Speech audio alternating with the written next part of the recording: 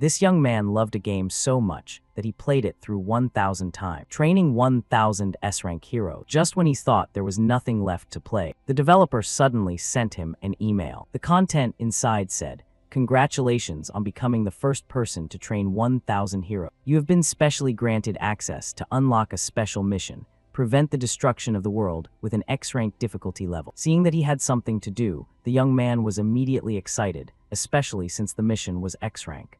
"I thought S-rank was the highest in this game." With his blood pumping, he immediately moved the mouse to accept, completely ignoring the red note below. "Warning, this is an Isekai type mission." And then what was bound to happen happened. He was thrown directly into an unfamiliar forest, but with the mindset of a master who had trained 1,000 heroes. He wasn't very worried and began his usual routine. First, he observed his surroundings to see if there were any danger. Then he checked his own information through the system. However, all of his stats were 0. The only things left were a copying skill, like some kind of slime, and a junk enhancement skill. Well, it is an X-rank difficulty after all, the young man thought, gritting his teeth and accepting his fate. He continued to check the mission board for tasks, starting with surviving for 10 minutes to receive basic equipment. He looked around once and judged it to be easy. There couldn't possibly be any strong monsters in a place like this. Unexpectedly, as soon as he finished speaking, the wind blew and the grass swayed as 2 dragon kings, engaged in a battle, spilled over into his area from above. 2 S-rank bosses right in the tutorial. Is it because of the X-rank mission? Better get out of here first. The bright red magic circles in the sky made him afraid as well. If I get hit by one of those strikes, I'm definitely dead. Wait, isn't this the perfect opportunity to use copy? To copy, one must witness the moment a skill or trait is activated, as well as identify the name and rank of the target. This task was too easy for him. The entire forest was set ablaze,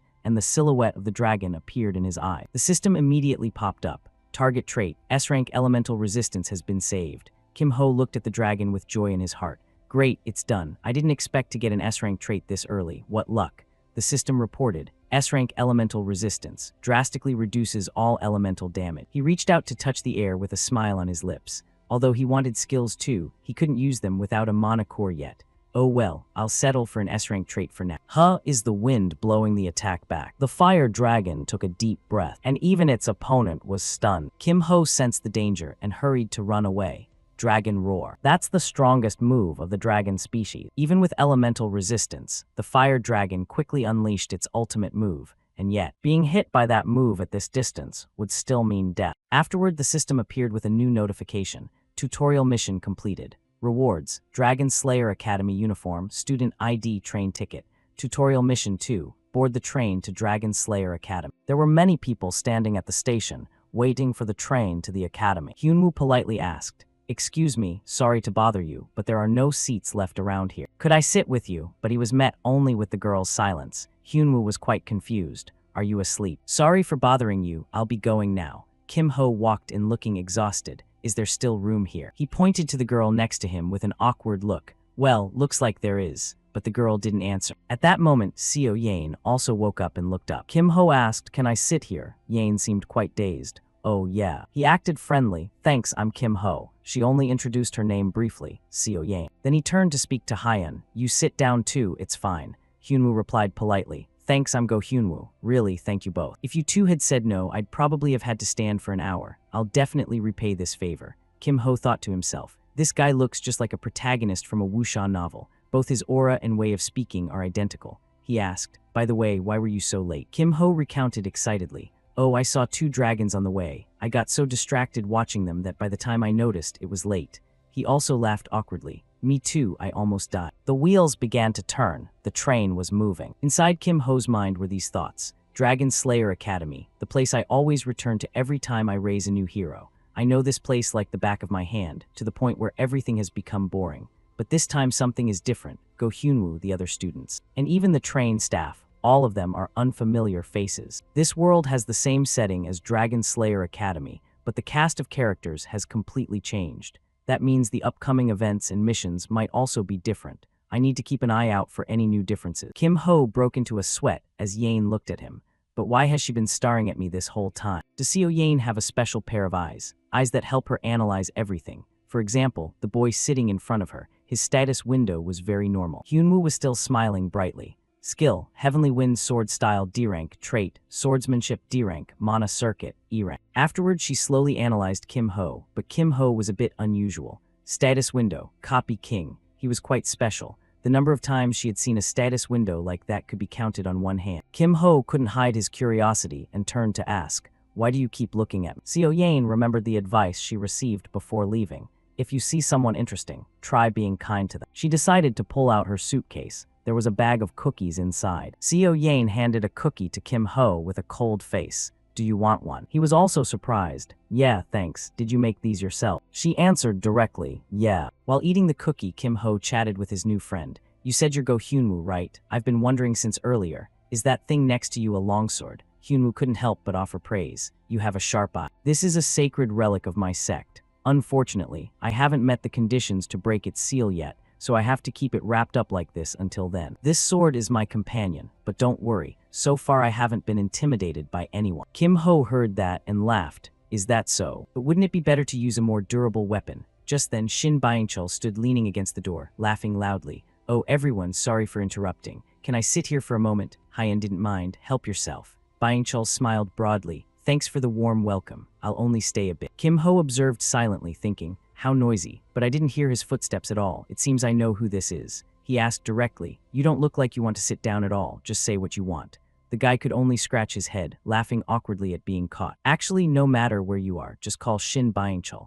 We are the delivery service at Dragon Slayer Academy. We can find anything as long as you pay a reasonable price, anything at all." "Exactly?" Kim Ho stared at the paper with wide eyes. "Even if it means breaking the academy rules." Byung-chul replied excitedly and very quickly. "That's right, just say the word and it's there." Kim Ho's expression didn't change. "So that means you're currently being pursued for one of those deals, right?" The guy, who was in high spirits, suddenly froze. "Of course. Wait, what? What? Is it that obvious?" Kim Ho analyzed based on observation. "Because you're looking tense and you keep glancing out the window." A foot appeared outside the door. "I'll explain the details later." Byung-chul's eyes went wide with terror. Chun-hai led some friends over with a tense face. "Come out, we know where you are." He scratched his head and gave a forced laugh. The disciplinary committee showed up early. The Student Disciplinary Committee is a student-run organization responsible for maintaining order in and around the academy.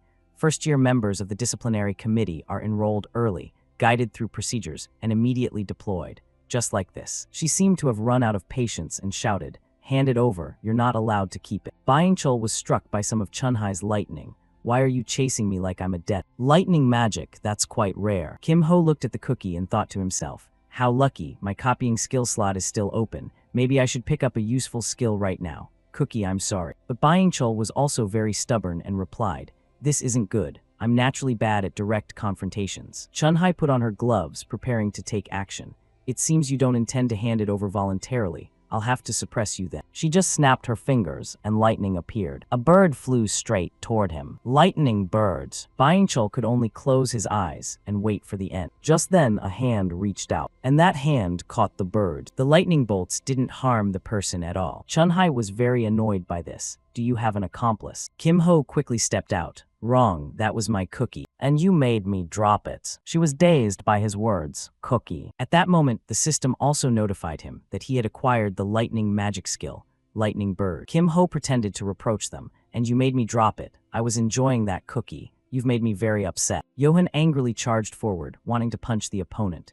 "You two dare to make groundless accusations. While we're still talking nicely, get out of the way." Hyunwoo didn't back down, ready to fight. "I think you should act more carefully. If you intend to draw your sword, I don't plan on just standing by and watching." The atmosphere between the two groups was very tense, making Byung-chul worry. This isn't good. Chun-hai reached out a hand to stop her friend. "Wait a moment. We'll send you a voucher for a dessert from the student cafeteria. Does that work?" Kim Ho immediately appeared satisfied. "Yeah, that works." Byung-chul saw her about to use a move and his whole body trembled. "What about me?" He acted quite indifferent. "That's not my problem." Because Kim Ho had already obtained what he wanted. "Thanks for the skill. I'll make good use of it." Chun-hai had obtained the object she wanted. He stole a station staff member's wig. That kind of joke is just too much. Yeah, he really deserved a beating for that. "Hey, I'm giving you some honest advice. It's best if you don't get involved with Byung-chul." Kim Ho waved goodbye politely. "I'll decide that for myself. Bye." Johan was still very annoyed with him. "I'll remember your face." Hyunwoo looked at Byung-chul with an awkward gaze. "Are they members of the Student Disciplinary Committee?" The guy was happy everything was resolved. That's right, only the best of the best are chosen for that. The one who just used the lightning bird is Song Chunhai. Hyunwoo was shocked to hear that. Wait, you mean the person from the Song family of the Amber Magic Tower? Byung-chul affirmed strongly. Exactly, she's the granddaughter of the Lightning King, Song Kyungwoo. The other three aren't exactly ordinary either. Jo Byok is a disciple of the Fist King. Han Somi was trained by the Sword Queen. And Jiam Yohan is the sole heir of the Golden Lotus Pavilion. He might not be as strong as the other three, but he's not to be underestimated. Having finished, he left, not forgetting to say goodbye. Anyway, it was nice meeting you guys. Remember to say hi next time. See ya. Hyunwoo was quite impressed by the young man. He's certainly energetic. But Kim Ho, did you really get involved just over a cookie? Kim Ho replied nonchalantly. Actually, I just wanted to see what rare lightning magic was like. His head was full of questions. But didn't you block her move? He quickly asked, so Hyunwoo, do you know anything about that lightning bird move? Hyunwoo answered with a pensive look. It's the first time I've seen it too. It was so fast my eyes couldn't keep up. But it seems that instead of dealing damage, it's more for paralyzing or locking the opponent's movement. The two continued on that subject. You're half right. So what's the other half? Kim Ho excitedly demonstrated the lightning bird move. The skill's name is Lightning Bird because it mimics the flight of a bird, specifically a hummingbird. Its effectiveness changes depending on the caster's proficiency. The lightning bird was flying away, so you can judge the level just by looking at how the move moved. He recalled the situation at that time and continued to explain. If Song Chunhai actually had experience. Then when I intervened, the flight path of the lightning bird should have already changed. But it flew straight into my hand, right? That means she still lacks control or combat experience. It was clear Kim Ho was very excited. Just one move reveals that much information. He just looked at his hand and laughed to himself. That's not all. She used an E-rank move, but its power was equivalent to D-rank. Maybe she has a strong trait or a very large innate mana pool. Regardless, the Lightning King's granddaughter certainly doesn't disappoint. I must find a way to get close to her. The boy made a pensive face. I've already learned so much just from meeting her. Maybe this is fate. That attitude made him burst out laughing. Fate is a bit of a stretch. Anyway, I'll share these things with you. Hyunwoo cupped his hands in a respectful gesture. You're very generous. If you ever need help later, just let me know. I'll do my best. Kim Ho quickly had a favor to ask. Really? Then come with me for a bit. By the way, can I borrow a silver coin? The boy was quite confused by the request. What for? Kim Ho decisively pulled off the covering, revealing a game machine inside that displayed the words, out of order. Kim Ho sat on a wooden crate opposite the game machine. This ship was originally used for tourism, and this area used to be a casino. As you can see, it's a bit dusty now. Hyunwoo still didn't understand what he wanted. But isn't that machine broken? Kim Ho put the coin into the machine. It could be. Actually, you never know just by looking. Immediately after, the game machine worked as normal. Hidden event, broken-looking machine. He began to pull down the lever on the machine.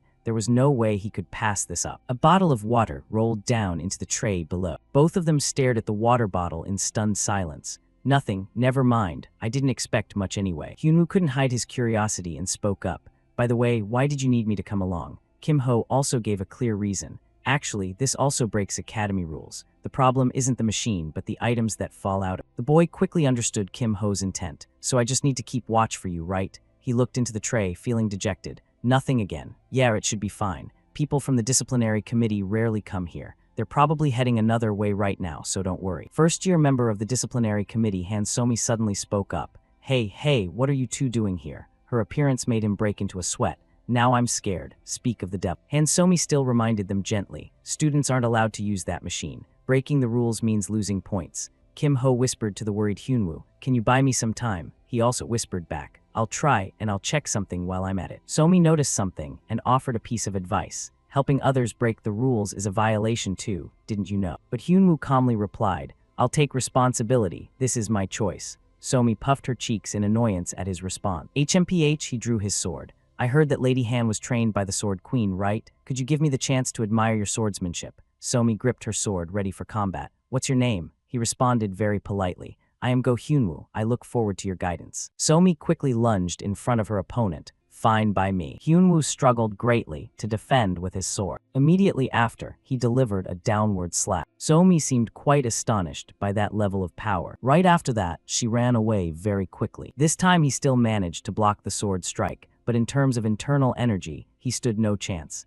His spiritual pulse was quite ordinary. But it's not entirely hopeless. There's still something I want to see. Just try to hold on for one more minute. Sure enough, Hyunwoo became much more agile. Kim Ho turned back to the game machine. He continued his work. Slot machines are one of the most iconic games in the casino. Most players wouldn't want to waste money on this kind of luck. But they don't know that this machine has a guaranteed winning mechanism, a hidden consolation system. At the start, players only insert 5 silver coins, and now it was the 5th spin. On the final turn, he looked at the coin in his hand and thought, if I put in the borrowed silver coin, the 6th spin will definitely hit the jackpot. A 100% probability of receiving the highest reward. An item dropped into the tray below. Somi was charging straight toward Kim Ho with her sword. Alright, even though his sword was broken, Hyunwoo was still trying to defend him. It wasn't over yet. I've seen enough. Both of them were startled to see Kim Ho dump the entire contents of a vial into his mouth.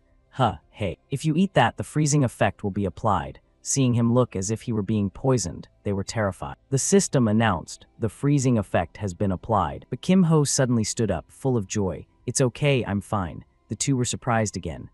Then what was in that vial? Kim Ho replied completely calmly. Simply put, it's like a grand elixir that helps recover mana extremely fast. One of the guaranteed rewards from the 6th spin, the black ice crystal. To a beginner, it's like a lethal poison. Just a small fragment is enough to freeze the whole body. But for me, it's different, all thanks to my S-rank elemental resistance. The system continuously issued notifications that the freezing effect was applied.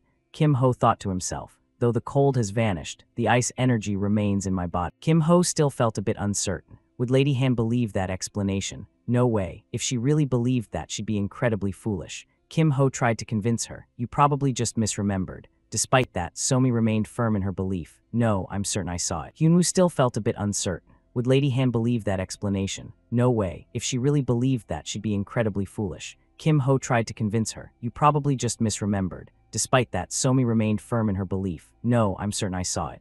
Hyunwoo took this opportunity to ask, if you don't mind, can I see that skill again? He politely declined. Next time, I can't use it frequently yet. In his mind, Kim Ho was calculating. Besides, that skill had a 1-hour cooldown. He couldn't reveal his trump cards just yet. Though disappointed, Hyunwoo seemed understanding. I guess I have to accept that. A skill that powerful must have limitations.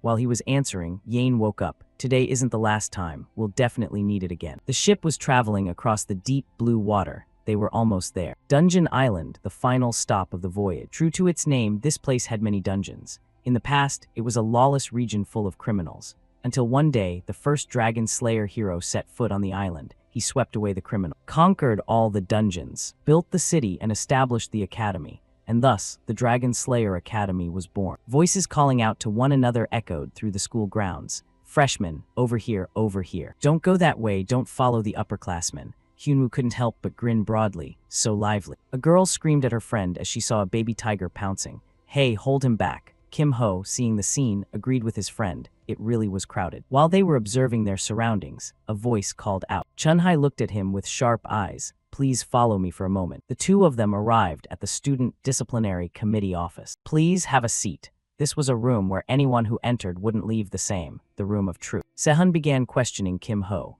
I heard you ate something that dropped from the slot machine, right? But you look perfectly fine, and even the scanner didn't detect anything. He didn't answer but thought to himself. Of course, the freezing effect has already been removed. The questioner gradually dropped his suspicion of Kim Ho. It seemed it really wasn't a prohibited item. But Mr. Kim Ho, allow me to make one thing clear. Whether you've been briefed or not, failing to comply with a request from the Student Disciplinary Committee is grounds for punishment. Since no one was hurt and this is your first time, I'll let you go without deducting points. But I hope this is the last time I see you here. All right, have a good semester. Kim Ho bowed to him before leaving. Yes, senior, yes. Sehun took a sip of water and said to the girl reviewing the situation. It seems Chunhai was very certain of this decision, wasn't she? He couldn't help but be suspicious. No matter how you looked at it, the boy was very fishy. If the goal wasn't a prohibited item, there was no reason for him to use that machine. Nor was there any reason for him to swallow that item right then and there. Chunhai spoke with a very determined look. Actually, I think so too. It's very likely he obtained some sort of forbidden skill. If we used analysis glasses to check his current skills, we might find something. Sehun seemed to question her back. Chunhai, that's possible. But what if we find nothing? If we've already used the analysis glasses and still find nothing, what then? That question flustered her, and she bowed her head in apology. About that, I apologize, I was a bit hasty. Sehun slowly stood up and offered some advice. Chunhai, I understand your passion, but with matters like this, we must be patient and look at the big picture. Now go quickly, or you'll be late for the entrance ceremony. At this time, Kim Ho had caught up to his two friends. Thanks for saving my seat. The system also issued a notification. Starter quest complete. You arrived at the entrance ceremony on time. Reward: E-rank weapon selection coupon and 5 silver coins. Kim Ho was quite satisfied with this reward. Even if it was just an E-rank weapon, it was better than nothing. Plus, he had recovered the money he spent on the slot machine. The entire hall immediately broke into a stir. They're here. Is that the principal? Why does he look so ordinary? I heard he once led a dragon hunting team. According to the traditions of the Dragon Slayer Academy, the principal is always a hero who has retired from the front lines. And the title of hero is only granted to one person among countless other S-ranks. Though he looked ordinary on the outside, he held immense power. People continued to gossip about the principal. But didn't the Saintess reject him 4 times? No, I heard it's 5 now. He was just rejected again. Hearing this, Kim Ho laughed until he cried. Seriously. The principal cleared his throat and said wearily, "Ahem, welcome new students. Congratulations on being admitted to the Dragon Slayer Academy." A long time ago, the Dragon Slayer Academy was established to prepare for the war against the dragon race and to train dragon slayers. The first hero insisted on keeping the word Slayer in the name, wanting you to reflect deeply on the true meaning of being a dragon slayer. So what is a dragon slayer? You cannot be called a goblin slayer if you've never killed a goblin, and you cannot become a dragon slayer if you've never killed a dragon. Right, the crowd felt deflated. Oh boy, this is so long-winded. The principal continued his long speech. Taking a life is the fate and core of a dragon slayer. Do not turn away from that truth, but also ask yourself, why do I want to be a dragon slayer? Why do I want to take a life? I hope that after graduation, each of you will find your own answer. Just one final thing. The students below had all fallen asleep. Please stop. Mom, my head hurts. The secretary beside him gestured as a reminder of the time. I hope you all become true heroes during your time here at the Dragon Slayer Academy. That is all. Hyunwoo was lively, contrary to everyone else. What a meaningful speech. Kim Ho looked at his friend in surprise. You weren't bored. He smiled brightly. Bored, every sentence was the truth. My master used to teach me identical things every day. He was also completely exhausted. You heard that stuff every day for real. The girl with glasses issued an additional announcement. Allow me to remind you of one thing. The list of prohibited items for this year has been updated. If you are found in possession of these items, they will be confiscated immediately, and the violator will face disciplinary action. Furthermore, until further notice, all freshmen are only permitted to participate in combat evaluations on the ground floor of the dungeon. Some students were a bit intimidated by this. It was terrifying. Up front, she continued to issue warnings. If you go to lower floors on your own and cause trouble, your family, magic tower, or guild could be held responsible. So be careful, don't let a moment of curiosity bring disaster to everyone. Know and follow the rules to avoid unnecessary punishment. The entrance ceremony is now concluded. Please return to your dorms on time. Kim Ho nudged Yane to wake her up once everyone had left. Is it over? That was short. Just then, a voice startled them. Hey guys, let's go eat. Hyunwoo saw Byung-chul and was surprised. What happened to your face? He pointed to several scratches on his face and laughed. Oh it was just a small incident, don't worry about it. By the way, everyone should eat their fill today. Hyunwoo was confused by that information. Why? He acted mysterious again. Tomorrow is the first day of class. There's a major event happening then. That evening at the male dormitory, Hyunwoo waved enthusiastically to Kim Ho. Right next door, what a coincidence. While he didn't feel enthusiastic, I'm not exactly thrilled. Anyway, good night, Kim Ho. Kim Ho walked while taking off his jacket. There's no way I'm going to sleep. When I have free time like this, it's time to create the spiritual pulse. To use any skill that consumes mana or internal energy, there must be a source of energy. That is the role of the spiritual pulse. This is the first time I'm making one, but I have a fair amount of knowledge on how to do it. I've absorbed the black ice crystal so mana isn't lacking now. I can do it. At the same time, in Go Hyunwoo's room, he was also meditating. Hansomi was the strongest opponent he had encountered since leaving the mountains.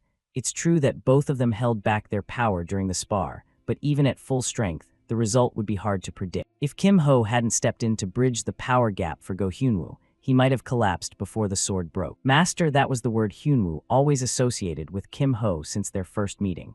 A calmness only found in the strong, a gaze that seemed to see through everything. He looked at his sword, wondering, should I ask him for help? No, he's my first friend. I will do my best within my own capabilities. The next day in the temporary classroom, everyone was chatting. Seo Yane walked into the room with a yawn. Hyunwoo was relieved to see her. She's here. I was worried you'd oversleep. Kim Ho just gave a wry smile. That's possible. The podium was still empty. Hey, where's the teacher? I don't know. The bell rang and there's no sign of a teacher. I wonder who our homeroom teacher is that they're so late. Ah, there he is. Before they could feel happy, they were stunned. A director appeared with a very fierce look. Seeing your reactions, I guess I'm quite famous. Nice to meet you. I will be your homeroom teacher this year. I am Lee Sudok. He pointed at a female student and asked coldly, "You there, tell me what everyone calls me." The girl jumped in fear. "Yes, sir, it's the villain hunter." "Not that one, it's the human butcher, sir." Kim Ho remained silent upon realizing. In this world, there are countless variants who exceed human limits,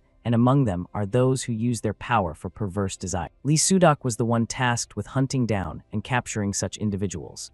The nickname, Human Butcher, implied that he had executed more villains than he had captured alive. Lee Sudok's expression didn't change as he spoke loudly. "I didn't want to be here either, but since the principal asked, I had to agree.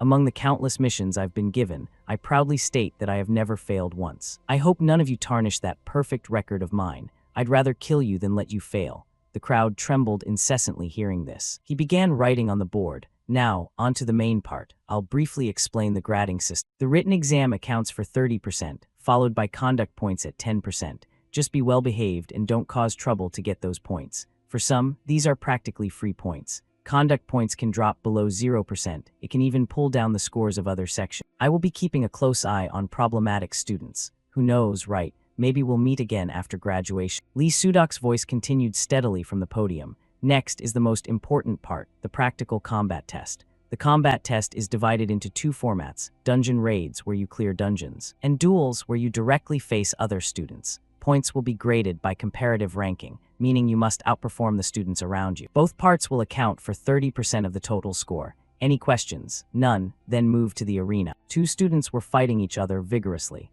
Byung-chul and Hyunwoo were discussing animatedly. "It's time for classification. This is the major event I mentioned. So this is what you were talking about yesterday. To help students get used to different situations, the rules of dueling will change frequently, and the rule for today's classification test is deathmatch. The match only ends when one side is exhausted, unconscious, or surrenders. A mushroom-haired guy couldn't take it and raised his hand. "I surrender." The time limit is 5 minutes. If time runs out without a winner, the judges will score it or call it a draw. Byung-chul was still diligently explaining the game. Each person will fight 3 randomly assigned freshmen. Winning will earn extra points, 300 points per win. Hyunwoo was very curious about this. "What if it's a draw or a loss?" Kim Ho quickly replied, 0 points, but no points are deducted." Right then, the system board lit up, catching his attention. It displayed another notification: Subquest, Classification Test. Goal: achieve an average rank or higher in the test, win at least one duel 0-1, rank in the top 50% for the dungeon raid. Current rank: none. Reward: skill copy slot.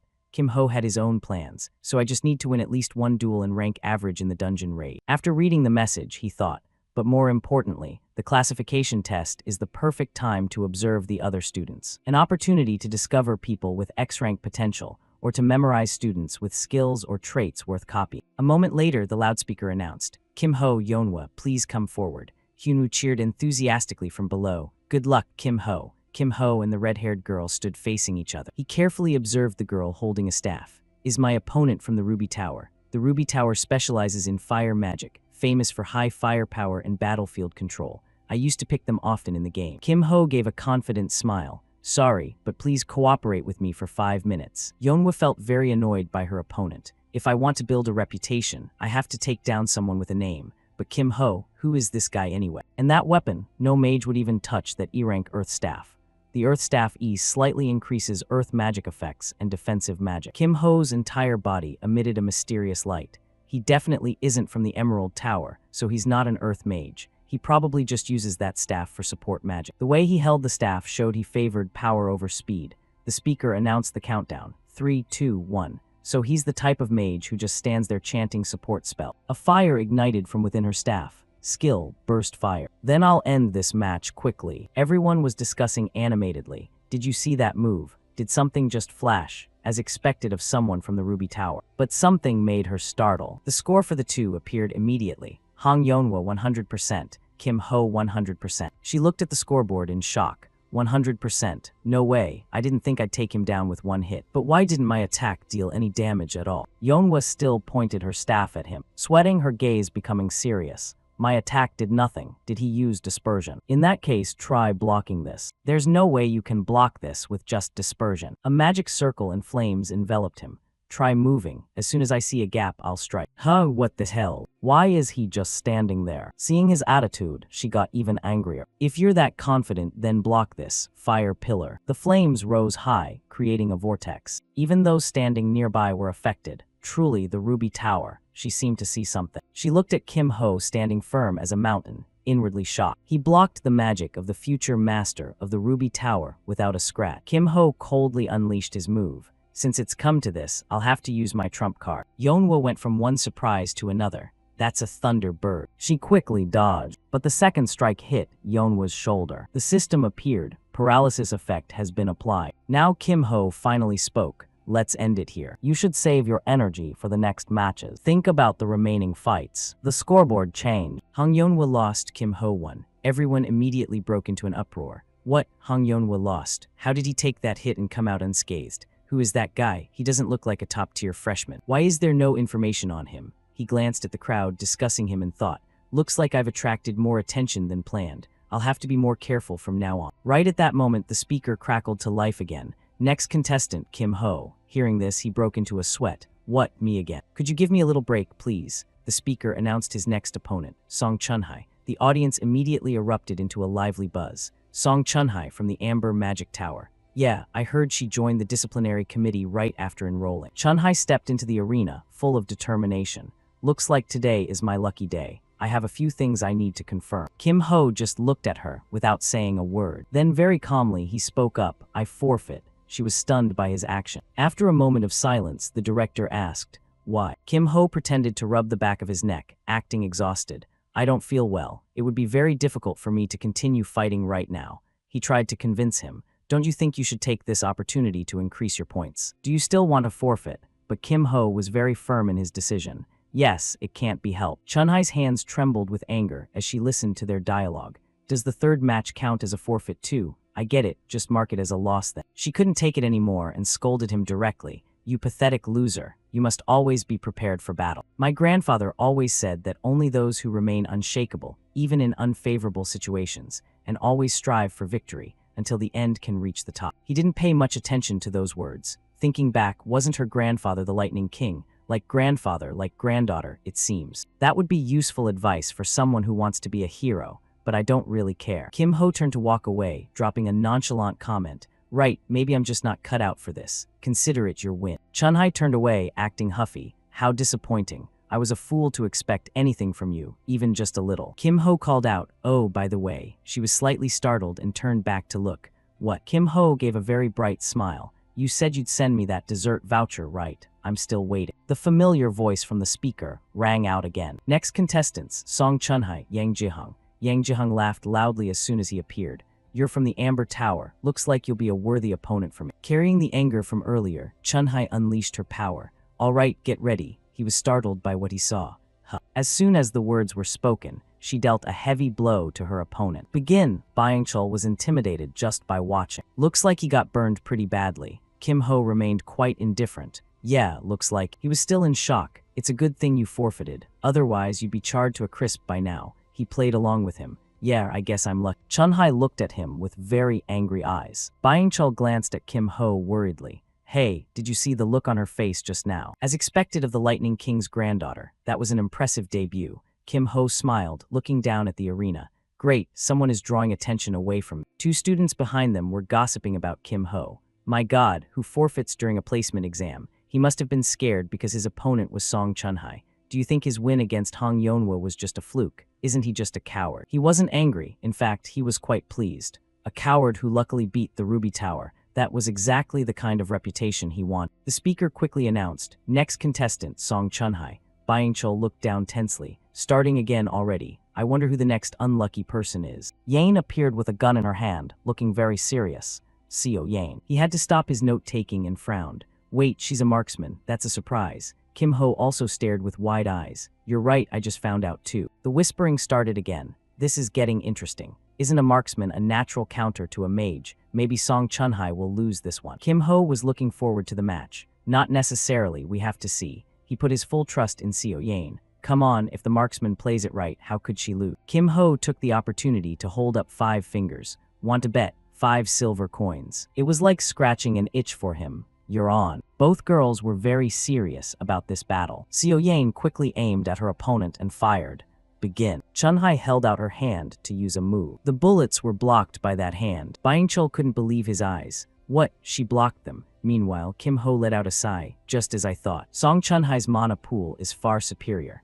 Even an E-rank lightning bird spell looks like a D-rank in her hands. The lightning bird bypassed the hail of bullets, heading straight for Seo Yane. She quickly dodged the blow. On the opposite side, Chunhai snapped her fingers. A swarm of lightning birds charged at Seo Yane. This time she was hit. Seo Yane struggled to evade. Byung-chul felt anxious, writing faster. If she takes a full hit, the match is over. Kim Ho analyzed the situation. Even though she dodged, it seems her movements have slowed down. Chunhai continued to attack coldly. With that electric shock, the next hit will definitely land. As expected, Song Chunhai will win easily. However, she opened a pouch to grab something. Then she threw it toward Chunhai. A cloud of smoke quickly rose. He was surprised from the stands. Huh, a smoke bomb. Byung-chul was excited. Good move, a regular bomb would have been blocked. Now the tide has completely turned. This is when a marksman shows her true strength. Chunhai was still struggling in the smoke. Immediately after, she was hit from behind. She looked back irritably. I blocked it with a magic shield,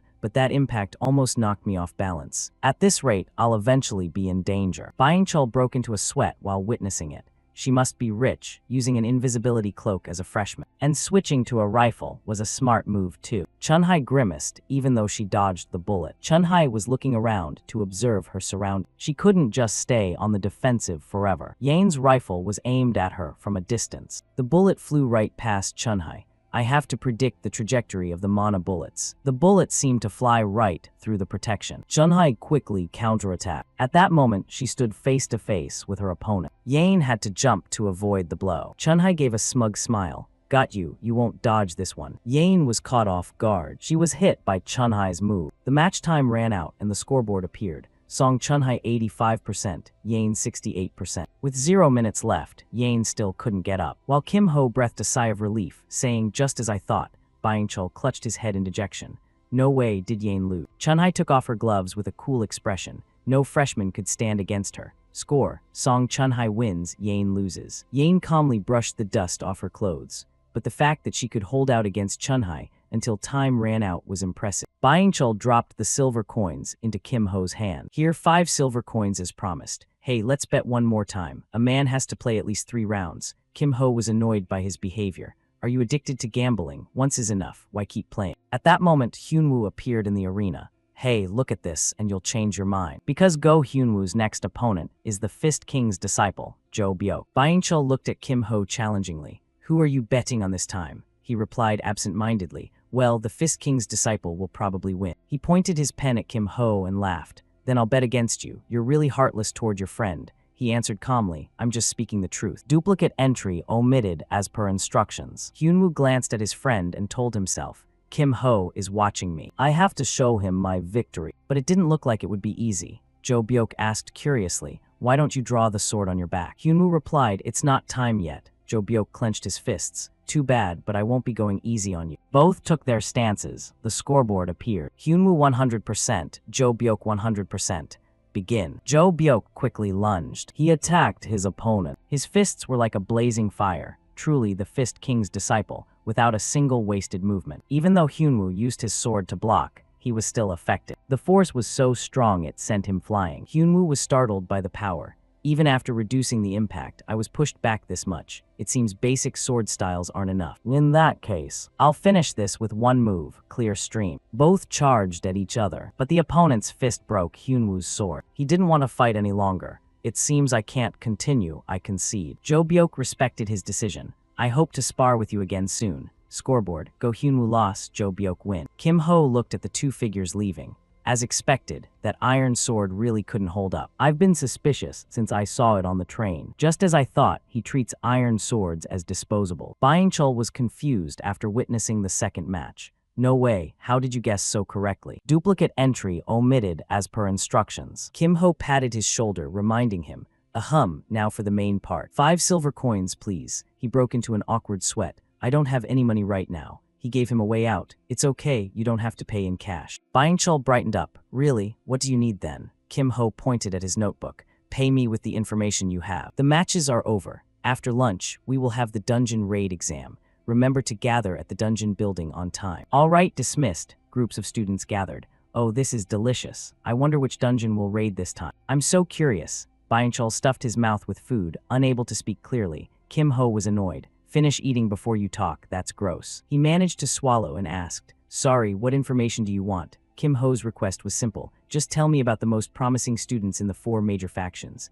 Byung-chul winked. Sure thing, I'm an expert on that. The 4 major factions. Besides official groups like the Student Disciplinary Committee, Dragon Slayer Academy has 4 major factions. The Martial Arts Alliance, the Guild Alliance, the Magic Tower Association, and the Knight Order. Among them, the most promising talents of each faction are the grandson of the Sword Saint, Moyang Hyunsung Martial Arts Alliance, Moyang Jun. Hong Yeonhwa, highly likely to become the future Tower Master of the Ruby Magic Tower. Guild Alliance, the one who always carries a cat on her shoulder, Druid Park Nari. There is another promising factor, but they aren't prominent yet because they are hiding their strength. And finally, the son of the Sword Master, Knight Order Representative Lei Seong-hyeon. He spoke while flipping through pages. Man, these are the ones I'd rate as truly powerful. They're all outstanding individuals. By the way, where is Hyunwoo? Oh right, club president, I totally forgot. I'm going now, sorry. Kim Ho was speechless. Yeah, see ya. He glanced at Yane, who was eating. She seemed lost in thought. Perhaps because this is my first bond in this world,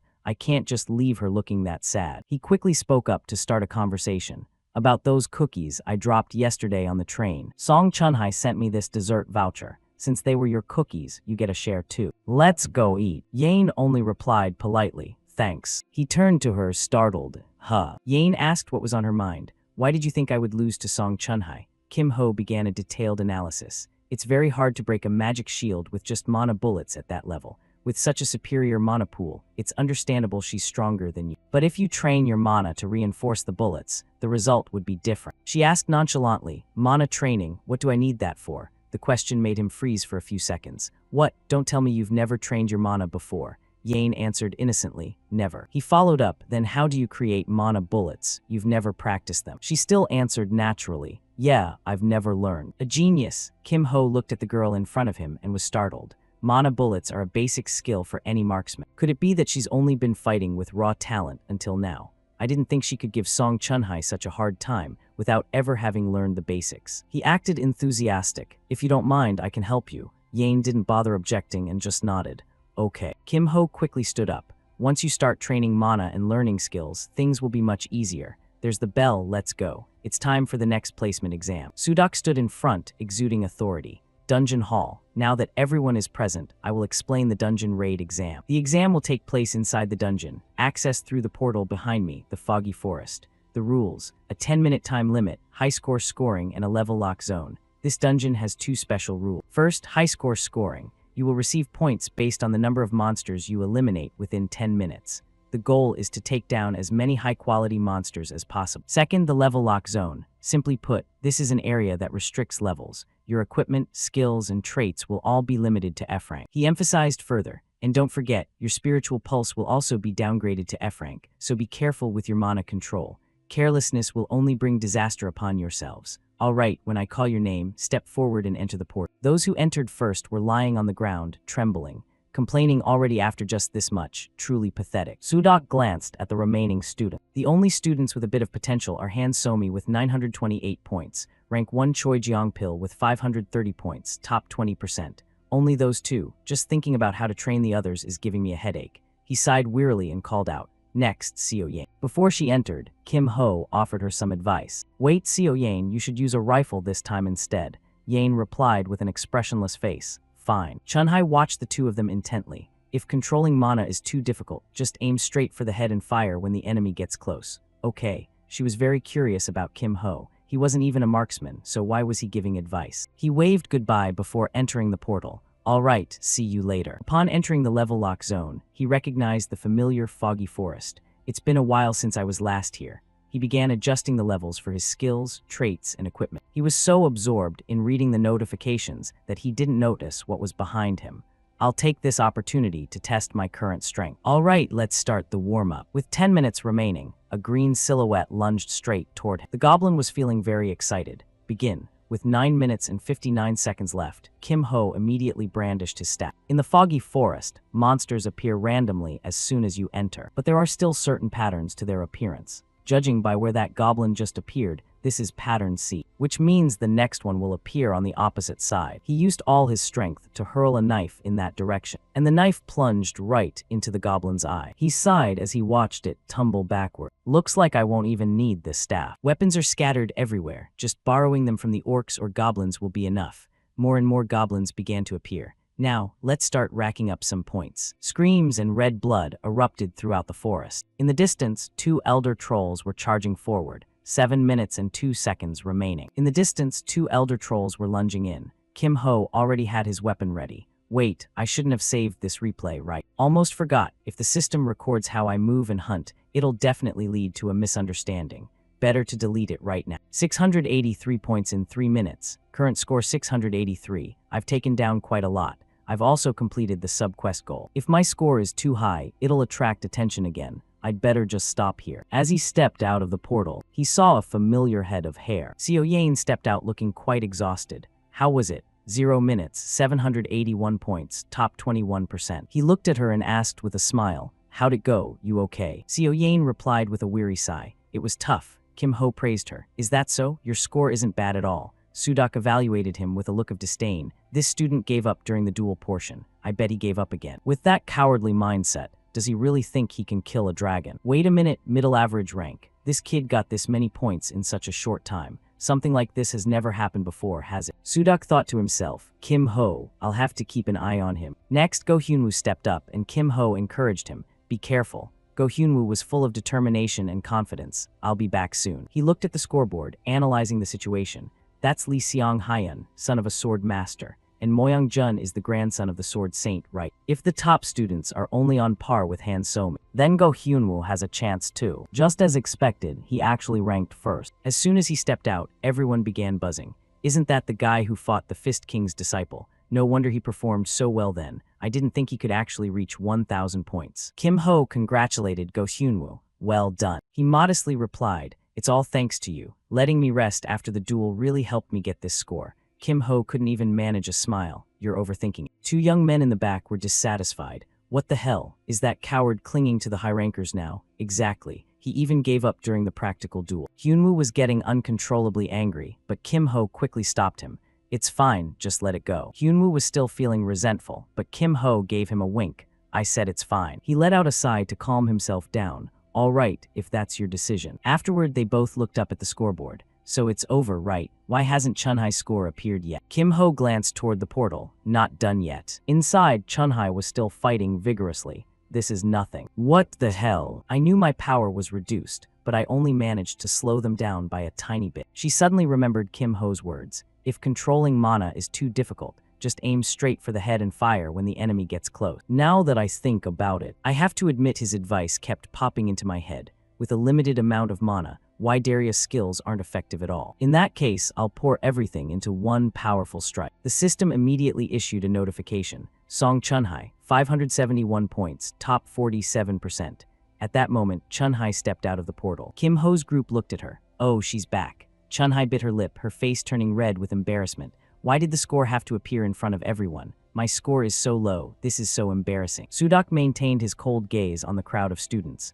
Today's classification test concludes here. The results will be announced tomorrow. Go back and rest. All right, dismissed. At that moment in the library office, yes, come in. Instructor Lee Sudak appeared. What brings you here, sir? He spoke bluntly. I want to review the dungeon raid replay of student Kim Ho from class 13.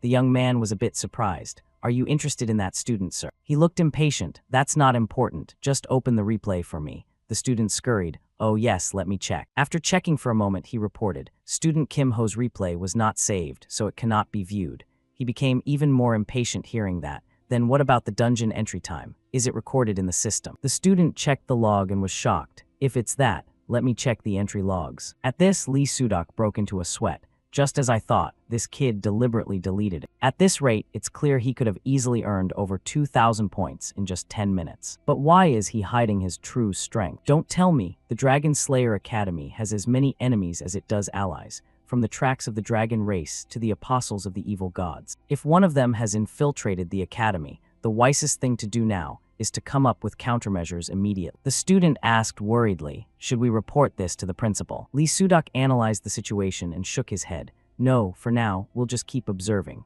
If the information gets out without solid evidence, they'll just hide even deeper. Lee Sudok turned to leave, thinking to himself, if he really is a threat, he'll show his fangs sooner or later. For now, I'll continue to watch him. Kim Ho. Kim Ho's group was at the academy cafeteria. 1 coffee, please. I've been wanting to try this drink called coffee too. Yane returned to her usual drowsy state. I'm going to find a seat. Kim Ho watched her walk away, thinking, I guess it's just the two of us drinking. The two sat down to talk. Take out that catalog they handed out after class. Oh, that thin book. Hyunwoo rubbed his head helplessly, looking at the book. I read it and didn't understand a thing. Kim Ho calmly sipped his coffee. That's why I suggested getting coffee. Today we'll just look at the important parts. First, take out your student ID. He looked at the item in front of him, confused. This thing called points wasn't there before. Kim Ho explained gently. The number displayed there is your current points. That is the currency within the academy. You'll earn them primarily through dungeon raids like the one we just did. You can use them to buy items or use facilities.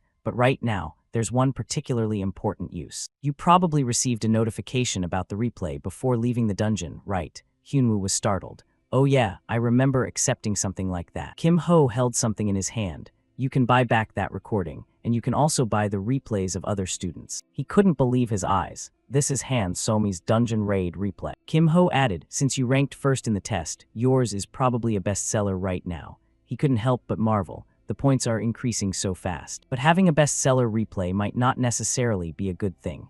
Kim Ho sighed in agreement. True, others will definitely scrutinize it for weaknesses to find ways to counter you. You've met because this dungeon had the level lock rule, you were able to take first place.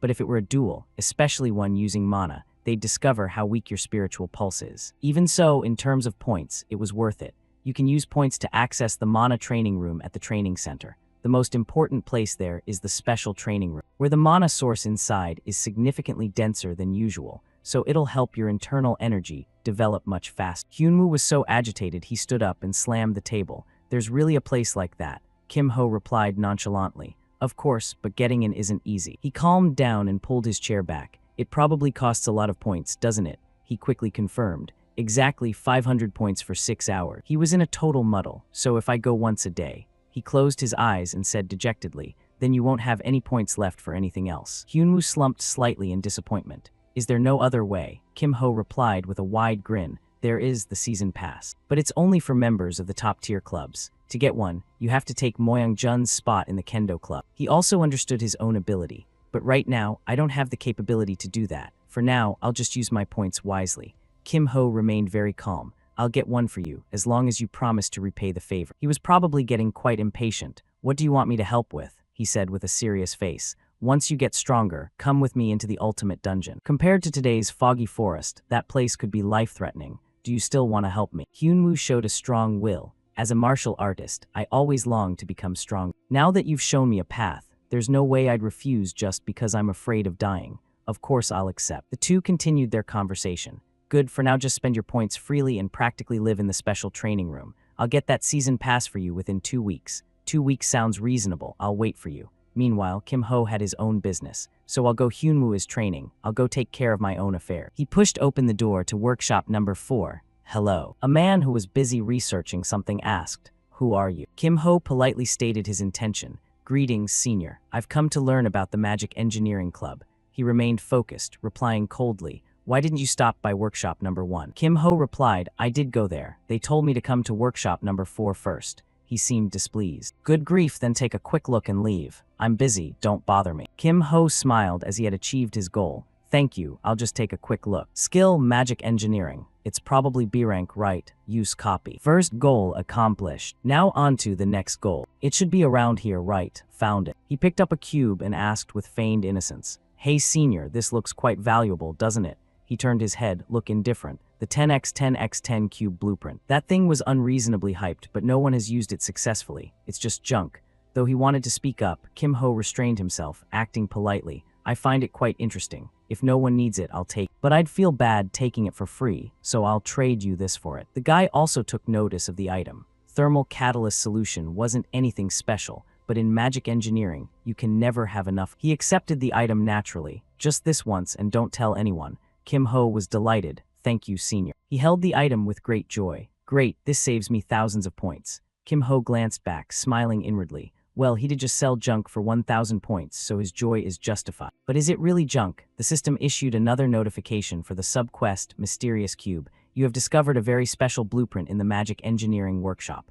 Goal: inspect the blueprint. Reward: unlock quest chain. Kim Ho lightly touched the system board, inwardly criticizing. These quests are the real trash. Doing all of them would take at least a whole year. Who has the time for this? The final reward of that quest chain is an S-rank item, the Cube of Light. He entered the training room. As someone who had nurtured countless S-rank heroes in the past, I already know how to craft it without needing to do the quests. Let's get started. He began to rotate the cube, then pulled out a slot. At this rate, it'll probably take about 3 days to complete. A minute goes by so fast. When this skills rank drops, I can't modify the cube. Until then, I'll meditate to refine my spiritual pulse. So, every hour of meditation for 1 minute of cube modification. That event will begin on the first Friday, so I have to complete the Cube of Life before then. The first rays of a new day shone down on the school.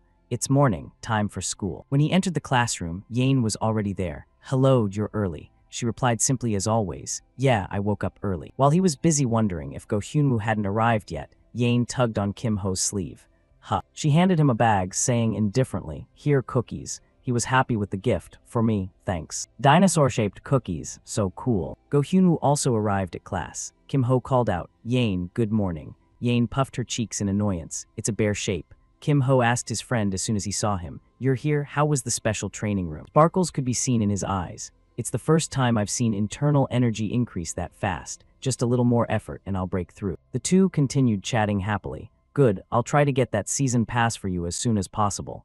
Thanks. At that moment, Byok entered the classroom. Silence, everyone, go to your seats. Before we begin class, I have an announcement. Starting today, we will be holding matches at the arena. The time limit will increase to 10 minutes, so prepare your strategies carefully.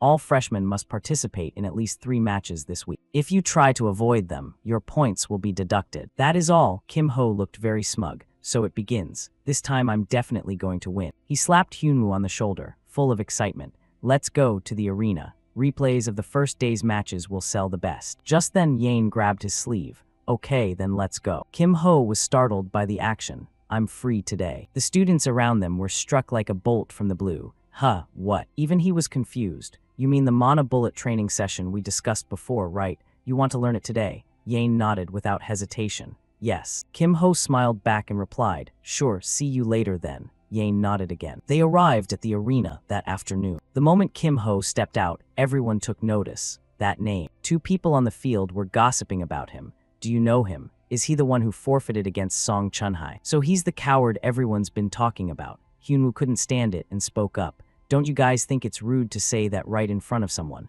That's way too much. Kim Ho, however, acted very friendly. How did your placement test go? I got 300 points. What about you? Yang Jihang replied before realizing how bitter it felt. Wait, 300 points too. So you're on the same level as a coward. A weakling like you thinks you're on my level. If I hadn't run into Song Chunhai in the second round. Kim Ho didn't shout, but his words were sharp. Song Chunhai. Oh right, you're the one who got struck by lightning and had to be carried out, aren't you? The guy gnashed his teeth in rage. What a coincidence, right? We have the same score. Come down here, you coward, and I'll show you the real gap between our abilities. The two stood facing each other. Yang Jihang took his stance with a furious expression. I'll finish you in a single blow. Kim Ho remained calm. Fine, let's end this quickly. Holding his spear, the boy quickly rushed in to attack. Kim Ho didn't move an inch. Seems like you aren't very bright. As the boy closed in, he was paralyzed by the Thunderbird. What the hell is this? Kim Ho remained unfazed, raising his staff. Sorry, I guess I can't end this in one hit like Song Chunhai did. Jihang was terrified now. Wait. Along with a scream came the system notification.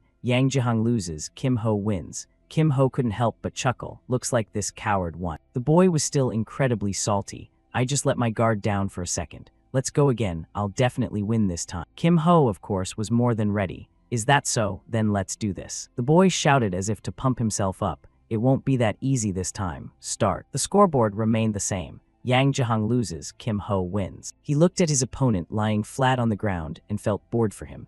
Why haven't you improved at all? Yang Jihang lay face down in frustration. Damn it, I'll definitely win next time. Give me a break. Kim Ho coldly turned his face away and walked off. I'm tired, let's end it here. He looked at the system board with his own thoughts. I need to complete 3 matches anyway, but I'll pretend I don't want to for now. By the way, if you want, I could teach you, but you'll have to pay the tuition fee first. Jihang glared at him with daggers in his eyes. You money grubber, this is a spirit pill made by my clan. I'll give it to you, all right. Kim Ho stared intently at the item. Works for me. But there's one more condition. No recording replays and no one can find out about this. The boy agreed. Fine, it's not like it'd be a good look for me if this got out anyway. He happily took the item. All right, since I've received the tuition, I'll fight you until you're satisfied. No matter how many matches they went through, the result didn't change.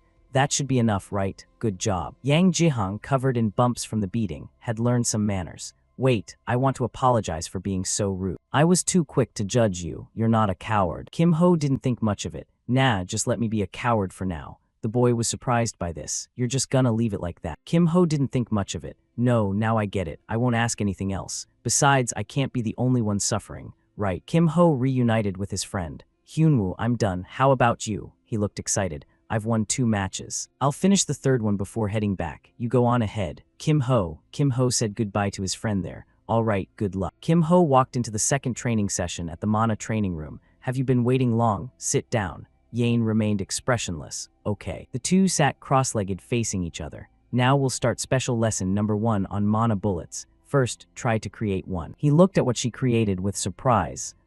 This is unbelievable. She fought Song Chunhai on equal ground with just a crude mass of mana like this. Kim Ho began the lesson. Today we'll learn about distribution. Step 1 is controlling the amount of mana for each bullet. Step 2 is, Yane aimed her gun straight at the opponent. Kim Ho had created a protective layer around himself, like a sniper hidden by an invisibility cloak. So I'll use the terrain to hide. Try finding me among all these sand dunes if you're so good.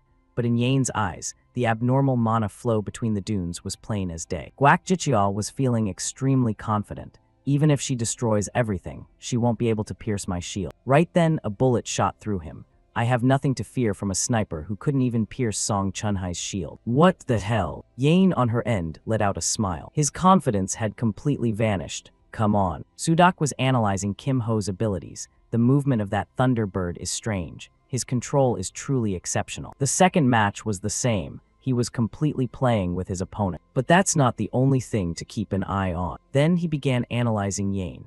Regarding Seo Yane's placement test, the mana bullet back then was just a raw mass of mana. Yet in today's video, it's become a perfect mana bullet. Can someone change that much in just 2 days? He also saw the conversation between the two. You mean the mana bullet training we discussed before, right? You want to learn today? Sure, see you later. Sudak seemed furious. That brat again. Kim Ho, who the hell is he? At the same time, he was examining the cube. The cube began to transform. It's done. Finally finished. Life Cube B increases the effectiveness of stored life-type items by 1.3 times. There was a lot to do. Skill levels increased after the quest, and I managed to finish on time. Plus, I upgraded my mana veins to D rank through meditation. I used to burn through so much mana every time I used a skill, but now I can breathe a bit easier. Of course, that spirit pill played a part too. So all preparations are complete. Time for a little promotion, isn't it?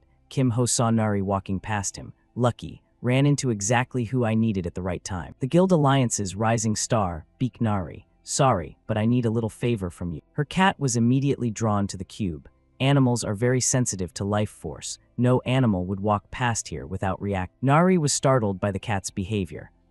What's going on? This was exactly what Kim Ho wanted, just as I predicted. Nari reached out to call the cat back. I'm sorry, I'll take him away right now. Booma, no, come out of there. Kim Ho looked at the girl. As expected of a druid, seems she can sense the life force. Time for a little acting. Kim Ho pretended to be out of breath. I'm in a bit of a hurry, so could you please take him away? Nari picked up the cat, which was still trying to cling to the cube. Oh yes, I'm so sorry. I don't know why he's acting so weird today either. By the way, you're in class 3, right? He answered with a slight startle. Yeah, that's right. Nari still felt a bit bad. Anyway, sorry about earlier. Kim Ho felt very satisfied. That'll get the news to the nature club. I'll get that season pass soon. Now for the main event I've been waiting for. The teacher was lecturing on various situations students might encounter. The encounter between a goblin and a swordsman. Page 76. Kim Ho sat there counting every second. Only 1 minute left until lunch break. 59 seconds. The teacher closed the book and announced, class dismissed. 32 seconds, 0 seconds. Byingchul stretched to relieve the fatigue. Finally done, huh? What's that? A surge of glowing red power attacked them. The group still didn't understand what was happening. What the heck is nothing happening? He was still in shock. What was that orb just now? A barrier. That's terrifying. Everyone started pointing at each other. Hey, what's that number on your forehead? You have one too. The surprise inspection had begun at the Forbidden Wave Dragon Slayer Academy. The academy would use a special magnetic field to detect prohibited items and list items unsuitable for students on a ban list. This wave would target students in possession of forbidden items. Kim Ho broke into a sweat thinking, it started. That sound is intense. That's probably Joe Bach's voice. Hyunwoo was quite calm about it. Interesting. He sighed with relief looking at his two friends. These two weren't affected from the start. The problem was Byung-chul, who was extremely upset. Damn it, what the hell is going on? Kim Ho walked up to him and spoke. Hey, didn't your club president say there would be an inspection? Byung-chul was still frustrated. Well, yeah, but not like this. I'm screwed. What am I supposed to do now? If I get caught with this stuff, I'm toast. Kim Ho knew how to seize the moment. Need help. The guy was on the verge of tears. Huh, from you. He pretended to walk away in a huff. Fine, if you don't need it. The guy frantically grabbed his sleeve. I do. Please save me. I'll do whatever you want. Kim Ho looked at him meaningfully. Then you owe me a favor. Got it. Byung-chul bowed deeply and shouted. Of course. Kim Ho pulled out his cube. Stuff all the forbidden items in here. Prioritize the small, high-value ones first. The guy was still skeptical. Will they be okay if I put them in there? Kim Ho urged him. No time to explain. Believe me or not, just put them in. Listen to those footsteps. They're almost here.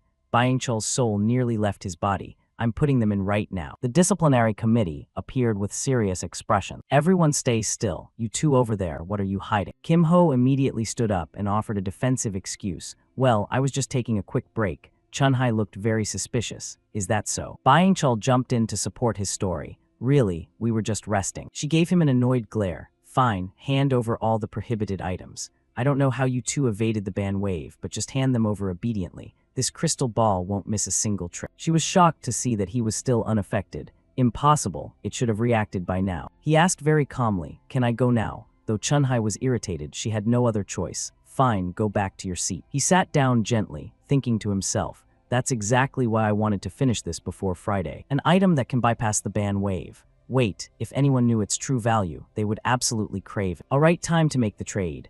Byung-chul looked at him with grateful eyes. I'm truly thankful to you. Without you, all that stuff would be gone, and I'd be dead for sure, or maybe worse. He gave him a wink. I'll collect the debt later. For now, let's just say you owe me one. Byung-chul thumped his chest as a gesture of commitment. Of course, I'd never back out on you. The two chatted happily. Let's head to your club to open up these prohibited goods. Fine, the club president is waiting to meet you. From trading prohibited items to causing chaos everywhere, they were the ones specialized in causing trouble at the academy, the Thieves' Club. As soon as he stuck his face through the door, he acted very polite. Sis, we're here. The girl in the room was very annoyed with him. I told you to be careful this week. Didn't you listen at all? Didn't I tell you this was very important? He could only hold his head and take the scolding. I'm sorry, please stop hitting me. Kim Ho gave a slight nod and bowed to the girl. Hello, senior, I am Kim Ho. The girl stopped and looked at him politely. I am Dang Gyeong. You probably know who I am, right? I am the president of this club. I heard about what happened today from this guy. You have an item that can bypass the ban wave, don't you? Let me see it for a moment. Kim Ho was very happy to show it, quite willing. She marveled at it. It's real. To be honest, I was skeptical until just now. But an item that can fool the ban wave. It makes me want to steal it right here and now. Kim Ho spoke calmly but with a hidden warning. Steal it, and you'll be caught instantly. There's no way the president of the Thieves' Club wouldn't know about the anti-theft system on magic engineering items. Right. Gyeong pouted and turned away. Wait, is this a magic engineering item? Anyway, you're here because you need something, right? Kim Ho answered quickly. I knew you'd realize it. She gestured around the room and said dejectedly, as you can see, our club is out of capital. We have nothing valuable to trade. But what he wanted to ask wasn't like that. Don't worry, this is something you all are more than capable of handling. She felt curious. Tell me, what is it? Kim Ho stated his intention directly without hesitation. It's about the temporary storage vault. I want to go with. Gyeong seemed displeased. What are you plotting? The temporary storage vault is where items confiscated by the ban wave are kept before they are destroyed. Usually, the inspection is finished by the weekend, after which the prohibited items are moved to a secret warehouse that no one knows about. However, I bet you're going tonight or tomorrow night, right? She felt suspicious about his motive again. Answer me, did the disciplinary committee send you? He denied it immediately. What? No way, I'm not on good terms with them at all. Let's just say there's something in there I need. Gyeong also had her own principles. I appreciate the help, but don't expect a free ride. We've prepared everything, so we can't let you just jump in and benefit. Kim Ho placed his hand on the cube and said clearly, the temporary storage vault will be guarded by the disciplinary committee, right? Sneaking in is hard, but getting out after finishing the job is even harder. But what if I take care of the escape? Would that be worth a spot on the trip? That moved her a bit, thinking about it. If we transfer the important items into that cube. He finished her sentence immediately. It's as good as guaranteed to get them outside. There's no way she'll refuse this. Well, am I in? The group was standing and watching from a distance. Gyeong was the first to speak up. Is everyone here? Gyeong was the first to speak up. Is everyone here? But who is that person? She pointed at Kim Ho and introduced him. We have a new person to support the mission this time. Everyone, greet each other. Everyone immediately looked suspicious, letting a newcomer join such an important mission. Is this going to be okay? Can we even trust him? Byung-chul rushed forward and gave a wink. Ah, nice to meet you, don't mind them. Let's work well together. A girl was examining a map, then spoke up to report. Senior, 1 minute left. Gyeong assigned everyone their tasks. All right, Davin will handle the support outside. Everyone else, get ready. She turned to remind him. Try to act as discreetly as possible. Once inside, prioritize taking small and rare items first. Everyone started running. All right, move out. Kim Ho looked at the girl and began evaluating. B-rank silent step. Since the life cube is complete, I probably won't need to use magic engineering for a while. Kim Ho touched Gyeong's hand and used his skill copy. Silent step B has been stored. Skill copy 22-1. Thunderbird E, 2 B-rank magic engineering skills. Silent step B, your footsteps will become faster and quieter. Right then, he detected something strange. There were several butterflies flying around, and one of them landed on his shoulder. Why are there butterflies here all of a sudden? Immediately after, he was attacked. Shadow butterfly flight, what the hell? He was restrained by Gyeong's people. One of them had broken into the 3rd floor of the old building. This is really troublesome. Just how many anti-theft charms did they install? A student in the disciplinary group discovered someone. The boy frowned. Damn it, just my luck. The student immediately called out a warning. Intruder. But the boy was restrained. Byung-chul spoke to remind the student. The more you struggle, the more uncomfortable it gets. Gyeong shouted to remind everyone. The temporary storage vault is right in that corner. Check the situation first before breaking in. She picked up a mirror to check. In the image was Zan, who was guarding the door very seriously. My God, of all people, why does it have to be him at the door? I'll have a hard time dealing with him alone. Kim Ho also caught sight of that character and thought to himself, a 3rd-year student with an A-rank axe, Yama's axe, looks like Gyeong won't get through easily. I only plan to finish this quietly, but I might have to step in and help. He whispered to Gwang, Senior, you know how to use Butterfly Dream, don't you? She was very surprised by the question. How do you know about that? Kim Ho waved it off. No time to explain. You know how to use it, right? Gwang frowned slightly. But I'm not very proficient yet. It's only C rank. Kim Ho decided to give her some power. That's enough. Your skill has increased from C rank to A rank. Gyeong couldn't believe her eyes. What? How did you do that? Kim Ho pointed and urged her. No time, hurry up. Gyeong frowned at him, confused. Just who is he? But she quickly dismissed her doubt to unleash the move. Shadow Butterfly Dream. Zan also detected something unusual. Damn it, is there an intruder? He quickly used his weapon to slash at the butterflies, but there were still many of them. The two were hiding in a corner. Seeing Zan being swarmed, she broke into a sweat. Defeating that axe wielder with just one move, truly the power of an A-rank. Gyeong turned to remind him, hey, talk to me privately later. For now, just focus on finishing the mission. Everyone take what's necessary and pull out. The two boys immediately answered in acknowledgement. Kim Ho held the cube in his hand and thought, now, time to go shopping. At the Dragon Slayer Academy, the criteria for an item to be prohibited is its side effects. If it causes physical or mental harm, it is blacklisted. Among those, I need to find items banned for elemental penalties, punishment, thunderstone, paralysis. Because with S-rank elemental resistance, I can neutralize those penalties. That should be enough, right? Now to find some skill books. After all, skills with elemental penalties are usually quite powerful. Let's see, there's bound to be something useful here. He was quite surprised at himself. He didn't expect to find it here. I don't have combat skills, so just in case, I'll learn this too. Seung-yi entered, his voice very calm. Working in the middle of the night like this, you all seem quite diligent. 3rd-year Student Council President Song Chun-kai was also present. Stealing so early in the semester, Guak Seung-yi was caught in a dilemma. Even the Student Council President came out to support the disciplinary committee, already enough to worry about, and now we have President Song Chun-kai too. He spoke to them seriously. That's enough talk. Drop everything and follow us to the disciplinary office immediately. But she was still trying to find a way. The longer this takes, the harder it will be for us to escape. In that case, run, everyone. They were all enveloped by shadow domain. creating a dome of darkness to hide the allies. 5-minute duration, go. The black shadows lunged away immediately. Guak Seung Yi looked into a communication orb to contact the others. The intruders have left the temporary storage. Do not let anyone escape. Understood. Kim Ho was running very fast on this side when something flashed past, stabbing straight into the wall beside him. Guak Seung Yi appeared right behind him. You dodged that, you're pretty good. He was also surprised by the appearance. Wang, when did this guy get here? His face looked quite dangerous. I'm fairly familiar with the Thieves Club, but I've never seen you before. Are you a new student? Not answering to avoid revealing your voice. Clever. It seems you have no intention of surrendering, do you? The opponent unleashed a move, and he countered with his own. He was very surprised, but also full of anger. A thunderbird. It's useless. The moves from both sides collided with a roar. Guak Seung Yi was also having a hard time in combat, thinking, I've never seen this level of control before. If I hadn't set up defensive magic, I would have been taken down. Kim Ho quickly darted past. Seung Yi was a bit startled. For a new student, you're not bad. But there won't be a second time. A series of gun barrels pointed straight at him. Seung Yi shouted, it ends here. A barrage of bullets aimed straight at him and attacked, his eyes full of confidence. You arrogant brat, no one has ever survived that hit. Suddenly the temperature in the area rose. What is this? Why is it so hot? Kim Ho decided to use a counterskill. Seung Yi looked and immediately recognized the skill. Could it be? Could it be? Seung Yi desperately unleashed his triple stone wall in response, thinking to himself that it must be a forbidden skill. Only a madman would dare use it. Damn it. Meanwhile, Kim Ho had already shifted into his stance, and a fire fist was immediately unleashed, punching straight through Seung Yi's stone wall. Kim Ho looked surprised, staring at his own fist as he muttered, this is harder to control than I thought. Power of this magnitude was indeed difficult to handle. He told himself that, luckily, no one was seriously injured, so the academy probably wouldn't intervene. However, Seung Yi belonged to the Emerald Tower, and the disciplinary committee would definitely get involved. They would surely turn everything upside down to find him for sure. How annoying. But then again, they wouldn't be able to find a thing. Just then a loud voice echoed from the hallway behind him.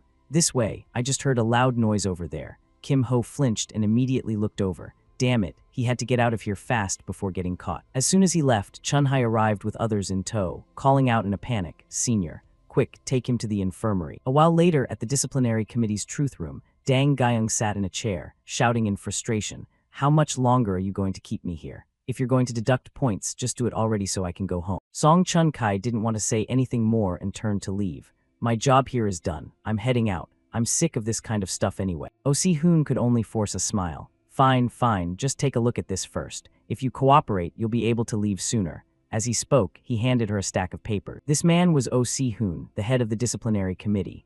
She took the papers and asked blankly, what's this? She thought to herself that the guy certainly had an eye for loot, all small but expensive items. From across the table, he continued, Guyung, you know about this, don't you? I don't know how you guys did it, but the academy lost a lot of items this time. Dang Guyung shrugged. Who knows? This is the first time I've even seen these things.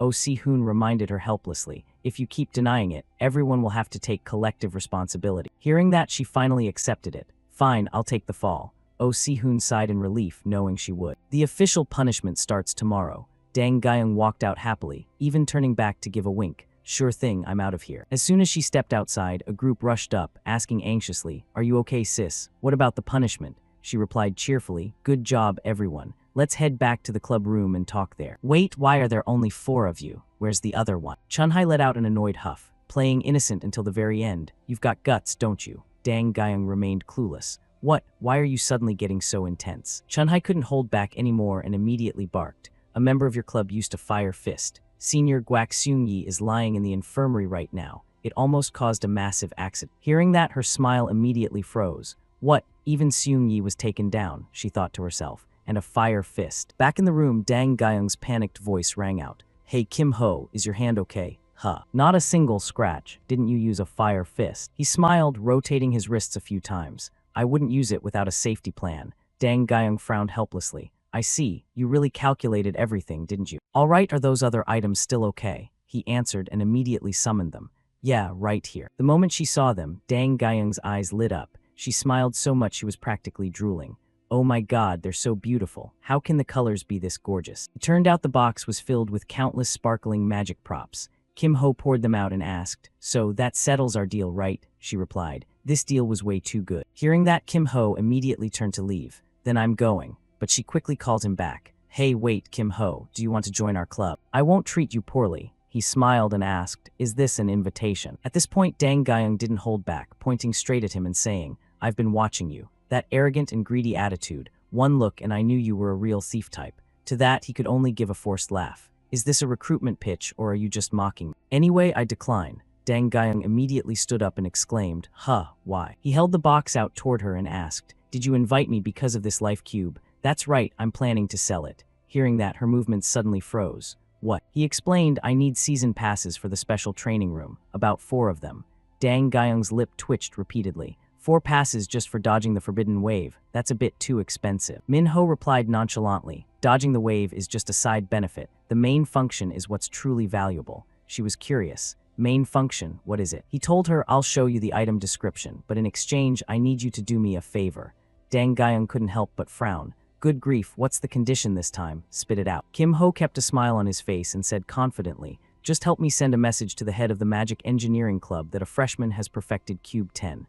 Dang Guyung nodded. That's easy. All right, show me the item description. A moment later, she cried out in shock. What?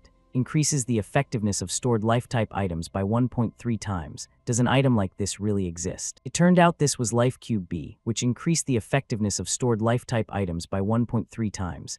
Dang Guyung rubbed her chin and thought, I admit, it is worth the price you're asking.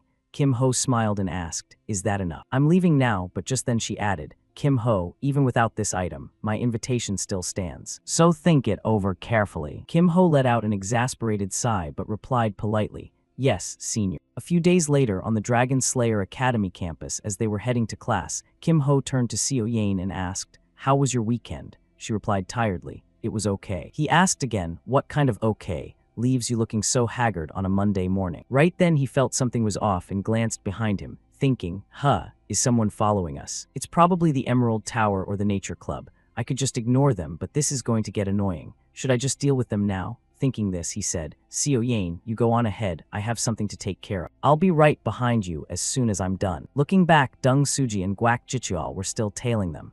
Yain also agreed. Immediately after, Kim Ho turned around and asked them bluntly, hey, you two have been following me for a while now. If there's something you want, just say it. Jichial sighed and gave a bitter smile. Great, that saves us both some trouble. Is knowing we're from the Emerald Tower enough to answer your question? Deng Suji was a bit surprised. You're just going to reveal it like that? She then gave a forced smile and said, our captain wants to see you. Please come with us. Kim Ho replied firmly, I have nothing to do with the Emerald Tower. If they want something, tell them to come find me themselves. Jichial chimed in at that point. Talking is useless. People like this only understand through their fists. Kim Ho replied coldly, I happen to agree. Right after that, a thunderbird suddenly lunged toward him from out of nowhere. With a zap, he was knocked out by Kim Ho. Deng Suji, standing beside him, cried out in shock, a thunderbird. Kim Ho then reached his hand out toward them and frowned.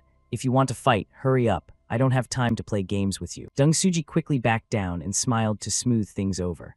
Oh no, sorry for the trouble. She thought to herself that anyone with that level of thunder bird control must be a professional. It was best not to get involved in something not worth the effort. Thinking that, she sat down next to Jichial and said, I'll take this guy back. You go on ahead. Kim Ho immediately turned away, leaving a casual remark behind. At least someone here is sensible. As she helped her friend up, Deng Suji asked, hey, the rumor about him being a coward must be wrong, right? Jichial clutched his chest as he stood up and barked irritably. Wrong? How is it wrong? That guy just got lucky with one hit. Next time, I'll definitely. But before he could finish his sentence, a bullet flew in from behind. Deng Suji turned around in terror. A sniper? Where the hell did that come from? But another bullet was already aiming straight for her head. She was shot and knocked backward, feeling utterly resentful. Why me too? And finally, both of them were left collapsed on the ground. Inside the classroom, the professor's voice droned on. The reason dungeons are designed so complexly is to drain your resources before you reach the center. If you consume everything before getting there, the raid is a guaranteed failure. Kim Ho turned to Seo Yain, who had just walked in, and asked, why did you arrive after me when you left first? Did you go somewhere? Seeing she didn't answer, he turned back to continue listening to the lecture. Therefore, this raid is a race against time, and you can practice in the dungeon as many times as you want. However, only the official result will count. To consider it a success, you must reach the totem and destroy it within 5 minutes. So it's best to find the optimal path during practice before the actual scoring run. The teacher was lecturing on the Goblin Swamp map, the 5-minute time limit rule, and 1- or 2-person dungeons.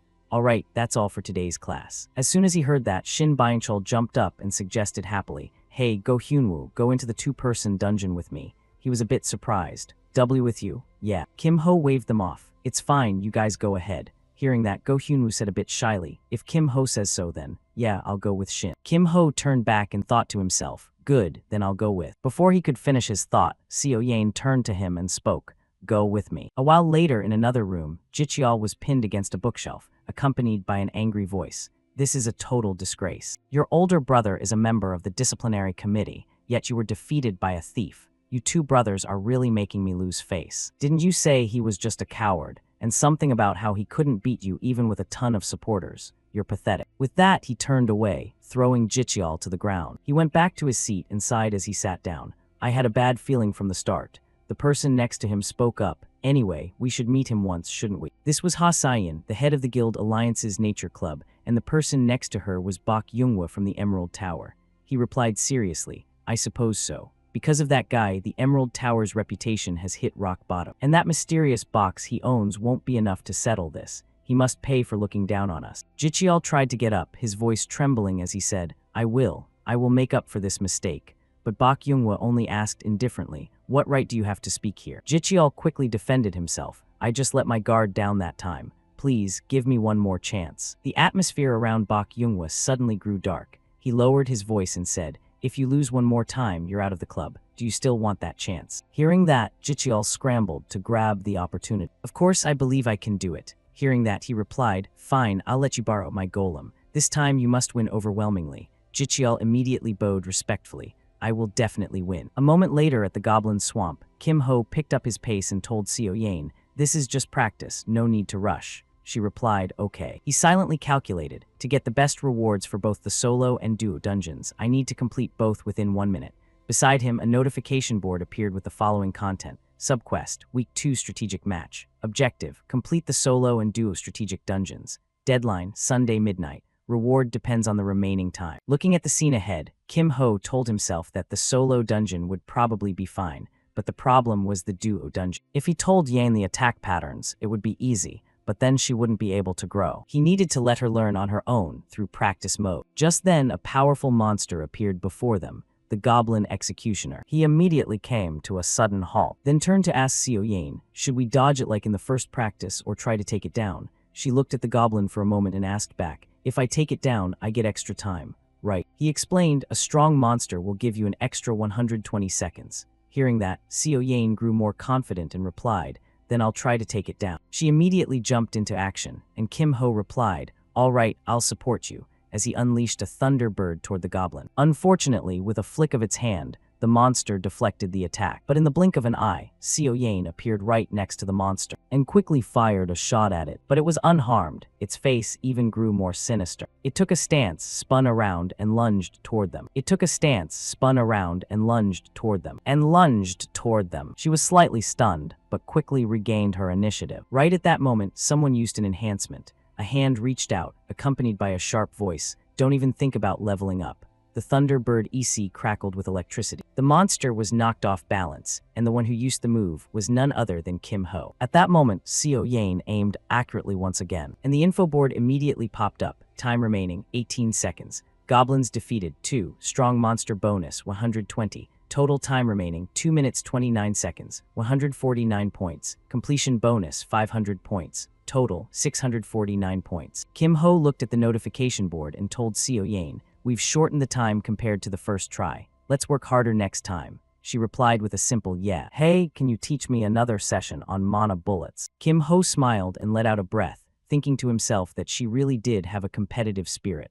It seemed that struggling with the strong monster had hurt her pride. He also made a suggestion, "Then let's stop practicing and head to the training center." She replied, "Yeah, let's do that." A moment later, the scene shifted to the training center's firing range. Kim Ho's voice rang out simultaneously. "Today I'm going to teach a skill called Force Release. Right now, your mana bullets and gun are perfect, but you're still just using them as tools. Let me demonstrate so it's easier to understand.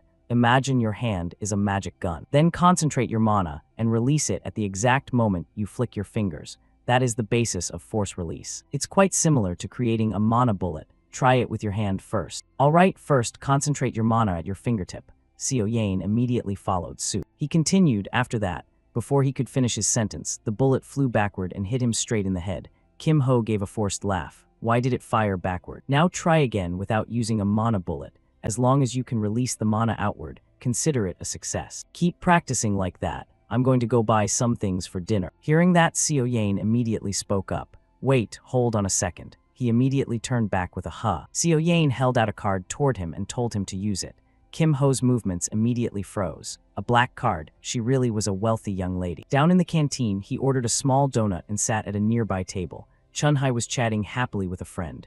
It really is a limited edition, isn't it? Han Somi laughed and replied, that's right, the wait was worth it. And when she saw him, she called out happily, hey there. Chun-Hai immediately turned back and asked, is someone there? Kim Ho also politely waved back, hello. The moment Chun-Hai saw who it was, her expression soured. She muttered through gritted teeth, why is it him? But then she thought, actually, this is good. I have something I need to confirm. She stood up and said, sorry, but can I see your hands for a moment? Hearing that, Kim Ho was a bit confused. Why do you suddenly want to see my hand? Chun-Hai silently analyzed. The mysterious thief who used the fire fist at the temporary storage. Someone who can control a thunderbird at a professional level and is acquainted with members of the thief club. There's a high chance it's him. She smiled and said, it's just like palm reading. I want to check something.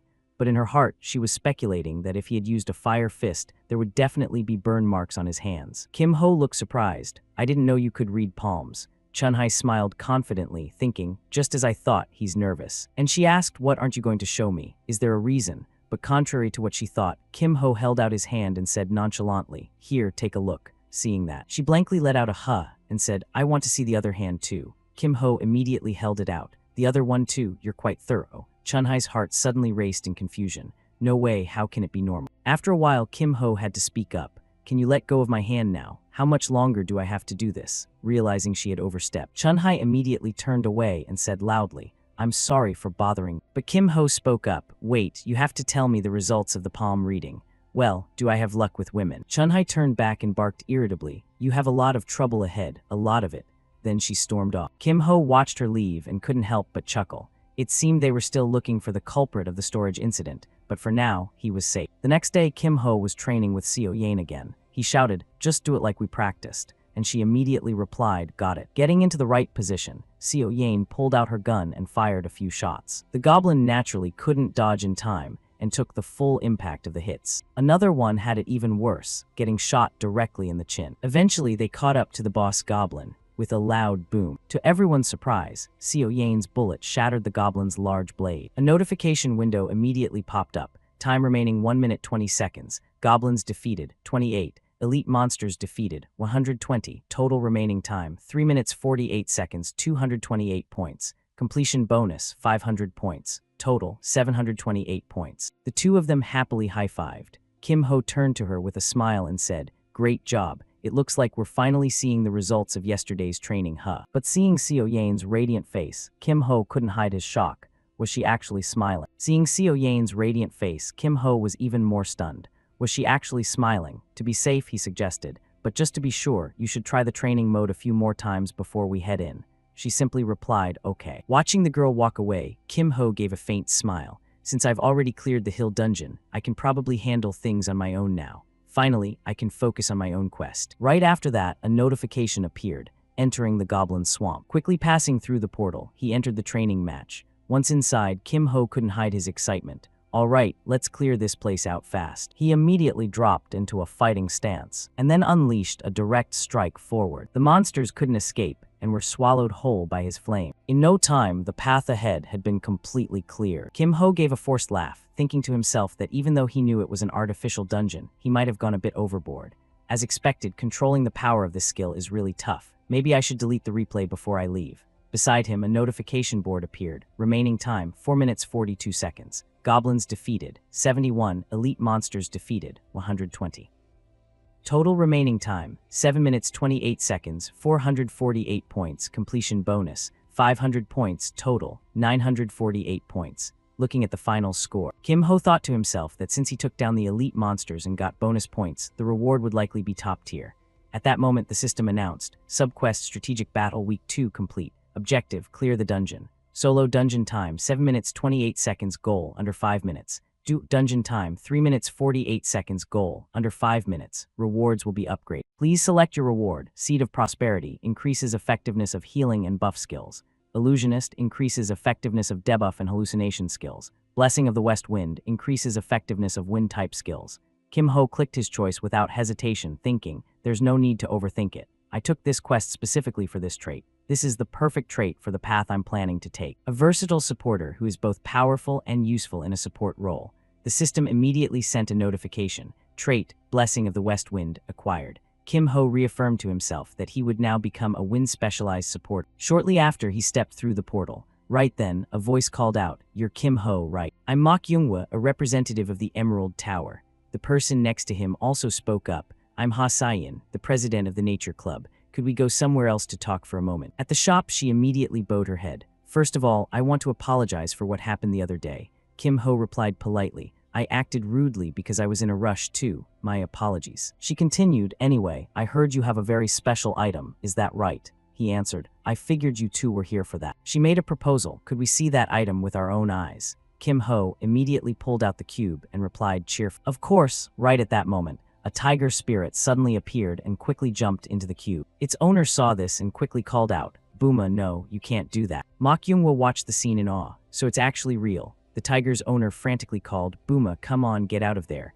But Kim Ho said, "It's fine, just let it be." Ha Sayin looked amazed. Booma seems to really love that thing. "Just by sensing the energy, I can tell this is a powerful life system, holy relic. May I see the item description? We promise to protect this information with the honor of our club." Kim Ho didn't hesitate and replied, "If you say so, then all right." Looking at the description, Mok Yoonghwa couldn't help but exclaim, "It increases the effectiveness of stored life system items by 1.3 times. Ha Sayin was equally shocked. "This item's stats are just absurd. Would you be willing to sell this cube?" Kim Ho crossed his arms, appearing to think for a moment before replying, "I don't know, it's a pretty incredible item after all." Mok Yoonghwa quickly spoke up, "The true value of an item only shines in the hands of someone who knows how to use it. Don't let it go to waste, hand it over to us." Kim Ho snorted, feeling happy inside. "I really appreciate you guys being so proactive." Externally, he remained calm and replied, "I understand your point, but I'm still a bit hesitant." Ha Sayin immediately offered, "Just tell us what you want, we'll do our best to make it happen." Hearing that, Kim Ho couldn't hide his joy, thinking, "That's it, that's what I wanted to hear." He held up 4 fingers and said confidently, "Then I want 4 season passes for the special training room, more precisely, 1 season pass and items equivalent to the value of the other 3. I also want a blank skill book." Hearing this, both of them were startled. Mok Yoonghwa slammed the table, stood up, and shouted, "That's completely unreasonable. Don't you think you're being too greedy?" Ha Sayin was calmer but still said that while the passes were doable, a blank skill book was pushing it. Kim Ho also stood up, acting full of regret. "Then let's just pretend this conversation never happened. I'm leaving." But immediately, a voice rang out. The girl who had been quiet stood up and stepped forward shyly. "I heard everything from the back. I actually have a blank skill book." Ha Sayin asked worriedly, "Are you sure about this, Nari?" She answered honestly, "I haven't been able to use it because I couldn't think of a good skill. If I just keep it, it'll probably just sit in my inventory forever. Besides, look at how much Booma likes it." Hearing that, Booma immediately let out a happy meow. Ha Sayin sighed, looking at her helplessly. "All right, if Nari really wants to, then fine." The girl immediately beamed with a bright smile. "Thank you." They immediately took out the items to start the exchange. "Now that the conditions are met, let's not waste time and trade right now." Kim Ho happily replied, "I like getting things done quickly too." "That was a good trade, wasn't it? Now our business here is finished." But right then Seo Yain suddenly slammed the table, stood up, and shouted, "Wait, Kim Ho, I have other business with you besides that cube. I want to challenge you to a duel." But he just nonchalantly replied, "No thanks." She gasped in surprise. "What?" Kim Ho asked back. "Do you think I have to show up whenever you call and fight whenever you want?" Jicheol grit his teeth and growled, "A duel is a matter of honor." "A guy who values honor as much as you was planning to use numbers to bully me earlier." Hearing that, they couldn't help but be startled. That was Kim Ho just leisurely walked away. He added, "I don't plan on wasting time on things that aren't worth it." Jicheol's movement immediately froze. "Wait a minute." Kim Ho told him, "I'll just say you won, so go ahead and brag about it." But at that moment, Mok Yoonghwa held out a VIP production ticket and seriously asked, "In that case, what if I put up a reward for this match? Is this enough to make it worth your time?" Kim Ho turned back with an "oh," thinking, "Now we're talking." He smiled and replied, "Fine, I accept." Jicheol pointed straight at Kim Ho and said, "I'll let you pick the date." After thinking for a moment, he replied, 2 days from now sounds good." Jicheol raised an eyebrow, puzzled. "Why 2 days?" he answered. "I need to master this first." Mok Yoonghwa looked helpless. He shook his head in disbelief. Thinking of and mastering a skill in just 2 days? Fine, let's see how you try to learn it. But Kim Ho only smiled back. Just wait and see. 2 days later, at the arena, Dang Gyung arrived and immediately asked, why on earth did Kim Ho accept that challenge? Song Chun Kai saw her and smiled. You're here too, sis, she added. That old fox Mok Younghwa is definitely going to pull some hidden tricks. But he comforted her, saying he accepted because he believes he can win. He must have his own plan. Dang Gyung was still very worried. She sighed. Yeah, maybe, but something feels really strange. Thinking to herself, I have to watch closely to see what kind of crazy trick he's going to pull. Down below, Jicheol put on his gloves and said sarcastically, I'll give you credit for not running away. Kim Ho calmly replied, how could I refuse with a VIP ticket as a prize? From above, Mok Younghwa called down, this match will be recorded and anyone can watch it. Do you both agree? Both of them replied at the same time, I agree. I agrees. Mok Younghwa immediately announced, then let's begin. Both of you enter the arena. Map Rocky Terrain, Rule Deathmatch. Time limit 10 minutes. Kim Ho vs. Guak Jicheol. 100% start. Jicheol immediately took his stance and said confidently, you were just lucky last time, but this time will be different.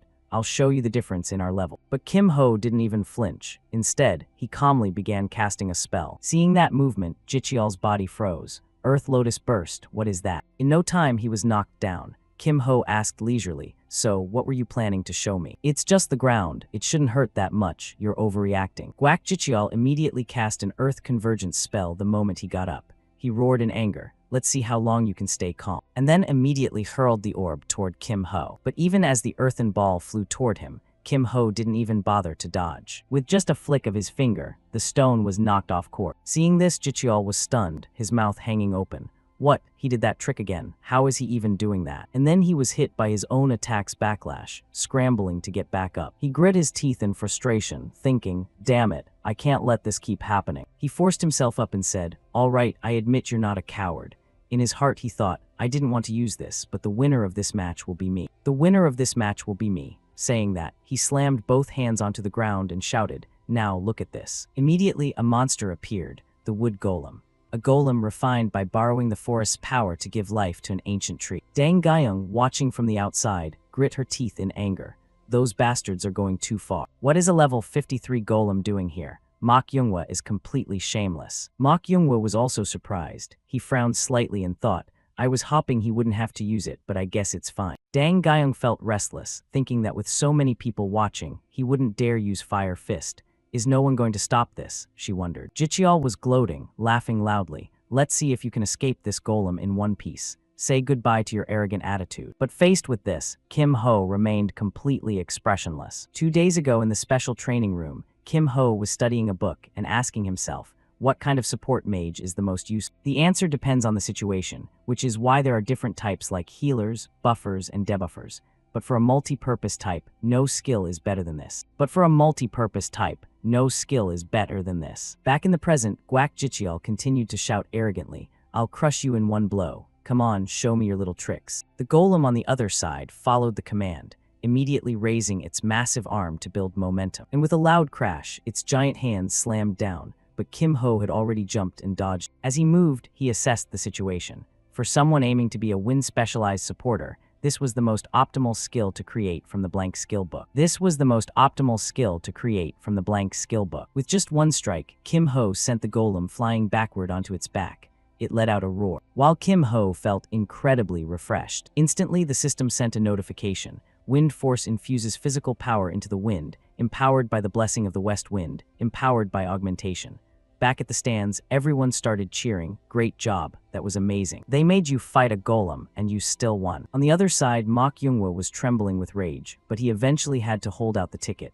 The VIP ticket, as promised. Kim Ho happily took. Thanks, can I suggest one more thing? It won't hurt you guys either. How about we keep this match replay private? I'm sure the Emerald Tower doesn't want to make this match public, right? Mok Younghwa grit his teeth in anger but still tried to act civil. You're quite clever. What do you want in return? Kim Ho winked. I don't need anything right now, but I might need a favor later. The man immediately turned away. Fine. Watching him leave, Kim Ho thought to himself that while it sounded generous, he actually wanted to keep this secret too. He wanted the news about his new wind force skill to spread as slowly as possible. At that moment, Go Hyunwoo walked over to praise him. Kim Ho, you did great. Kim Ho turned and handed him the card. Oh, perfect timing, here's your season pass. Seeing the card held out in front of him, he was so shocked his jaw dropped. you actually got it. Kim Ho immediately winked at him. Didn't I say I'd have it within 2 weeks? Dang Guyang also walked over and put her arm around his shoulder. Hey, what kind of deal did you make with Ma Kyunghwa? You're really good at making a profit.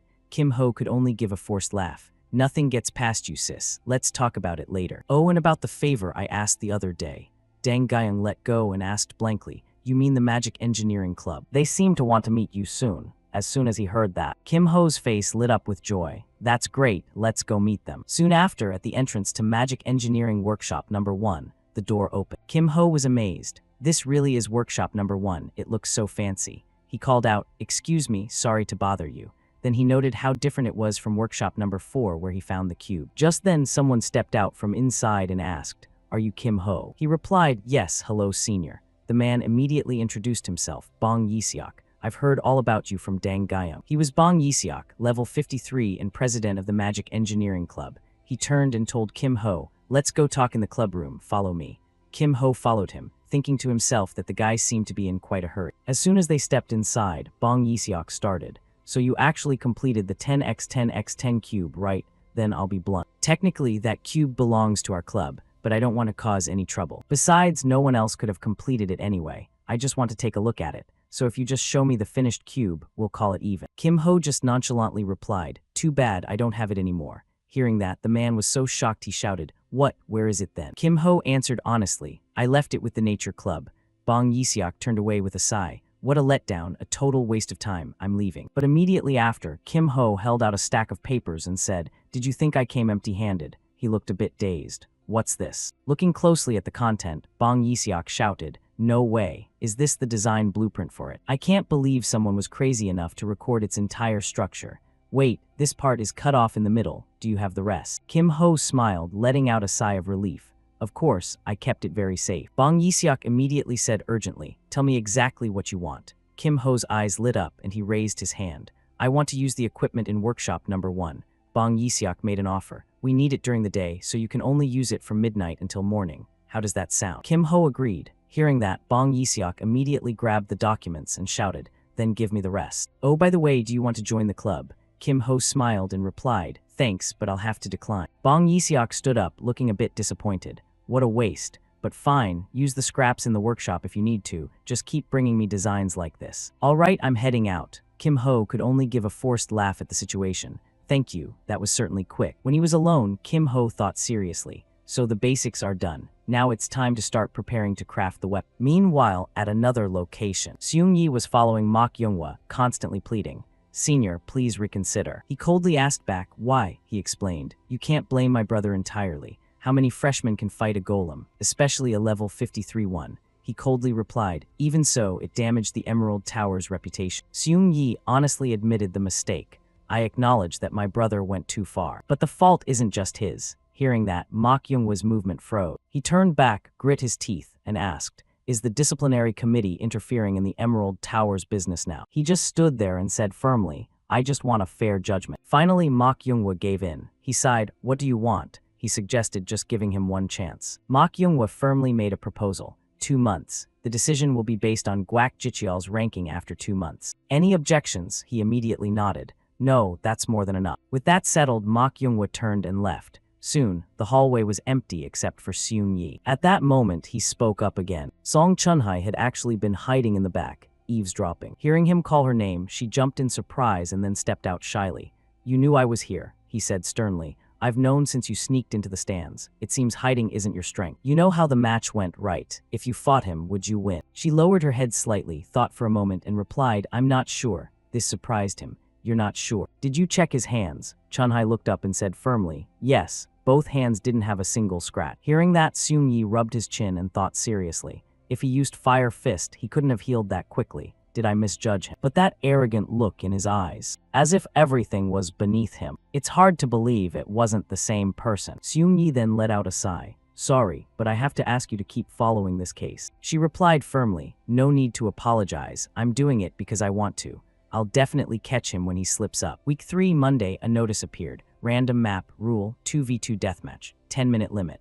Lee Sudok appeared and seriously explained the rules. Cooperation is still as important as last week, but the goal this time is different. You might even realize flaws in your teamwork that you never noticed before. To fix those flaws, the Academy has prepared a mentoring program, so think carefully and make the most of this opportunity.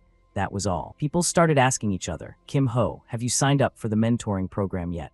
Just then, a notification appeared, mentoring registration complete. Kim Ho replied that he had. There was no reason to hesitate. Kim Ho held up 3 fingers and explained seriously, they'll pair you with a top-ranked third-year student or a graduate, depending on your specialty. When else will we get a chance to learn from people like that? Right. Hearing that, Go Hyunwoo became more confident. He replied, you're right, I'll sign up too, thanks for the suggestion. Then Kim Ho turned to his seatmate and asked, what about you? Seo Yain replied sluggishly, too much effort, I'm sleepy. He sighed, thinking to himself that she only knew how to create aura grenades to a certain extent. Seo Yain still had a lot to learn, so this mentoring program was very important for her. Is there no way to convince her? Just then Go Hyunwoo called out, by the way, Kim Ho, do you want to pair up with me this week? He happily replied, sure, let's team up this time. Immediately, Seo Yain sat up and groggily pulled on Kim Ho's sleeve.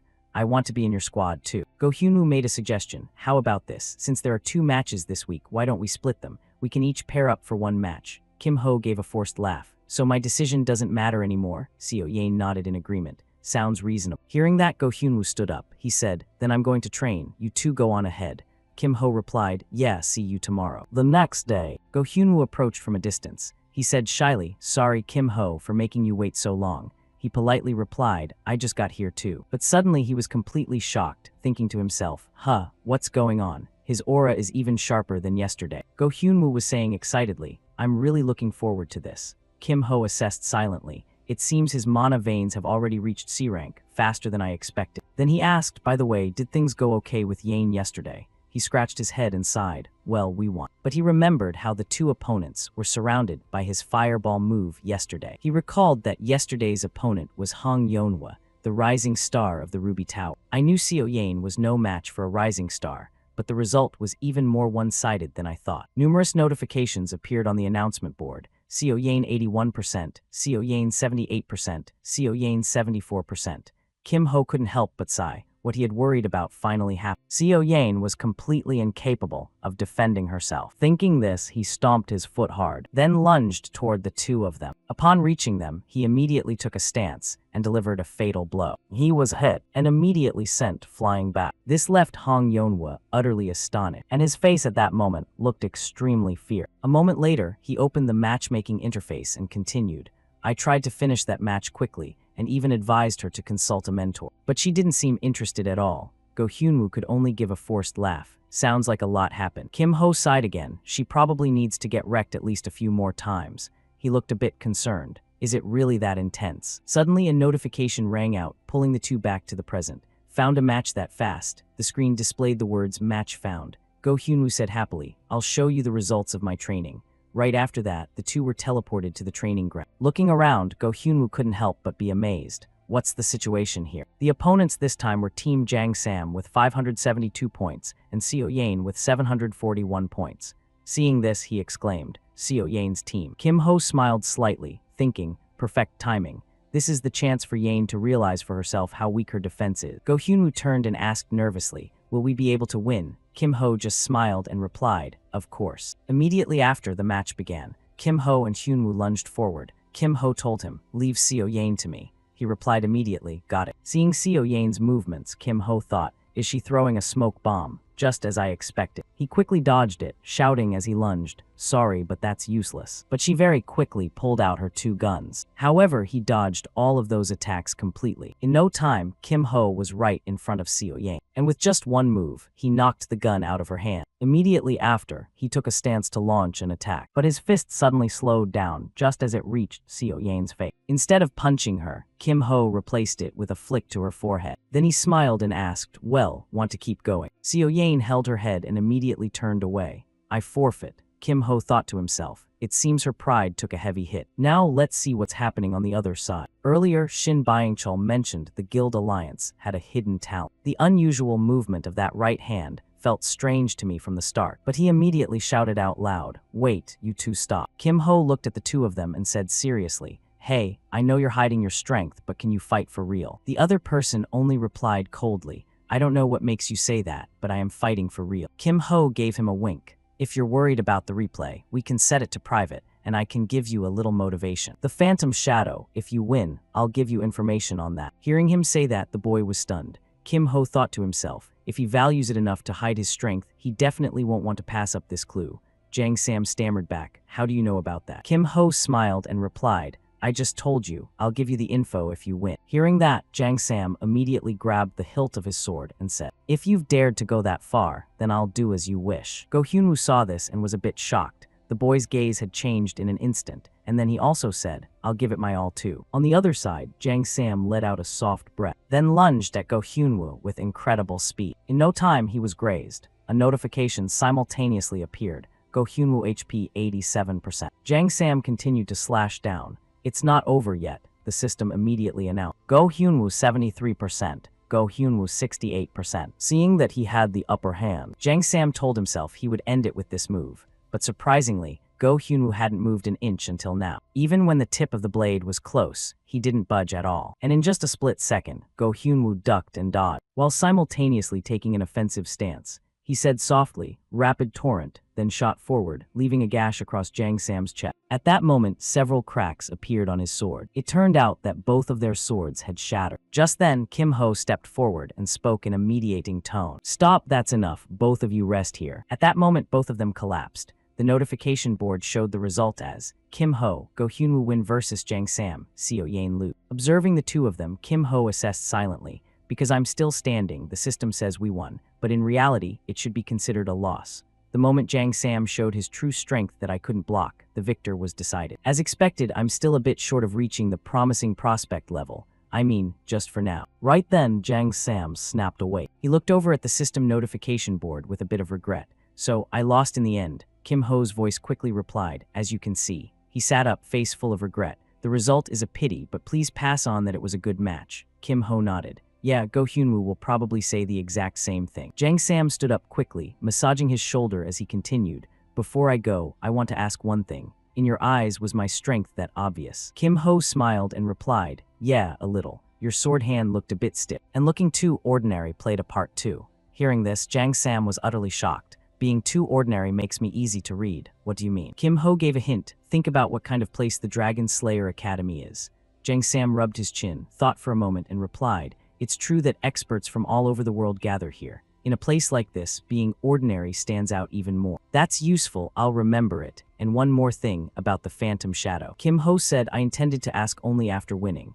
After a brief hesitation, Jang Sam replied, yeah, you're right. Then I'll challenge you again next time. Kim Ho agreed, saying, sure. Any time was fine to return to the arena. Go Hyunwoo looked a bit embarrassed. What I did earlier was so shameful, I can't even show my face. Brother Kim, what did you think of the match just now? Kim Ho gave an honest assessment. You created an opening with your probing, and the final deciding move was very clean. At this, Go Hyunwoo pulled out his broken sword, examined it for a moment, and said, one thing, I'm worried about the weapon. I can't just keep dodging forever. Kim Ho looked at him blankly. The solution is simple, just use a better one. But Go Hyunwoo cried in shame, my finances aren't exactly overflowing. Immediately, Kim Ho handed him a stack of something and told him, weapons aren't only bought with money. How many points do you have? Open your phone and check. Go Hyunwoo answered honestly, I've saved up about 5,000 points. That's quite a lot. An E-rank longsword and a D-rank longsword. Right after that, a flurry of system notifications rang out. Purchased D-rank longsword 1,000 points. Purchased E-rank longsword 500 points. Purchased 3 heat catalyst reagents 3,000 points. Kim Ho spoke as he hit the purchase button. And with the remaining points, just buy 3 bottles of heat catalyst. Give those catalysts to me first. Go Hyunwoo was a bit curious. What is that reagent used for? Kim Ho replied, it's a crafting material. I'll make a few useful things for you. That's it for today. Focus on recovering. Go Hyunwoo was extremely grateful and bowed respectfully. Thank you for everything, Brother Kim. That night, as Kim Ho walked along the hallway, he thought, this week's sparring matches are over. I should prepare the materials in the workshop and make the item I'm going to give to Go Hyunwoo while I'm at it. As soon as he opened the door, Kim Ho called out, hello, sir. The other person was a bit surprised but replied, yeah, hey. Looking at him, Kim Ho couldn't help but think, I heard he got scolded by Bong Yiseok last time over the blueprints. He probably doesn't like me rummaging through everything, so I feel even more guilty. But this time, I'll take the liberty again. A notification immediately appeared. Registering subject's skill into the magic engineering slot. Copying skill 2-2, B-rank magic engineering, B-rank thievery. Kim Ho continued to analyze. Now that I have world force, I should probably give Hummingbird a rest. The luck of finding a cube blueprint probably won't happen again, but for finding usable materials, this place is the best. These items are unfinished, failed for some reason. In other words, the components already crafted are still intact. Normally, it's easier to find new materials than to dismantle. I mean, normally. Seeing Kim Ho crafting non-stop, the other person seemed incredibly amazed. He turned and asked hesitantly, what are you doing? Kim Ho answered honestly, I'm dismantling to gather some materials. He seemed interested and suggested, if you don't mind, can I take a look? Kim Ho replied happily, yes, sure. Looking at the test tube in his hand, he was stunned. Whoa, you dismantled it and the materials came out this clean. It looks brand new. Kim Ho looked at the liquid and smiled slightly, wondering, should I try crafting a bat? Then he asked, Senior, would you like to trade some materials? He immediately looked delighted. Really? I'd welcome that. What do you need? Kim Ho began listing. A cooling set with a reinforced steel wire center shaft. He spoke a bit hesitantly. What if Bong Yisiok says something about this? Kim Ho shrugged slightly. If it's just a material trade, it shouldn't be an issue. If you're still worried, this time I'll ask for permission directly. He gave a sheepish laugh and asked, is that so? Then I'll send a message. The status showed read but no reply yet. Kim Ho replied calmly, he's probably busy, nothing we can do. He continued, it's fine as long as nothing special happens, but before he could finish, the door was flung open. The person who appeared was Bong Yisiok. He couldn't help but be shocked and exclaimed, W. Oh, Bong Yisiok. Bong Yisiok walked over and asked seriously, did you dismantle this? Perfect timing, help me take a look at this. It's a failed item, but the materials cost quite a bit, right? Can you dismantle it? Kim Ho thought for a moment and replied, this one will take quite a bit of time. Bong Yisiok immediately suggested, I know it takes time. I'll compensate you fairly. Kim Ho turned and smiled with a proposal. I also need some materials, so let me take my payment in materials instead. Bong Yisiok nodded immediately. Send me the list and I'll prepare it right away. No rush, take your time. If you need anything, just text me. As he spoke, he turned to leave. Kim Ho smiled and replied, yes, Senior. Then the other person approached again and said shyly, by the way, could you do me one more favor? Kim Ho asked, what is it? He pointed to his desk and asked, I have something I need to use over there. Can you help me dismantle it? He looked at it and replied, no problem. He laughed, thanks. I'll also try my best to provide whatever you need. The next morning, that person's voice rang out again. Is it morning already? I'll have to finish the rest during class then. Walking down to the lecture hall, Kim Ho thought to himself, there's still plenty of time before class. I'll take a quick nap first. Yeah, why is that girl Seo Yane here so early today? She disappeared yesterday without a word. Kim Ho immediately approached and asked, why are you here so early? You haven't had breakfast yet, right? Want something to eat? But the only response he got was an extremely tired grunt. Kim Ho assessed silently. As expected, it looks like you haven't fully recovered yet. Then he continued, yesterday's match was a bit one-sided, wasn't it? I only did that to show you your weakness. Kim Ho sighed softly. Perhaps you're starting to realize that your combat style is extremely weak once your position is revealed. Because of this, your mana foundation is already solid. This time, try investing in support skills. Come here. Seo Yane immediately looked up and asked hesitantly, are you going to tutor me privately? Kim Ho smiled, I want to tutor you myself, but learning this from another sniper would be more effective. Even if it's a bit of a hassle, just accept the tutoring. Finally, Seo Yane reached out and took the bread. She thought for a moment and replied, okay, I'll do it. Right then, Go Hyunwoo also appeared and let out a laugh. Oh, Lady Seo is signing up too. Good decision. Go Hyunwoo, are you feeling better? Thanks to you, I'm back in top shape. My body is fine, but I'm worried about the weapon we bought yesterday. I plan to test it in the remaining sparring matches. Kim Ho looked straight at him and let out each word clearly. Good, then use this as well. Hyunwoo looked at the object in his hand in surprise. Isn't this just a paperclip? Kim Ho explained cheerfully. It looks like a normal paperclip, but this is an item that protects equipment durability. The information about the paperclip appeared. D-rank durable clip, protects weapon durability, automatically restores weapon durability. He pinned it to his shirt pocket. In the remaining sparring matches, try using it along with the new weapon you just got. On one side were Hyunwoo and Han Somi, their faces expressionless. On the other side were Young Suji and Park Nari, looking nervous. He stared at his opponent and told himself, Miss Park Nari, the hope of the Nature Club. Brother Kim told me to be careful with that spirit beast. Nari stroked the cat on her shoulder. Booma, get ready. Booma immediately lunged forward, and it transformed into a massive tiger. Booma followed its master's command and lunged forward. Let's go. Hyunwoo blocked a pounce with his sword and called out, Lady Bukgung now. Bukgung quickly began channeling her technique, aiming her attack directly at the tiger's head. snow soul palm. Bakgung appeared to be struggling significantly. Buma merely glared at her. Park Nari, 87%. With a single flick, Bakgung was sent flying back. Seeing this, he shouted out in concern, Lady Bakgung. He whispered to himself as his sword shattered, is this the limit for an E-rank weapon? He suddenly skidded back a long distance. Hyunwoo spoke with a worried expression. At this rate, I'm afraid we don't stand a chance. Bakgung was equally tense. I agree, let's try a different approach. He watched Boomer approaching him and thought, it seems the strategy is to keep the spirit beast on the front line for constant healing. On the contrary, the summoner is completely exposed, a combat style entirely dependent on the spirit beast. Hyunwoo glanced to the side and gave a slight nod. She nodded back, understanding the signal. Strike the main body. The two of them immediately launched an attack at Nara. Suji's necklace began to glow. Not a chance. I've already anticipated this kind of situation. Nari created a barrier using her ability, Gaia's intersection shield. In an instant, the vines completely enveloped both of them. Bakgung and Hyunwoo combined their combat power, Extreme Ice Snow Soul Palm, Blue Stream. Hyunwoo admitted to himself, it really isn't easy to penetrate. The next strike will have to deal enough damage to break through the magic defense in one go. But Buma suddenly snapped its jaws at Bakgung. Then came a piercing scream and the scoreboard immediately appeared. Score, Go Hyunwoo Bakgung Han Tiet. Lose, Youngsuji Park Nari, win. The next day he sat rewatching yesterday's footage. I let you witness such an embarrassing sight.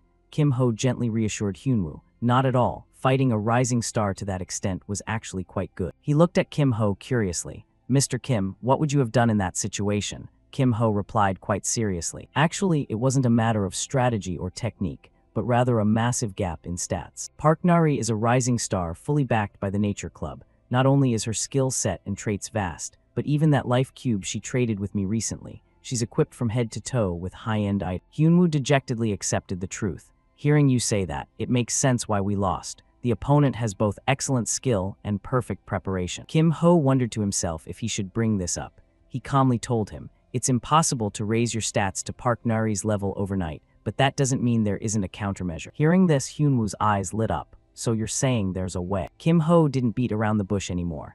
A magic sword, for a top-tier swordsman, this is an essential debuff-type item. He lowered his head sadly. A magic sword. I didn't even know such an item existed. I've learned yet another thing from you, Mr. Kim. Kim Ho pointed to the clip on his pocket as a reminder. Let's worry about the magic sword later. For now, the priority is making sure your weapon doesn't break. So, focus on finding artifacts related to durability for B-rank weapons or higher. Hyunwoo still couldn't cheer up. B-rank, that won't be easy to find. He pointed to the picture behind them. You can farm them in the underground dungeon of Dungeon Dong. Hyunwoo quickly reminded him, but we're currently in the middle of the rivalry matches. Isn't the basement off limits? Anyway, we won't be able to go down to the underground level next week. Kim Ho was quite surprised by this information. Why is that? He answered sadly. Because we lack the qualifications. Kim Ho nodded with his eyes closed. The basement of Dungeon Dong is different from the surface. It's real combat. They can't just throw first-year freshmen into a life-or-death battle. So, is there really no way? He remained indifferent. If you look at it that way, it is difficult. Kim Ho picked up a glass of water from the table and replied, I meant officially. Officially, it's impossible. Hyunwoo suddenly became tense as Kim Ho added, but we can just sneak in. Kim Ho picked up his phone. There's an errand service specializing in times like this. He was curious. Are you calling Mr. Shin? Kim Ho quickly confirmed. Yes, he'll be here soon. Shin Byung-chul arrived very quickly, grinning ear to ear. You two are here. So how can I help? We're planning to go into Dungeon Dong for a bit. I was thinking Monday night. Kim Ho seemed very satisfied. Monday night, huh? That's perfect. He looked slightly stunned for a moment. What's the dungeon number? As soon as he heard Kim Ho's request, Shin Byung-chul pulled out a note. Number 388. He flipped through the pages. If it's 388, that's the D-rank feathered snake altar, right? It's a 4-person dungeon. Who's going in? Both of them looked at each other in silence. Kim Ho pointed toward Hyunwoo. Just me and him, only 2 people. Byung-chul seemed quite worried. Is that okay? I'll be the one held responsible if something happens. Kim Ho dejectedly reassured him. No one's going to die. If there's a problem, we'll pull out immediately. Hyunwoo also nodded in confirmation. And I trust Mr. Kim. He quickly wrote it down with his pen. All right, it's a deal then. I'll have everything ready for Monday night. Kim Ho asked directly, how much is the fee for this favor? Byung-chul replied with a wide smile. Between us, why talk about fees? We still have that debt from the Ben Wei event. Let's just count it as part of that, okay? That attitude surprised him. I didn't expect him to be the one to mention paying off the debt first, he thought. Byung-chul just scratched his head and gave a modest laugh. And to be honest, I've only been down to the basement level exactly once. This made him freeze up inside. So you're just doing this because you're not used to it either, huh? Kim Ho quickly spoke to reassure him. It's fine, even if it's the first time, as long as you don't do a sloppy job. He was still very embarrassed. Oh, needless to say, I'll give it my all. He added, since we're going for the experience anyway, let's add number 104 to the list as well. Byung-chul checked his notebook again. If it's number 104, that's the B-rank mundane black snake. That's a deep zone dungeon, so with my current skill level, I won't be able to help. Kim Ho remained calm. I know. Try talking to the department head about it. He quickly put away the notebook. I promise, that much should be manageable. I'll ask my sister about it. See you Monday night then. Good luck. Kim Ho turned to discuss things with Hyunwoo. Shall we start planning too? His hand gripped the glass tightly. All right, what do I need to do? He began to detail the plan. First, we'll go into the D-rank feathered snake altar as scheduled. We'll get a weapon for you there. At the same time, I'll take the opportunity to gather some benefits for myself. First, we'll go into the D-rank feathered snake altar as scheduled. We'll get a weapon for you there. At the same time, I'll take the opportunity to gather some benefits for myself. The deep zone of Dungeon Dong is a place where even a small mistake can cost you your life. Despite his anxiety, Hyunwoo was determined. I've already prepared myself mentally. He opened the system window to check. Your role is very important. Skill is a given, but synergy is also essential, so you must know the dungeon as well as I do. He looked quite confused at the stack of papers in front of him. This is, he started, as Kim Ho quickly explained. This is the walkthrough guide for both dungeons. Memorize it, not a single word missing. Yiseok laid out a pile of items in workshop number 1. These are the things you asked me for last time. Floating stone extraction liquid, monocores, and weather chips, right? Kim Ho expressed his gratitude. Yes, thanks to you, I was able to easily find materials that are usually very hard to get. He couldn't contain his curiosity. It looks like it's in the final stages. Mind if I take a quick look? He didn't refuse. Yes, just wait a moment. Finally, Kim Ho succeeded in crafting it. It's finished. Yiseok stared blankly at the item in his hand. I wondered why you were gathering those materials. Turns out you were making another strange thing. It looks like the head of a magic staff or wand. Have you found the main body yet? Kim Ho answered honestly. Not yet. I haven't found a suitable one. I plan to find the body part later. He whispered to himself. I mean, I'll look for it in the basement of the dungeon area. He nodded after hearing that. Yeah, there's no rush right now. I guess you won't be coming to the workshop for a while. Kim Ho nodded. Yes, I've troubled you a lot lately, but I'll still drop by to visit off. A little later in class 13, the young teacher was making an announcement. The theme of this week's raid match is a sweep. If you clear all the monsters, anyone can get a high score. There's no time limit, so pay close attention to where the monsters are hiding. The key point for this raid is that both the terrain and your teammates are randomly assigned. This means you'll have to fight alongside new people in a new location. He closed the book, so cooperate smoothly and conquer the challenge. Class dismissed. See you next time. Hyunwoo looked at Kim Ho with regret. Teammates are random this week, so I guess we can't go together. Kim Ho turned and smiled at him. That's right, everyone has to act separately this week. And it's probably better to pause the Mana Bullet lectures for now. Anyway, next week is mentoring week, so you can learn new skills then. This week, focus on strengthening your inner power. Hyunwoo thought it made sense. All right, Yane remained as indifferent as ever. They both nodded when he advised, before you start the actual combat, make sure to try the training mode first. Even though he said that, he thought differently. As for me, the training mode is just a waste of time. The system issued a notification, entering random dungeon. Random teammate matching in progress. Kim Ho looked determined to go straight into real combat. He looked at the system in front of him and thought, I hope I get a decent teammate. But no matter who it is, a 100% completion is guaranteed. In this situation, a useful teammate is someone whose skills I can copy. I won't need magic engineering for a while, so I'll switch to combat skill. So my teammate will be. Something made him look surprised. Huh, what is this? The person with him was Hong Yeonhwa. Is it you again, Hong Yeonhwa? She also jumped in surprise and asked confusedly, Kim Ho, why again? He was also taken aback by her reaction. What? Why such a strange reaction? From the placement exams to the duels, he had crossed paths with her as an opponent many times.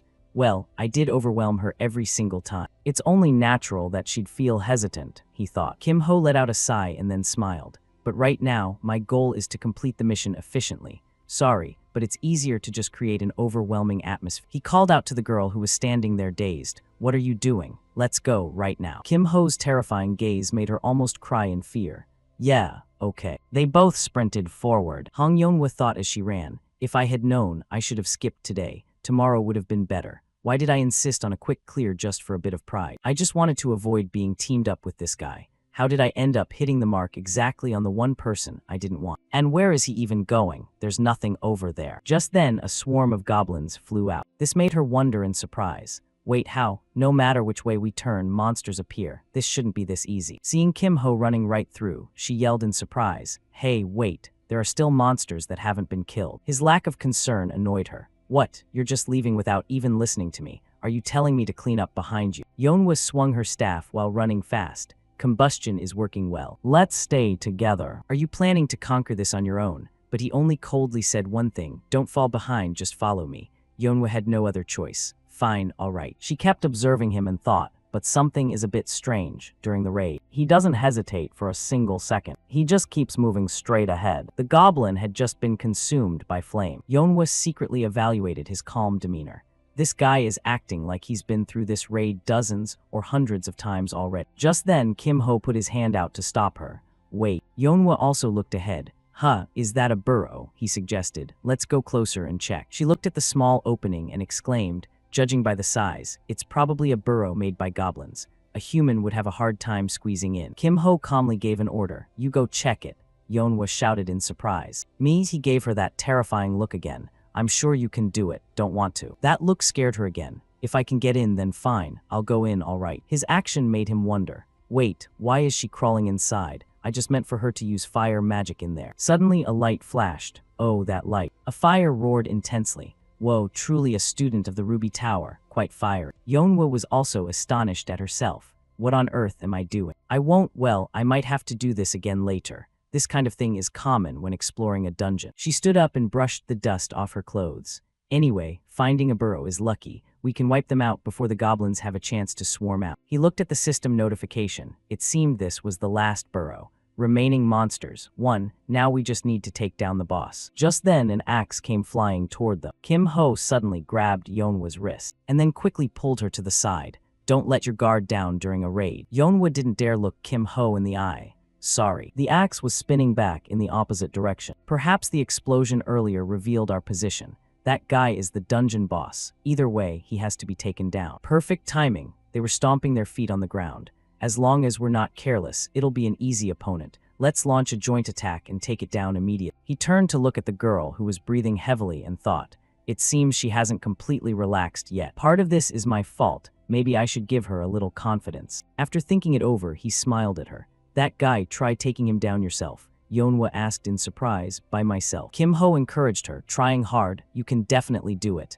Yeonwoo grit her teeth in anger. Damn it. Eventually she agreed. Fine, I'll give it a shot. A thought flashed through Kim Ho's mind. Yeah, show me what you've got. Hong Yeonwoo swung her staff, creating a circle of fire. As he watched her, he thought, she's incredibly focused. How strong is her true power? The goblin was also startled by the sight. It opened its mouth and let out a loud roar. She was startled when she saw it charging at her and wondered, what? Since when did it? Swing that axe to strike down. But Yeonwoo quickly jumped up, dodging it and thinking, what, you think I'll lose? She quickly used her staff to blast fire. Flame orb. She confidently affirmed, it hit, it definitely hit. But the goblin opened its eyes and glared at her, making her angry. What? This guy isn't taking damage. Could this dungeon have a trait that halves damage? What were they thinking when they designed this dungeon? The goblin swung its axe again. She quickly dodged the incoming axe, determined to finish it before the overload effect ended. It swung another axe, startling her. Two at once, I've already lowered my stance, it's too late to dodge. She screamed in her head while panicking.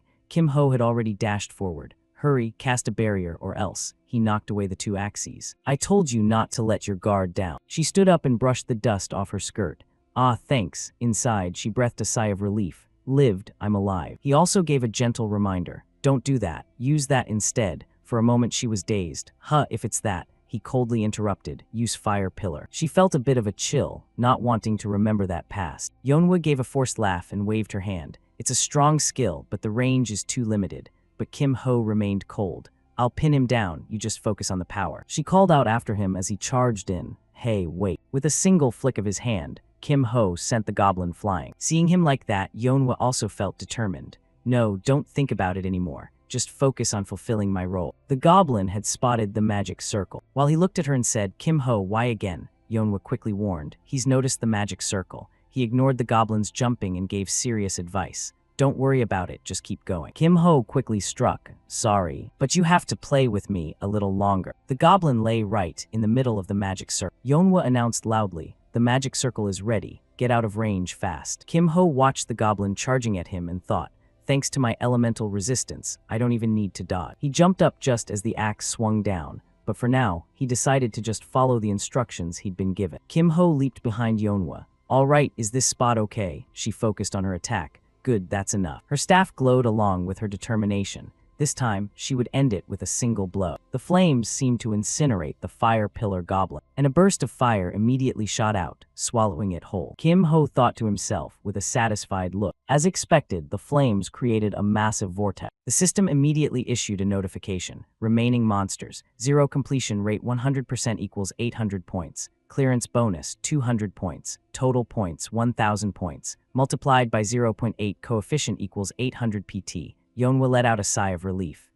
It's over. Internally, he assessed the situation. That really ended quickly. She fought quite well against the boss, even if it was a bit forced. Yeonhwa cleared her throat slightly. I have a favor to ask. Kim Ho looked at her with some surprise. What is it? Why are you hesitating? Yeonhwa shyly thought back to the previous scene. About that. Could you set the replay to private mode? He asked back quite nonchalantly. You want me to make the replay private? Yeonhwa got annoyed at his attitude. I'll make up for your lost points. So take this. This is definitely worth more than a replay. He frowned with a look of dissatisfaction and thought, what? A ruby just to trade for a private replay? If it were a reasonable reward, I could accept it, but this is a bit too much. Yeonhwa was furious at his indifference, thinking, does that expression mean this still isn't enough? Yeonhwa angrily tapped the system. Fine, I'll give you a bigger ruby. Seeing this, he hurriedly stopped her in a panic. No need, this is plenty. Kim Ho gave a thumbs up in praise. You did a great job, Hong Yeonhwa. She flinched, her eyebrows nearly meeting as she wondered, why did he suddenly call my name? He did everything himself from the start anyway. Yeonhwa quickly stepped into the portal. You did a good job too. He looked at her at a total loss for words. There was no need to be that shy. In any case, Hong Yeonhwa's movements were better than I thought. The rumors that she can rival top-tier prospects are definitely true. What surprised me most was her close combat. Thanks to that, I was able to choose a skill to copy. Kim Ho recalled the image of Yeonhwa fighting. I don't know what skill Hong Yeonhwa absorbed using Overload. I also have an extremely powerful fire attribute skill now. Inferno Fist. This formidable power will surely bring about a significant boost in physical stats as well. He looked back at the ruby in his hand and wondered, anyway, what should I do with this? Tonight I have to go down to the basement of the dungeon building. I should take this to the Ruby Tower later to check it out. He stepped through the spatial portal into the ground floor of the dungeon building. It seemed Go Hyunwoo and Shin Byingchul hadn't arrived yet. While waiting, he checked the previous mission rewards. The system board appeared. Week 4 Dungeon Raid Subquest complete. Objective, complete dungeon raid. Completion rate, 101%. Reward, trait copy slot +1. Kim Ho couldn't help but exclaim, oh, finally I can copy a new trait. It would be great if I could find a useful trait in the dungeon basement. Just then, a voice rang out in his ear. Hey, what are you doing? Byingchul walked up with a reproachful tone. If you were coming ahead, you should have said something. I was waiting up there. Hyunwoo also appeared and spoke up. Brother Kim, so you were already here. He urged them on with a smile. Anyway, it's late. Let's get moving. Hyunwoo was full of confidence. I won't let you down, Brother Kim. Byingchul started rummaging through his pockets. Oh right, I have something I wanted to give you guys before we go. You too should wear these. The second-year student tie clip and the anonymity badge. It makes the wearer's face look completely average, unremarkable. With these, it won't matter even if we run into senior. Kim Ho looked at him in surprise. Oh, my face really did blur out. Hyunwoo also grinned. If someone just brushed past them, their identity definitely wouldn't be revealed. He broke into a cold sweat and laughed inwardly, feeling something was a bit strange. Kim Ho was already set. All right, let's go then. They began walking down the stairs. Hyunwoo seemed to be losing his patience. Are we going all the way down? Is it still far? Byingchul spoke up to reassure him. We're almost there. He looked down at the spiral path they had just traversed and marveled. I heard the dungeon building was big, but I didn't expect it to take this much time just to get down to D rank. So about the place called the Deep Floors, Kim Ho said very calmly. Actually, there are teleportation devices, but since we're sneaking in, we can't use them. Honestly, if you're good enough, you could even hack those. He just gave a sheepish laugh hearing that, but they were almost there. They finally arrived. Dear guests, sorry to keep you waiting. Please come this way. This is the place. Dungeon number 388. Before them was a spatial portal, the altar of the feathered serpent. Hyunwoo felt a bit relieved. Luckily we weren't caught. We've arrived safely. Kim Ho was ready. Everyone must have memorized the strategy guide by now, so let's get started. An annoyed voice rang out from behind them. What on earth are you doing? A blue-haired girl looked like she was going crazy. What kind of monstrous skill was that? The boy next to her looked regretful. If it wasn't for that, we would have finished clearing it by now. He had noticed the three of them, but the young man didn't think much of it. What's this? Are they here to raid the dungeon too? Kim Ho breathed a sigh of relief internally. The effectiveness of their formation was quite clear. Hyunwoo, feeling unsafe, urged them on. Before we run into anyone else, it's better to head inside quickly. Byung-chul patted his shoulder and laughed. Wait, hold on a second. We still have to deal with the final defense system. He set down a transparent cube. Done. All the defense devices around here have been deactivated. For now, we don't have to worry about anything. But I'll keep watch from the outside anyway, just in case anything unexpected happens. Kim Ho looked disgusted. Yeah, I'll finish up quickly, just wait a bit. Footsteps approached the portal rapidly. There was no more time to hesitate. Let's act now. Kim Ho pointed forward. See that? That's the heart of this dungeon. The altar of the feathered serpent, which you'll be in charge of. There are many barbarian tribesmen guarding it. Be careful. Hyunwoo remembered. Ah, I remember reading that in the strategy guide brother Kim gave me. A mysterious man lunged forward, thrusting a spear directly at Kim Ho. He dodged it with just a tilt of his head. He quickly became alert. They appeared as soon as I mentioned them, the barbarians. The barbarian people had chosen them as sacrifices. Sacrifices, capture them alive. They surrounded them. Sacrifices, capture them alive. Kim Ho couldn't help but wonder. You said to capture us alive, so why are you throwing spears? But they didn't care, charging forward with spears as sacrifices. Hyunwoo looked very tense. Are we sticking to the plan? He nodded quickly. Yeah, let's begin. Kim Ho unleashed his power once again. He swung his arm, knocking down several men in front of him. He also quickly drew his sword and swiftly cut down 3 of them. Looking back, Kim Ho spoke up. Well then, good luck. Kim Ho replied with a single sentence. You too. The barbarians charged in with even more excitement. Who are these guys? Strong sacrifices. Capture them at all costs. Hyunwoo gripped his sword and said coldly, your opponent is me. This blade will finish your face. Kim Ho moved faster and thought. From now on, everyone acts according to the plan. Go Hyunwoo will head straight down the path to the altar, while I will head through the tropical forest. Not following the main route, the standard completion condition for the feathered serpent altar is a raid. After getting past the barbarians and entering the altar, the boss, the feathered serpent priest, will eventually appear.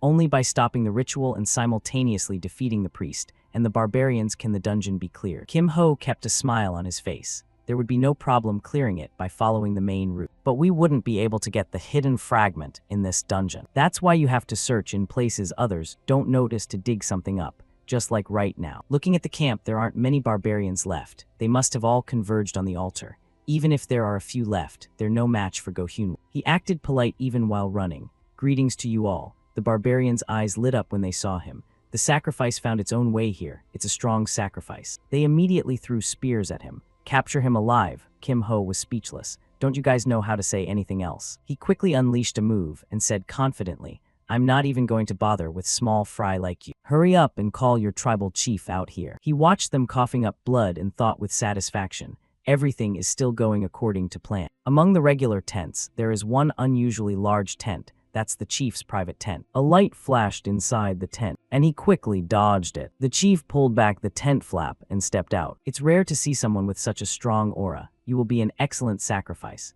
If you let yourself be captured quietly, your moments of pain will be short. He prepared to unleash an incredibly powerful attack. Inferno Fish, Hell Fist Overhead Overload. Everyone I meet only talks about sacrifices. Isn't there anything else to talk about? He prepared to unleash an incredibly powerful attack. Inferno Fish, Hell Fist Overhead Overload. Everyone I meet only talks about sacrifices. Isn't there anything else to talk about? That's why I had to search the whole forest just to stumble upon this camp. He jumped back to dodge his opponent's attack. Everything is going exactly according to plan so far. I have to stall him for a while until Go Hyunwoo finds the hidden fragment. This golden light attack isn't an elemental attack, so even a single hit will be fatal. But if I use overhead to absorb the Inferno Fish's flames while pushing my body to its absolute limit. He approached the tribal chief. Dodging an attack of this level wasn't difficult. He immediately created a protective layer, but his fist pierced right through that protection. Kim Ho punched the tribal chief, sending him flying. He looked at his hand in amazement and thought,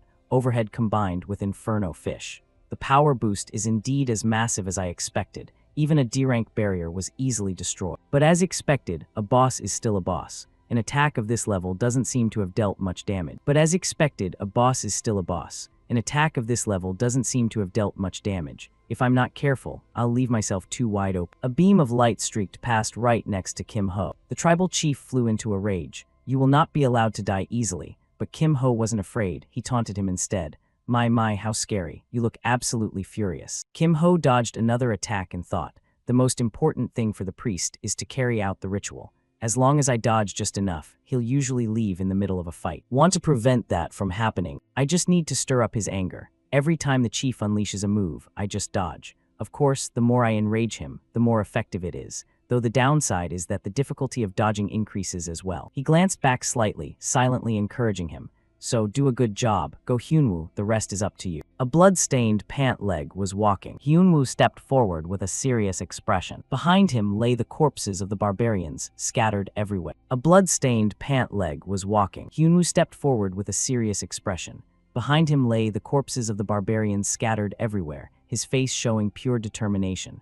Brother Kim must be out there fighting for his life, so I have to act quickly too. I will complete the mission Brother Kim entrusted to me without a single mistake, and then regroup. Something caught him by surprise. HMP8. A massive man carrying a log was about to hurl it down. Hyunwoo dodged it gracefully, and then darted past him. He assessed the situation silently. That must be the deacon mentioned in the strategy guide, the mid-boss of this dungeon. I think his nickname was Fatty. As expected, he showed up immediately. While dealing with him, I must obtain the feathered serpent magic swordsmanship, hidden fragment at all costs. He spotted another mysterious figure. Following the strategy guide, he quickly used his sword to deflect a projectile. Besides him, there's another mid-boss. Hyunwoo glanced at the projectile and thought, is this a poisoned hidden arrow? Speak of the devil, another deacon appeared, nicknamed Skinny. He gripped his sword hilt again and thought, it'll be quite annoying if these two coordinate. I wanted to take my time testing my skills, but right now, I need to finish this fast. The other deacon just blew out a projectile, but he still managed to dodge it. Right at that moment, the other one attacked with the log. Hyunwoo dodged that one quickly as well. Now having to fight both at once, he thought, dealing with them truly is a pain. If this keeps up, it'll take way too much time. In that case, the only way is to take a bit of a risk. The two of them began to combine their strength. Hyunwoo closed his eyes and called out his move. A moment later, his eyes snapped open. Skinny was taken aback, and Fatty couldn't hide his shock. With just one swing of his sword, he took down both of them. They were defeated, each flung to a different side. Hyunwoo sheathed his sword, telling himself, good, they're handled, but their vitality is resilient. I can't let my guard down until the very end. Just then, Fatty stood back up, making him angry. Of course you won't go down easy, but the hidden fragment is the priority now. I'll finish him off later. Fatty refused to give up. Just as he threw the piece of wood, Hyunwoo nearly touched the item, only to see the log crash into the ground. The deacon exhaled tiredly, when suddenly a streak of light appeared in the middle of the log. Seeing that, he was struck with amazement. Hyunwoo finally obtained the hidden fragment, a brilliant throw. If he had been just a second slower, he would have been hit. Now let's end this match. I ask for your guidance. It couldn't take it anymore, letting out a scream and charging. He coldly delivered one final slash, glancing down at his opponent on the ground. Meanwhile, at the altar of the feathered serpent camp, Kim Ho was staring straight ahead, still trying to dodge the enemy's light. Normally, they just know how to run. It's so annoying. He thought to himself, surely Go Hyunwoo has found the magic sword by now. He suddenly stopped. The tribal chief looked toward the top in shock. This aura is coming from the altar. Could it be the magic sword placed on the altar? Kim Ho looked at the system notification and thought with satisfaction, good, he pulled it off. I can rest easy leaving the next dungeon to him. He reached out his hand again. Then, before finishing this, I need to copy the trait first. Using the main trait copy of the Feathered Serpent Priest. This priest possesses a blend of many abilities, among which the mana sensitivity boost is extremely useful. The chief grew impatient. Move, I must get to the altar. Kim Ho was clearly annoyed by this. Hey old man, we were just having fun. Where do you think you're going? He summoned his firepower and smiled. Even if you go there, there's nothing left. It's all over, so let's finish this quickly. He was blasted back by his power. Right then, the system announced the completion of the Feathered Serpent Altar Dungeon. Hyunwoo came rushing toward Brother Kim. The moment he saw him, Kim Ho spoke up. Oh, you're just in time. Hyunwoo looked in awe at the hidden fragment, emitting a dark aura. What is this? Kim Ho explained calmly. It absorbed the priest's soul, so its power has been enhanced. And there's that other thing, the clearance reward for this dungeon. Hyunwoo looked at the hidden fragment in his hand with satisfaction, thinking, I see, For me, this sword alone is more than enough. It'll probably be quite useful for a while. So, brother Kim, you should take the remaining reward. Kim Ho immediately agreed. All right, if you say so, I won't refuse. First, let's get out of the dungeon. Once conquered, a dungeon collapses after a certain amount of time. A while later, the two stepped outside. Byung-chul was there to greet them. Wow, that really didn't take much time, did it? Kim Ho walked with an air of confidence. I told you it'd be over fast. Hyunwoo looked back and marveled. The entrance is disappearing. Kim Ho replied nonchalantly. It's just as I explained earlier. Once a dungeon's core is destroyed, the entrance closes and remains inaccessible for a while. It can be entered again only after time passes and the core regenerates. He shrugged as if it were obvious. And then someone else will conquer the regenerated dungeon again. Byung-chul looked quite worried. The problem is that because of this characteristic, there's always evidence left behind that the dungeon was conquered. This is the kind of evidence that even the best guide can't erase. Kim Ho's face remained expressionless. It won't be long before someone comes down to check the situation. So before that happens, let's get out of here. He groaned while climbing the stairs. Finally, we're here. Why are there so many steps? Hyunwoo laughed after hearing that. Of course, going up is harder than going down. He looked as if all the life had been drained out of him. I know, but this is more than I can stand. Luckily, they didn't run into anyone on the way back. Now, give back the badges and pins. Hyunwoo returned them with a bright smile. Thanks to you, I made it back safely. Thanks a lot, brother Kim. Kim Ho breathed a sigh of relief. I look forward to your help next time too. He grinned happily upon being praised. Oh, please, it was nothing. This is part of the service, of course. Somi was waving from a distance. Hello, hello. Seems like we run into each other quite often. Byung-chul looked like he was about to cry, thinking, why does it have to be right now? Because Chunhai was exploding with rage, barking. Late at night like this, what business did you have in the dungeon? Byung-chul was trembling but tried to smile. Business in the dungeon. That sounds strange. We were there to raid it, obviously. She looked very suspicious. Your side intended to raid it from the very first day? I find that hard to believe. Byung-chul nudged Kim Ho to signal him. Good grief, have you spent your whole life being lied to? Why don't you believe people? Hey, don't just stand there, say something. He looked at him with disgust, thinking, is this guy pushing the trouble onto me again? But there's no other way to get out of this quickly. Kim Ho stepped forward and began to ask, did you guys also just return from a raid? What was your percentage? Chunhai quickly replied, that's right, and it's none of your business. Byung-chul's sarcastic remark made her furious. Hey now, why ask that? If the score wasn't good, they wouldn't be able to say it anyway. Chunhai's pride was wounded, and sparks of electricity flew. I don't know what your completion rate was, but I'm sure mine was higher. Kim Ho remained calm. Then shall we bet on who had the higher completion rate? She wouldn't back down. If it's a bet, what are you putting up? He quickly laid out the terms. The loser must grant one request or answer any question the winner is curious about. How about it? Chunhai looked at her opponent with a terrifying gaze. Fine. His whole body radiated power. Then on the count of 3, we show our completion rates at the same time. She was equally determined. Fine. Both looked at their system boards and began to count. 3, 2, 1. She stood there dazed, looking at his 100% progress. Kim Ho saw this and sighed to himself. If she got 97%, it makes sense why she was confident. Even though I accidentally shocked her, I should take this chance to get out of here. Immediately after, Kim Ho and his friend walked away first. I'll count that request as a debt. See ya, good luck. The next day, they met again in the canteen. Hyunwoo pulled out a chair, feeling relaxed. It's been a long time since I had a lunch break without class. Kim Ho just closed his eyes to relax. Rest is also a part of training. He had overexerted himself yesterday, so taking a day off was good. He looked at him and smiled. By the way, why did you call me out? Kim Ho replied cheerfully. I wanted to show everyone another interesting thing about raiding dungeons. I mean the joy of opening a random box. The system board displayed a notification. Altar of the Feathered Serpent random box. Both stared intently as he spoke. So let's start the unboxing session now. A glow of light emitted from within. At first, with the very first one, all 3 were stunned. Kim Ho seemed quite satisfied. E-rank nameplate. Oh, not a bad start, right? Kim Ho nervously opened the next box. Next, Hyunwoo couldn't help but marvel. Inside was the D-rank priest's black bracelet. There it is. He was quite satisfied. Getting both a nameplate and jewelry with priest attributes was already a huge profit. Kim Ho suggested, why don't you guys try opening one too? Hyunwoo flinched. Is that okay? He opened the box with anticipation. Then, if you don't mind. Hyunwoo didn't look too pleased when he saw the wooden cup of the Gem tribe. Even he was speechless. You really are full of surprises, zero luck.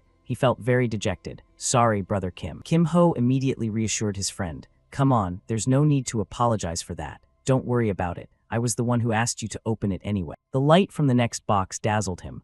I'm so embarrassed. I've never been good at these things. Hyunwoo also stared blankly. Ah, isn't this a body pillow? The feathered serpent body pillow. Kim Ho was also amazed. A pillow that's B rank. He broke into a sweat, rubbing his chin in thought. A B rank item dropping from a D rank random box is nothing short of a miracle. I can't believe Seo Yane hit such unbelievable odds. Hyunwoo also felt it was a pity. Looking at the stats, it was clearly a combat support-oriented item, yet sadly it was a sleeping accessory. Kim Ho was still deep in thought, but that's only a pity for us. Lifestyle items are always in high demand. Plenty of people would want to buy this. Better to sell it and exchange it for another item. Should I send it to the supply center or put it up for auction? While he was pondering, he saw Yane staring at the pillow with sparkling eyes. Kim Ho inquired, "Do you want it?" Yane just nodded silently. He remembered the times she was exhausted and thought, wait, thinking about it, maybe letting Seo Yane keep it would be better. If she uses this pillow, the fatigue recovery effect will reduce the sleep time she needs.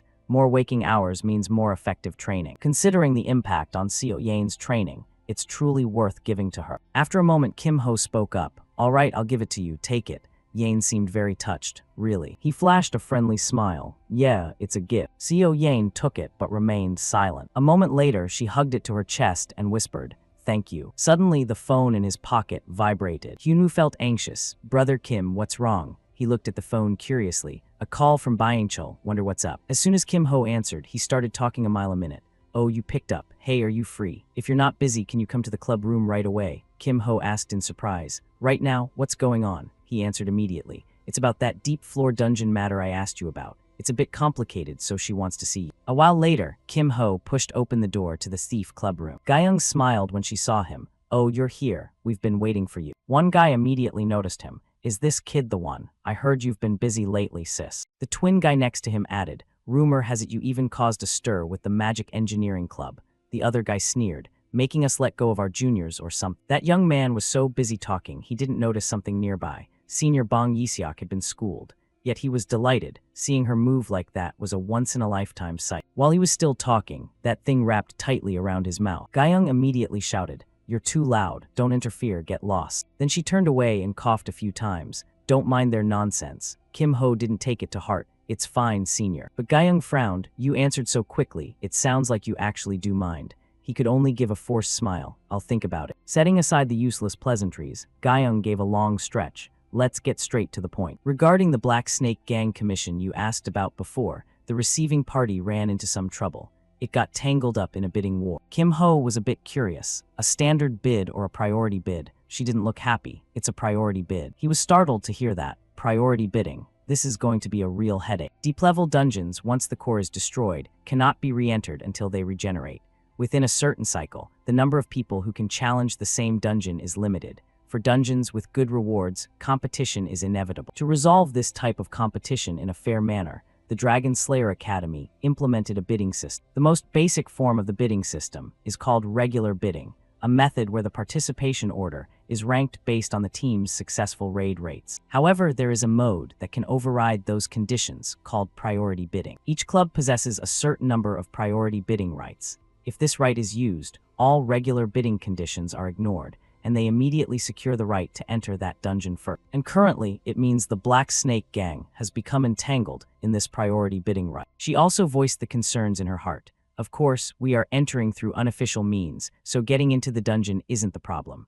But once that dungeon is cleared, it will close, and the club that placed the priority bid definitely won't let it slide." By the way, the club that placed the priority bid this time is the Swordsmanship Club. You already know the Swordsmanship Club is one of the top clubs competing for the rank of 12 at the Dragon Slayer Academy. Even so, do you still want to continue? But he replied very seriously, "Yes, I want to proceed." This irritated her. "Are you really planning to do this? For real?" He was very firm in his choice. "I'll handle the consequences, please let us proceed." Finally, she had to accept. "Fine, anyway, you're an outstanding junior, so you probably have your own way, right? Then let's give it a shot and see." Byingchul couldn't hide his surprise. "Are you going yourself, sis?" Gayoung replied very nonchalantly. "Of course, I'll be going with Davin as well. In exchange for an increased fee. How does that sound?" Kim Ho happily agreed. "If we're doing this, we should do it right to ensure success." Gayoung suddenly looked at him inquisitively. "Who else is coming along?" "That pretty gray-haired girl from last time." He only narrowed his eyes and looked back. "Ah, you probably saw him during the match between Go Hyunwoo and Ibero." She glanced to the side indifferently. Oh, that handsome guy from that. But if you guys can handle a B-rank dungeon on your own, that's actually quite impressive. The girl in the group expressed her doubt. Vice Chair, this girl is a first-year student. Can she really enter a B-rank dungeon?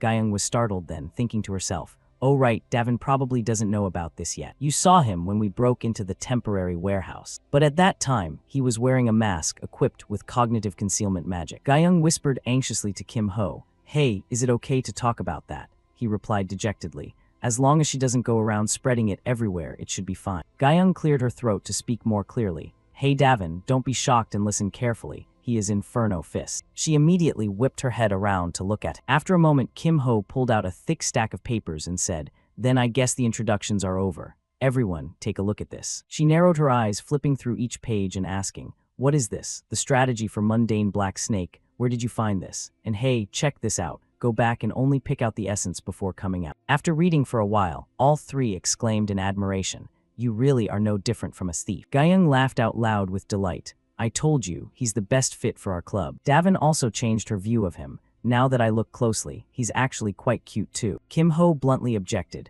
I'm keeping my options open, but that doesn't mean I'll just join any group. She only let out a sigh. You're certainly quick-witted. Kim Ho returned to the main topic. So do you think we can execute this according to the strategy guide? Guyung nodded upon hearing that. Yeah, if we follow your plan, we probably won't have to engage in combat.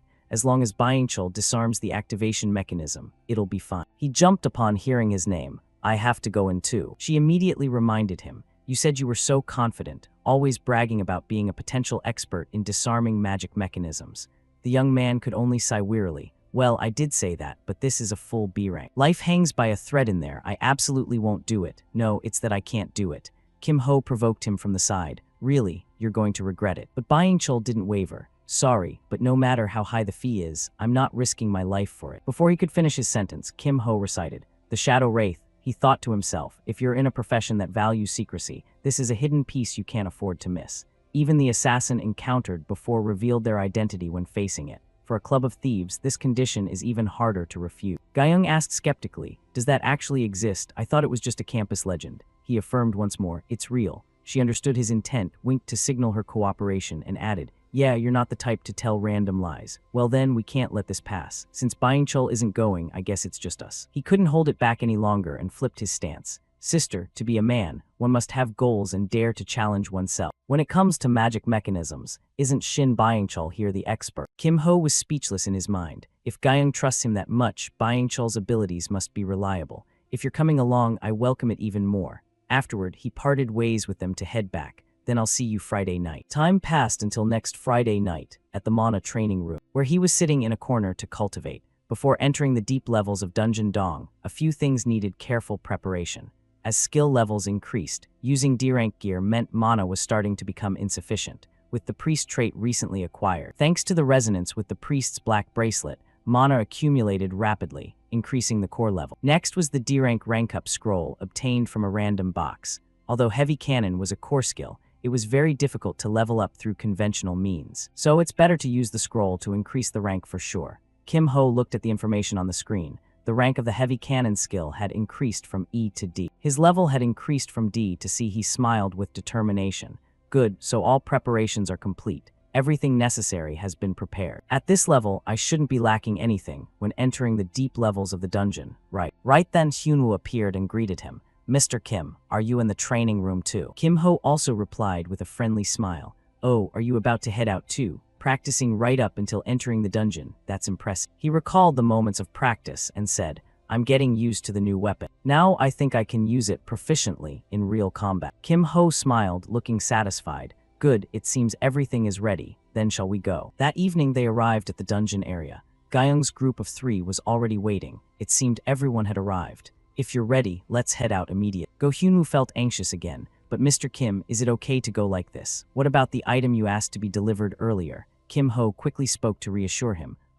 Don't worry about it. Just watch and you'll see. You'll understand soon enough. Guyung unleashed a familiar technique. Shadow butterfly flight. Butterflies flitted all around. Hyunwoo realized it then. I see, using butterflies for reconnaissance. Kim Ho quickly confirmed. Exactly, we just need to follow along. Guyung ran ahead and shouted, let's go. Davin took the opportunity to check her tablet. Very soon, flying cameras appeared, with a few more approaching her. Guyung quickly jumped down below, and after landing, she gave the order, "Everyone stop. The entrance to the inner sanctum will be guarded by Davin and me. From here on out, everything depends on you. What lies ahead is completely different from anything we've seen before. So good luck to you guys. Let's meet again while we're still alive." Everyone then stepped through the portal. Kim Ho glanced at Byung-chul, who was observing the surroundings, thinking to himself. As soon as they entered the dungeon, everyone immediately became tense and their movements were somewhat awkward, as expected of a B-rank dungeon. Is everyone nervous? If I leave them like this, no matter how perfect the plan is, it will fail. I need to boost their morale a bit. He suddenly called out to him,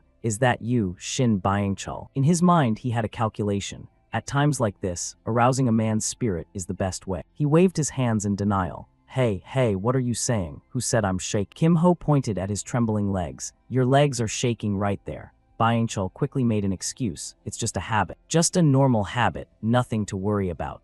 So this is the B-rank temple, Wind Black Snake. Hyunwoo felt suspicious, but don't you find it a bit strange? Normally, with this many people, it should be very bustling. For some reason, the atmosphere is strangely quiet. Kim Ho analyzed coldly. Abnormal incidents keep occurring in this area. Unfortunately, we must take advantage of those very incidents. If we follow the plan and reach the alliance, the objective will be achieved. First, let's head to the first gathering point. They arrived in front of a shop. "Welcome." The waiter immediately ran up and asked, "What would you like to order, guests?" Kim Ho didn't think too much and ordered right away. 3 portions of duck soup and a plate of dumplings, please." He appeared extremely welcoming. "Yes, I'll prepare it right away." Byung-chul watched the man and immediately became alert. "You mean, yes, it's definitely coming soon." Kim Ho closed his eyes and provided information. "In this place, they periodically kidnap hunters. Their next target is that very restaurant." After a while, the waiter brought the food up and reported, "The food is ready." Hyunwoo looked at the food laid out on the table and remarked, "That was fast. It's already here right after we ordered."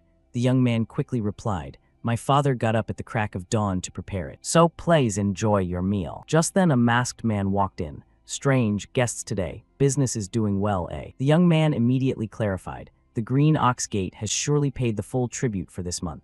But the fellow spoke up to correct him. "No, today I've come for something else." Hyunwoo immediately noticed the man. "Is it them?" Kim Ho also quickly confirmed, "Yes, a low-level martial artist from the Black Snake Chamber." On the other side, the masked man threatened, "You're coming with us." The young man immediately trembled. "That is." An old man immediately ran out. "No, please don't take my son away. Please have mercy on him." The man's hand reached toward the old man's face, and immediately after, he drove his elbow into the old man's stomach. The man fell painfully to the ground, while the other one immediately threatened the young man, "Come along quietly. If you hesitate any longer, you surely know what will happen." He grabbed him by the collar. The old man could only kneel and plead, "No, please don't, my son." At that moment, Kim Ho spoke up. "Hey, old man, we will go and bring your son back." The old man was deeply moved and grabbed his hand. "If you can really do that, I'll give you everything I have." Kim Ho gave a meaningful smile. "Don't change your mind later." Then he stepped out of the restaurant. He looked at the 3 silhouettes in the distance and assessed,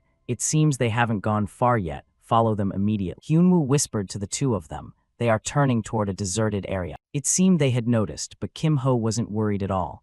"That's fine. It's better if they're waiting for us over there." As they were following, the man pointed his sword at the 3 of them. "Who are you lot?" "Ah, the ones from the inn just now, planning to play hero around here." Hyunwoo felt very indignant. How can one stand still seeing a young man being kidnapped right before their eyes? Kim Ho agreed. "True, if one doesn't act upon seeing injustice, are they even human?" The 2 of them immediately charged forward. "Praiseworthy courage, but truly foolish. That spirit of righteousness will lead you to an early grave." He even calmly reminded Hyunwoo, "Don't tear their clothes." He agreed, "Understood." Kim Ho called upon the power of the wind. The man seemed unfazed and shouted back, "Tricks are useless." He quickly dodged the slash, and immediately afterward, grabbed the man's face with his hand. Kim Ho used all his strength to press down hard. He observed Hyunwoo fighting and said to himself, "This side is finished. It seems the other side is still undecided." Byung-chul attacked from behind while shouting, and was immediately kicked in the groin by the other guy. Kim Ho witnessed it and let out a weary sigh. True, Go Hyunwoo can't use a sword, so he has to make do,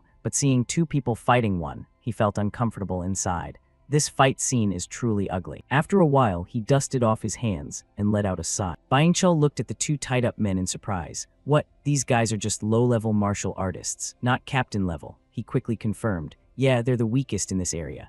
Actually, he had a concern in a lower-tier temple. They would probably be around mid-boss level. He quickly confirmed, yeah, they're the weakest in this area, but he decided not to say it aloud.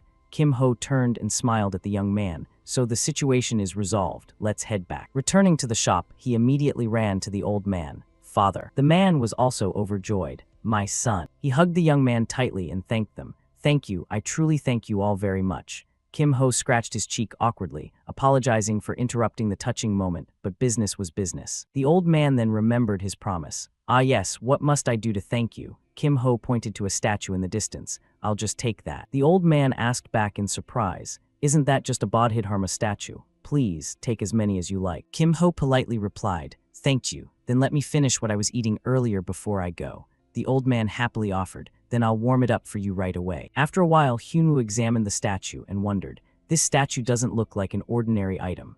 Byung-chul pointed at it and guessed, that looks like something used in a magic array, doesn't it? Hyunwoo seemed quite surprised. A magic array, you mean this statue? Kim Ho quickly confirmed, that's right, something used in arrays. More accurately, it's a verification key used to break a specific type of special magic array. He broke into a sweat upon hearing that. Kim, if you're saying this statue is just an array key. Before he could finish, he stood up and interrupted. It contains the martial logic of the person who carved it. Keep it, you'll probably need to use it sooner or later. Now, my stomach is full. Let's get serious. A while later, the three of them went to another location. Kim Ho turned back and reminded them. I'm sure everyone has memorized the strategy map, but let's review it once more. The method for conquering the Black Snake Chamber is generally similar to the Feathered Altar. While I pin down the master of the Black Snake Chamber, along with the main force, your mission is to split into two directions and collect the designated targets. However, the biggest difference from the Feathered Altar is that the master of the Black Snake Chamber is too strong to be defeated, so we will finish in a different way. You've brought all the items listed in the strategy log, right? Byung-chul replied immediately. Of course. Hyunwoo also smiled brightly. Naturally. He presented two items along with their information. B-rank emergency escape scroll, B-rank inner ear communicator. Kim Ho instructed, put on the communication gear and keep a firm grip on the escape scroll. I'll be operating solo from here on out. If anything happens, contact me immediately. Everything should go smoothly if we stick to the plan, but you still need to be cautious with every move. Hyunwoo smiled encouragingly. Good luck, Kim. A moment later, the guard stationed above snapped his eyes open. He spotted Kim Ho climbing the stairs and demanded, who goes there? I asked who the hell you are. But the only response he received was Kim Ho's hand, igniting into a brilliant flame. The man drew his sword threateningly. Think silence is gonna save you. I'll shut that mouth for good then. HMPH, what's with your hand? Kim Ho clenched his fist, letting the flames envelop. He threw a casual punch straight ahead, instantly sending the masked man flying deep into the interior. Clenching his fist tighter as thick black smoke began to pour out, he then withdrew his hand. Kim Ho watched the fire and clicked his tongue. It burns quite well since it's made of wood. Even though he was the one who started it, watching the flickering flames was truly mesmerizing. Suddenly a scream erupted from behind Kim Ho. What was that? What's happening? Where's the fire? Put it out, hurry. He glanced back, thinking to himself, oh, I've made this much noise and they still haven't found me. Their reaction time is surprisingly slow. I suppose I should give them a little help. Kim Ho took a deep breath and shouted at the top of his lungs, "L'ennemi attack!" Immediately a swarm of assassins appeared from nowhere and surrounded him.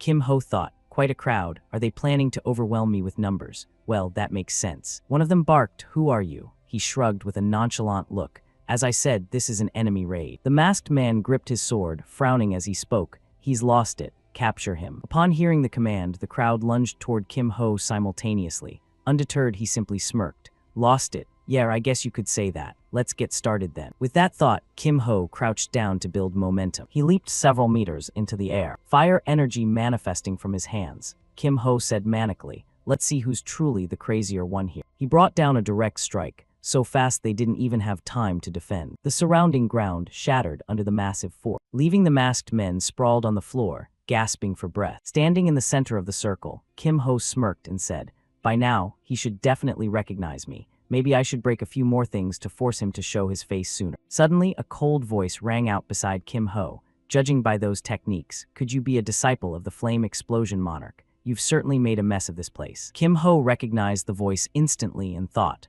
you're earlier than I expected. The man looked Kim Ho straight in the eyes and warned, naturally, you will pay for this destruction with your life. This man, Kim Ho knew, was the patriarch of the Black Snake clan. His gaze became extremely alert. The Flame Explosion Monarch. Did he misunderstand because of the Hell Fist? Whatever, this works out better. It'll make it easier to draw his attention. Kim Ho gave a mocking smile. I have no reason to answer a low-level member of an unorthodox sect. The black snake's poison-radiating claws visibly lengthened as he spoke coldly. How arrogant. If you truly are the disciple of the Flame Explosion Monarch, then answer me with your strength. As soon as he finished, the black snake swung his hand toward Kim Ho. He leaned back slightly to dodge it and clicked his tongue in mock disappointment, striking without saying a word. That's truly uncalled for. You could have at least let me finish speaking. The man gave a cold snort at Kim Ho. You dodged that, not bad. Staring at the black snake's claws, he lamented internally. His technique is a combination of claw strikes and poison arts. How vicious. Even a scratch would be fatal. Naturally, he won't stop there. The black snake roared. You're quite skilled at running away, just like a slippery eel. With that, he lunged for another attack, but Kim Ho continued to dodge.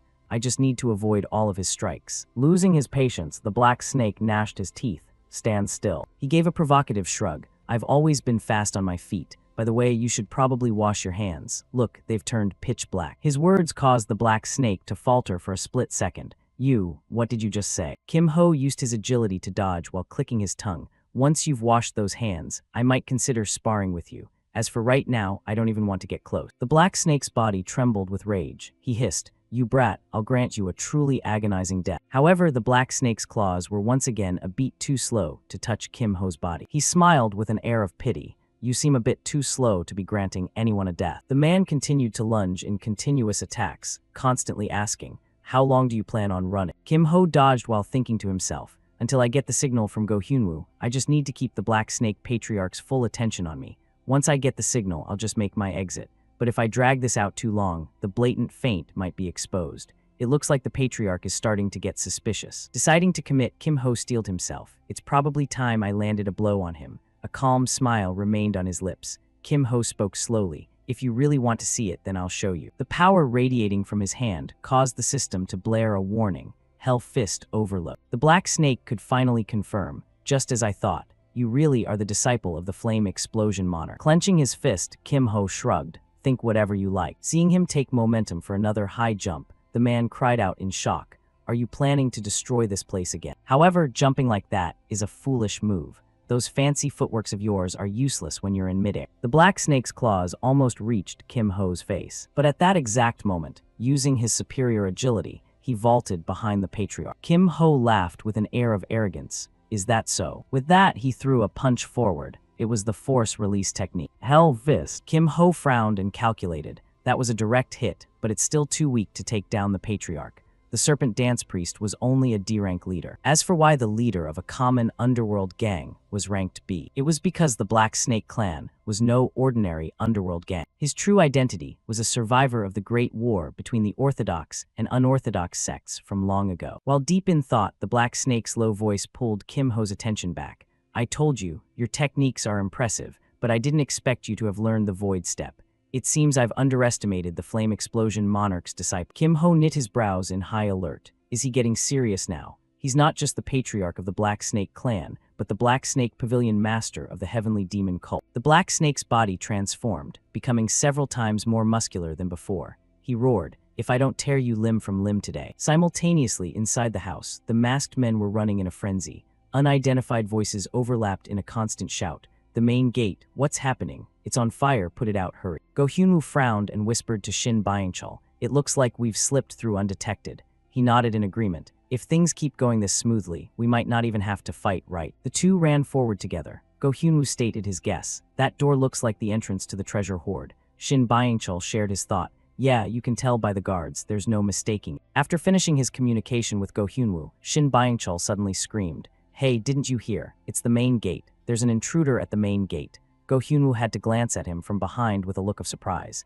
His acting was truly impressive. The burly guard looked straight at the two of them, sizing them up from head to toe. After a moment of silence, he smirked and said, So it's you, the intruders. I have to hand it to you, you've got guts sneaking all the way here, but your luck ends now. Shin Byingchul gnashed his teeth and frowned. Damn it, how did he find us? This disguise should have been perfect. The man drew the sword at his hip and said mockingly, So many have stepped in here only to lose their lives. As members of the clan, there's no way you wouldn't know that. And another thing, he pointed the tip of his sword at Go Hyunwoo's face and barked. I don't recall ever seeing someone with such a handsome face as yours. Shin Byingchul was stunned. He glanced at Go Hyunwoo and thought, he was exposed just because. He's too handsome even with his face covered. I wish I could get caught for a reason like that. Feeling no remorse, he instead grinned happily. So it's my fault. I'm just grateful for the compliment on my looks. Go Hyunwoo lunged forward with determination, slicing right through the burly man's body. He spoke with a cold tone. I hope you understand. I have no choice but to cut you down here. While Go Hyunwoo handled him, Shin Byung-chul was struggling with the door.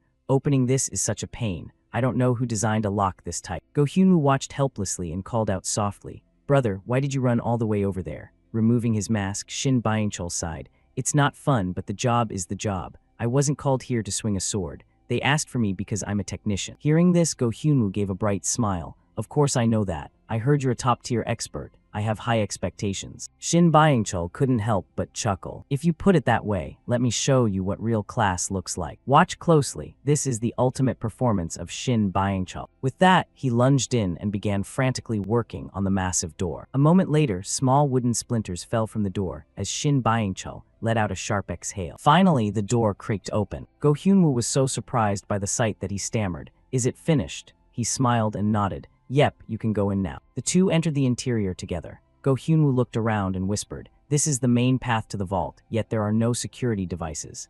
Shin Byung-chul snorted with contempt. Good grief, you can't trust amateurs. Places like this are exactly where you hide floor traps. Just as he finished speaking, Go Hyunwoo's foot stepped on a brick containing a hidden trap. He quickly noticed a flash of light from the side. The moment the object was fired, Go Hyunwoo leaned over and dodged it just in time. Watching the sharp arrow quiver as it embedded itself in the wall, he nodded in agreement. You're right, I didn't expect the trap mechanism to be so well hidden. Without you, we would have been in danger. Shin Byung-chul frowned and asked, you get it now. One lapse in concentration and you're dead.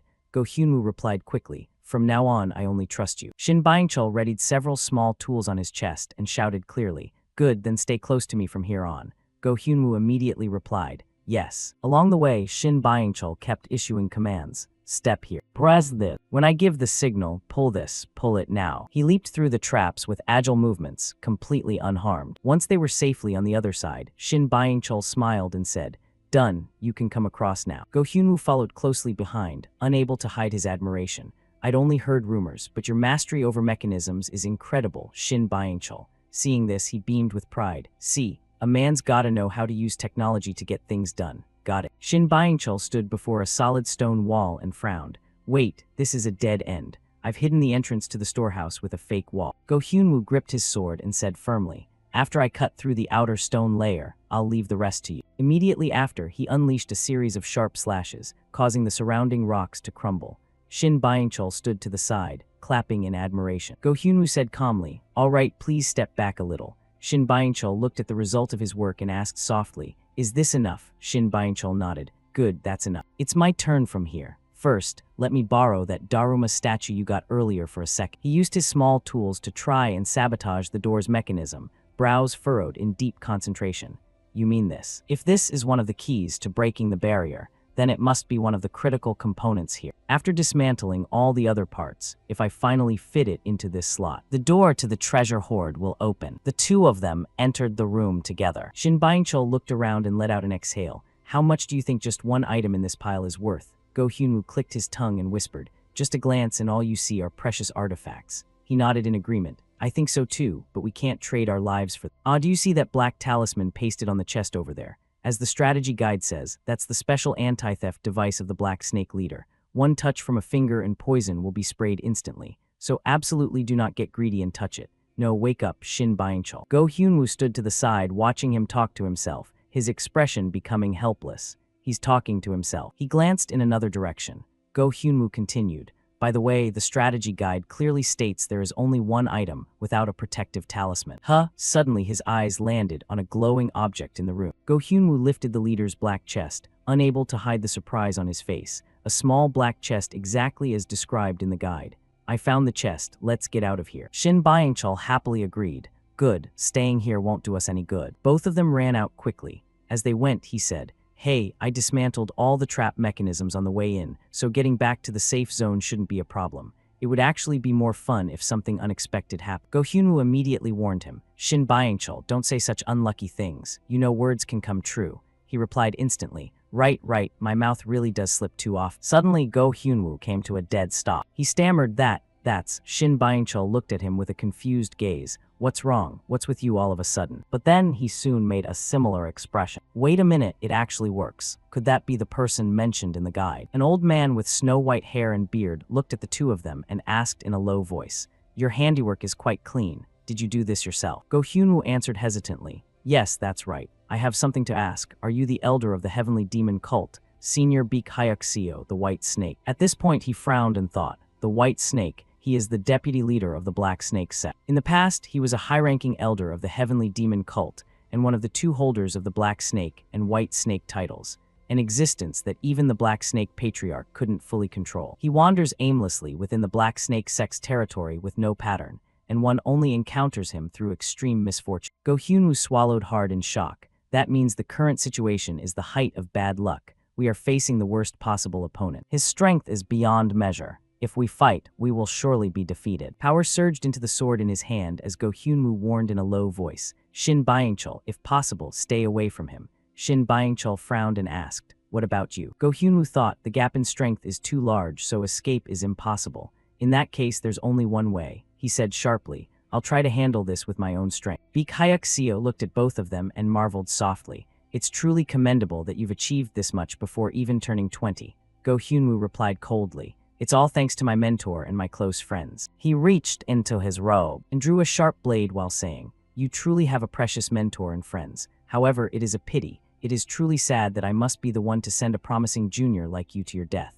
Blame your unfortunate fate for meeting this old man today. Out of a final shred of pity, I shall allow you the first move." Go Hyunwoo gripped his sword tight and accepted without hesitation. "Then I shall take the liberty of making a move. I hope you're ready." He unleashed the flowing water sword technique directly toward Beak Hyukseo. He silently assessed. He doesn't just manipulate wind, but also controls the flow of true chi. This is no ordinary technique, but the blade in Beak Hyukseo's hand bent with surprising flexibility. Go Hyunwoo was instantly shocked. This is the soft sword style, the venomous snake strike. The snake strike was unleashed without mercy, and that terrifying power successfully blasted Go Hyunwoo backward. He exclaimed, a move with terrifying power, yet completely disregarding the consequences. Seeing Go Hyunwoo coughing up blood in pain, Beak Hyukseo's cold voice rang out. "This is a technique only suitable for dying along with your opponent. Surely you didn't expect this old man to go easy on you. Now, prepare to take the next hit." Shin Byung-chul, merely witnessing it from the side, felt himself shudder. Just a single collision sent tremors through my entire body like this. Go Hyunwoo collapsed completely, fresh blood pouring from his mouth without stop. He tremblingly thought of a plan. With such a gap in strength, a clumsy counterattack is completely meaningless. If so, I have no choice but to use the strongest move I have. Go Hyunwoo struggled to stand up, his eyes shining with a look of resilience. Beak Hyukseo found it increasingly interesting and laughed with delight. Wonderful, but it's still not enough to withstand this old man's ultimate skill. Having said that, Beak Hyukseo charged toward him once again. Go Hyunwoo made a resolution in his heart. Therefore, I must succeed. Suddenly, his eyes widened as he discovered this movement was identical to the infinite carved lines on the Daruma statue. A single line that perfectly coincided with the sword's trajectory. That is the point. That is the point. A massive source of power surged up, creating the move Clear Stream Sword. Go Hyunwoo grit his teeth and dashed forward, dodging the wave of attacks from Beak Hyukseo. He nodded with satisfaction. Truly amazing. I didn't expect a young person like you to be able to execute such a perfect movement. You have every right to be proud of that. Go Hyunwoo panted heavily, maintaining his stance while thinking to himself. That Clear Stream Sword move just now reached near perfection, and yet it still wasn't enough. At that moment, a sharp glint appeared in Beak Hyukseo's eyes. He spoke in a deep voice. "If I continue to hold back, it would be no different than insulting you. Now, this old man should show a bit more of his true strength." The power from within his body diffused once more. Go Hyunwoo immediately realized. This aura, just facing it makes me feel numb. As if a giant serpent is staring right at me. Facing such a massive power without flinching, Go Hyunwoo carefully outlined a plan for himself. The next move must be his strongest ultimate skill. With my current strength, I absolutely cannot block. But I cannot fall here. I must fulfill the long-standing wish of the sect. The last will that master pass down. The faith of my fellow disciples, those who have placed their hopes in me and are waiting for me. Thinking of this, Go Hyunwoo grit his teeth and roared. Will I really fall here? No, I'm not ready for this to end. Beak Hyukseo said coldly. Then take it all. This is the final blow. Go Hyunwoo turned his determined eyes toward him. He was like a true warrior, standing alone against that giant python. Watching his movements, Baek Hyuk-seo could partly guess that the technique was a martial art that uses softness to overcome hardness, purely utilizing fluidity to neutralize lethal strike. You don't think that with just that, you can block this coming attack, do you? If you're counting on a bit of pity from this old man, then you will be buried right here. Baek Hyuk-seo unleashed a fatal strike called White Snake Ascending to Heaven, charging to attack him head-on. However, Go Hyunwoo appeared unusually calm at this moment. He seized the right opportunity, gaining momentum to leap up and dodge the sword strike from Baek Hyuk-seo. His face became extremely grim. This was a true battle between the two of them. A deep mark was left on the ground following Go Hyunwoo's movement. His body reaching its limit caused him to let out a painful cough. Baek Hyuk-seo glanced toward Go Hyunwoo, deep in thought. That kid used the longsword strapped to his back, and he still held his ground against that ultimate skill. The moment the two swords touched, it was as if an invisible force had separated the space between the two sides. That sword must surely be a supreme masterpiece. So then, what exactly is that sword? And what is the identity of the boy who possesses it? Baek Hyuk-seo thought to himself, but the match ends here. I have countless things to ask, but asking now would only make this moment trivial. Finally, he turned around leisurely, looking at Go Hyunwoo and saying coldly, "You all may leave now." I remember saying the previous move was the final blow. This old man never speaks in vain. Go Hyunwoo instinctively remembered the words before he unleashed the finishing strike. Then take this. This is the final blow. Only now did he instinctively realize, so that's what you meant. Baek Hyuk-seo said in a low voice, "Take him and leave, I will not pursue you." Shin Byung-chul hurried to give thanks. "Thank you very much, sir." He quickly helped Go Hyunwoo away. After just a few steps, he turned back to look at the man with a wary gaze, whispering, Hey, don't tell me that old man is letting us go just to stab us in the back later." Go Hyunwoo looked ahead without turning his head, but his voice contained a firm resolve. "I will visit you next time."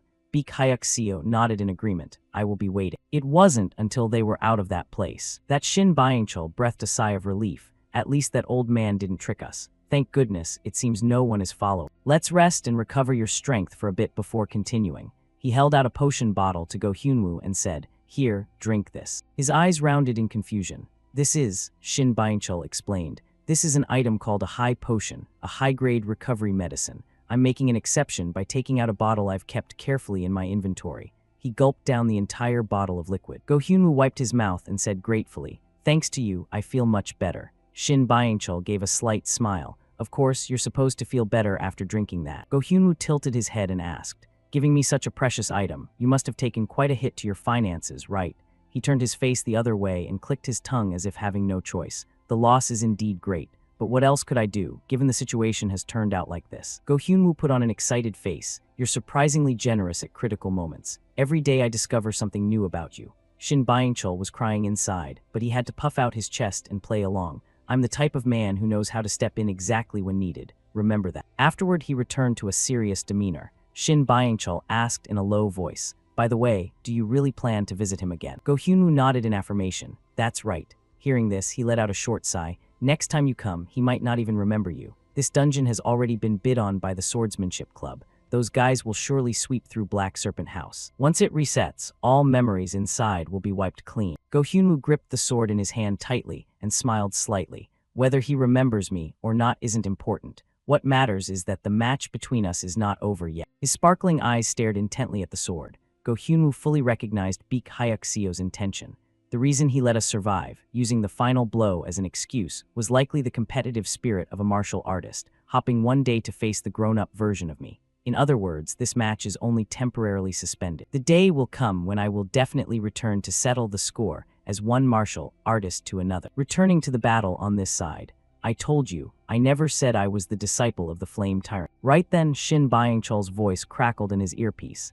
"It's done, head to the safe zone." Kim Ho's spirits immediately lifted. "All right, I guess I should end it here as well." He looked at the black snake and said coldly, "I think I'll be going now." He naturally did not want to let him go. "You think I'll let you leave so easily?" Kim Ho shrugged nonchalantly. "Pretty much. Besides, you can't catch me anyway, right?" That provocation successfully enraged the black snake to the point of hissing. "You." But he didn't care and turned to dash away, calling out, "Take care of your health." The black snake pursued while shouting, "Stop right there. You think I'll let you leave in peace?" As he finished speaking, He gathered all his strength to execute the Heaven's Net technique. Kim Ho, who was running, suddenly screeched to a halt, his hand absorbing heat energy, activating augmentation. The level of Hell Fist increased from C to A, combined with Wind Force. Just as the Black Snake's Heaven's Net was about to touch Kim Ho, he neutralized it in time, even retaliating against him with an empowered Hell Fist. The heat radiated so strongly that Kim Ho had to pause due to the pain. He looked down at his smoking palm and thought,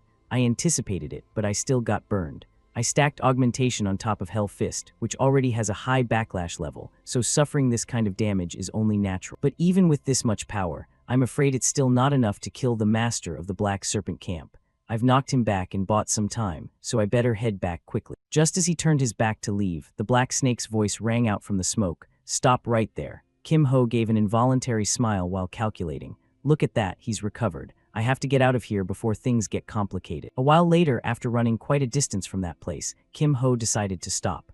All right, coming this far should be enough. They will definitely search the area after we leave the dungeon. He'll be quite annoyed when he can't find us. Looking toward the small house, Kim Ho wondered, that abandoned house over there is the safe zone. I wonder if Go Hyunwoo and Shin Byung-chul have arrived yet. He gently pushed the door open. Seeing the two familiar faces inside, Kim Ho let out an "oh" and smiled. You guys got here fast. Go Hyunwoo saw him and called out, Mr. Kim, you're here. Kim Ho was a bit surprised and hurried to ask, why do you both look so terrible? With your strength, there's no way you'd struggle against ordinary warriors. Did you engage with W Serpent? Go Hyunwoo nodded with an embarrassed smile. That's right. Kim Ho clicked his tongue slightly. Bad luck. Anyway, you both worked hard. He opened his hand, taking out a B-rank emergency escape scroll. And as he tore it in half, he said, we were in the dungeon longer than I thought. I was worried about you two waiting outside. Now let's head back. All three of them stepped through the spatial portal to return. Shin Byung-chul waved excitedly and shouted, Ga-young, we're back. Go Hyunwoo seemed anxious. We have to slip away before we get caught. A strange black smoke spread throughout the room, making him jump.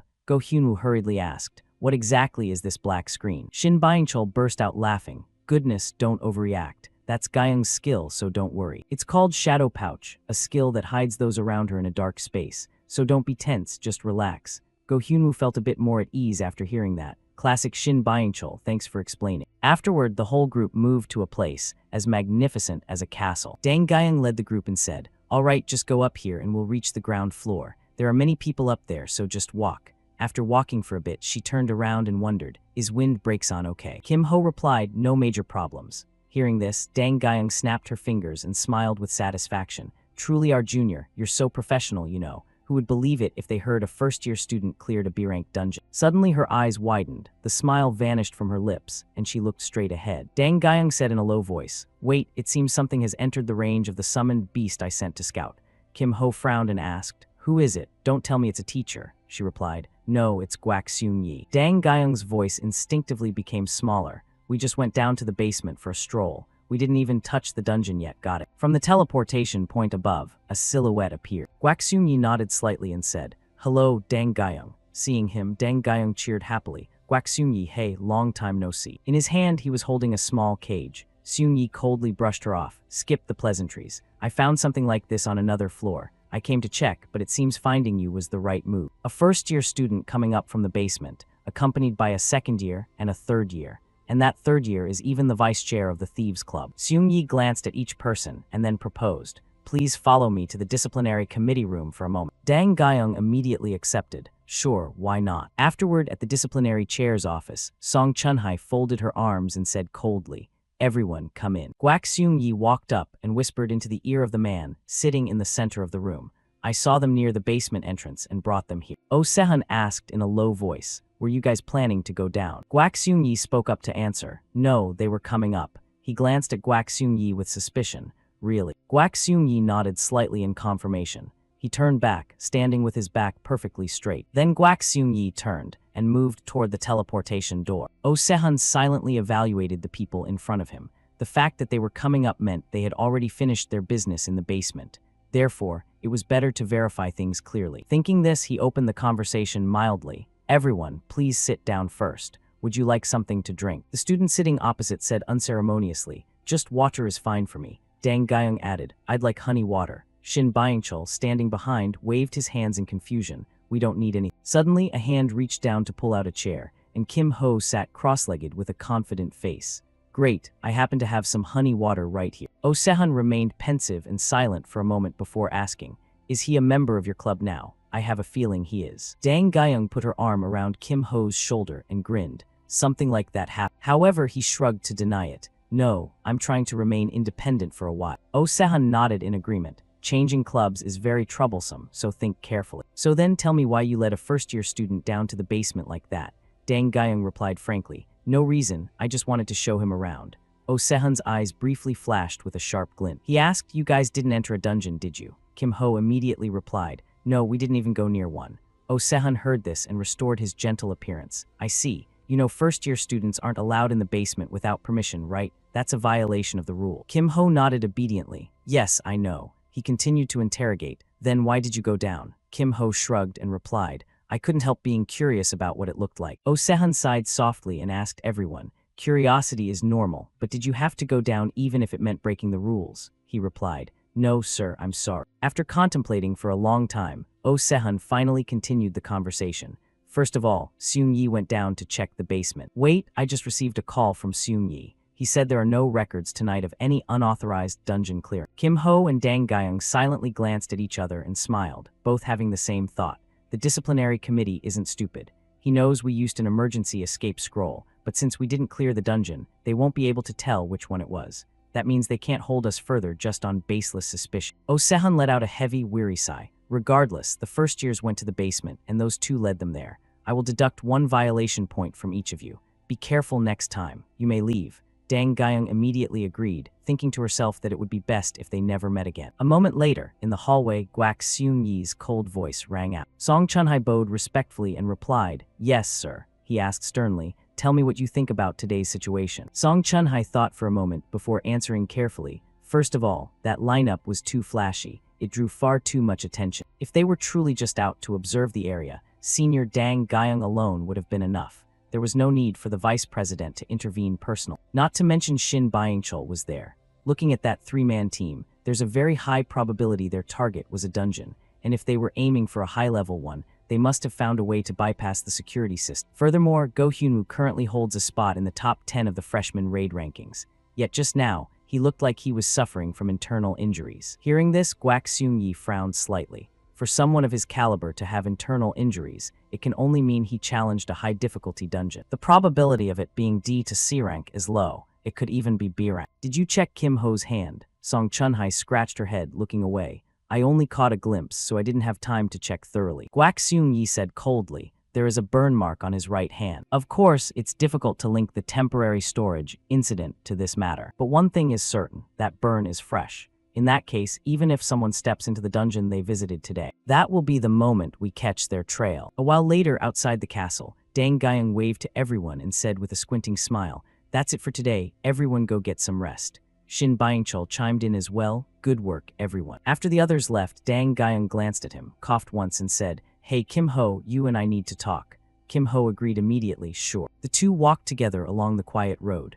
It wasn't until a moment later that Dang Guyung stammered, sorry, I bragged too much. Then I ended up getting caught red-handed. Kim Ho clicked his tongue. Right, it was a bit disappointing. She hurriedly explained, no, but honestly it's also because Guak Seung Yi handled it too well. Are you teasing me? He laughed and waved his hand. I don't mind a single violation point, it's fine. Suddenly, Dang Guyung's face twisted into a scowl. Show me your hand for a second. Kim Ho was confused, but let her do as she pleased. Staring intently at the burn on his hand, Dang Guyung made her judgment. Seung Yi must have seen this. Kim Ho nodded. I think so too, she asked in a softened tone. Did you use Hell Fist a lot in the Black Sand Room? He replied sheepishly. Actually, I made a bit of a mess in there. Dang Guyung rubbed her chin in deep thought. If this keeps up, we might get caught. The key is to see if we can manipulate the Black Sand Room records separately. Kim Ho said sincerely, I'd really appreciate it if you could use a bit of your influence on that. Dang Guyung gave a cold snort. Fine, we'll do that. Our service was lacking anyway, and if you get caught, we're in trouble too. But Kim Ho, there's something I want to ask. Why do you always do such reckless things? The question made Kim Ho pause, a flicker of confusion appearing in his eyes. He thought to himself, it's only been a month since I arrived here, and in that time, I've broken quite a few academy rules. Big ones, small ones, and I haven't shied away from clashing with all sorts of factions. She's probably asking what I'm trying to achieve by going this far. With that thought, Kim Ho replied, I've graduated from the Dragon Slayer Academy over 200 times. Dang Guyung frowned in dissatisfaction. Stop joking and be serious. He let out a sigh and asked with an air of indifference, in all that time, do you think only good things happened? Back in the early days, far worse things happened than people just getting hurt or dying. Hearing this, Dang Guyung became shy and stammered, sorry, I think I asked something I shouldn't have. While she was wondering what to do next, Kim Ho continued, I made a firm decision back then. I will never let anyone take away what belongs to me, whether it's an object or a person. Dang Guyung looked at him inquiringly. Is that what you want? That goal is actually very difficult. Kim Ho answered firmly, that's why I have to get stronger until it becomes easy. Having understood everything, Dang Guyung thought to herself, it sounds idealistic, but if that's the reason. Then she smiled slightly and said, all right, I like that attitude. It's late, go get some rest, I'll see you on Monday. Kim Ho asked blankly, why Monday? Dang Guyung playfully stuck out her tongue at him. I'm not telling. Time passed quickly. A few days later, Hyunwoo caught up with Kim Ho in the school hallway. Kim Ho mourning. Seeing him, he nodded. You look much better. Hyunwoo laughed while talking about his condition.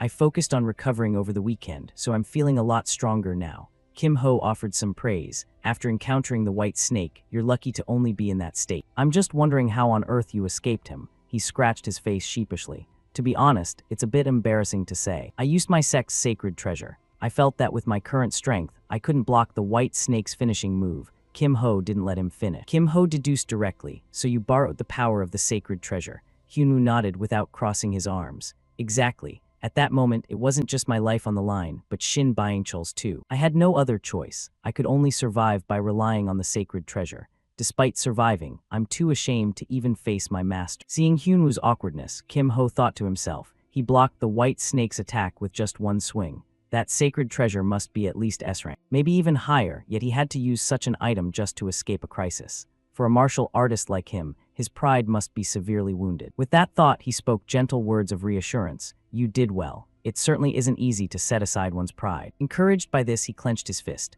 From now on, I'll work even harder to become worthy and restore my sex reputation.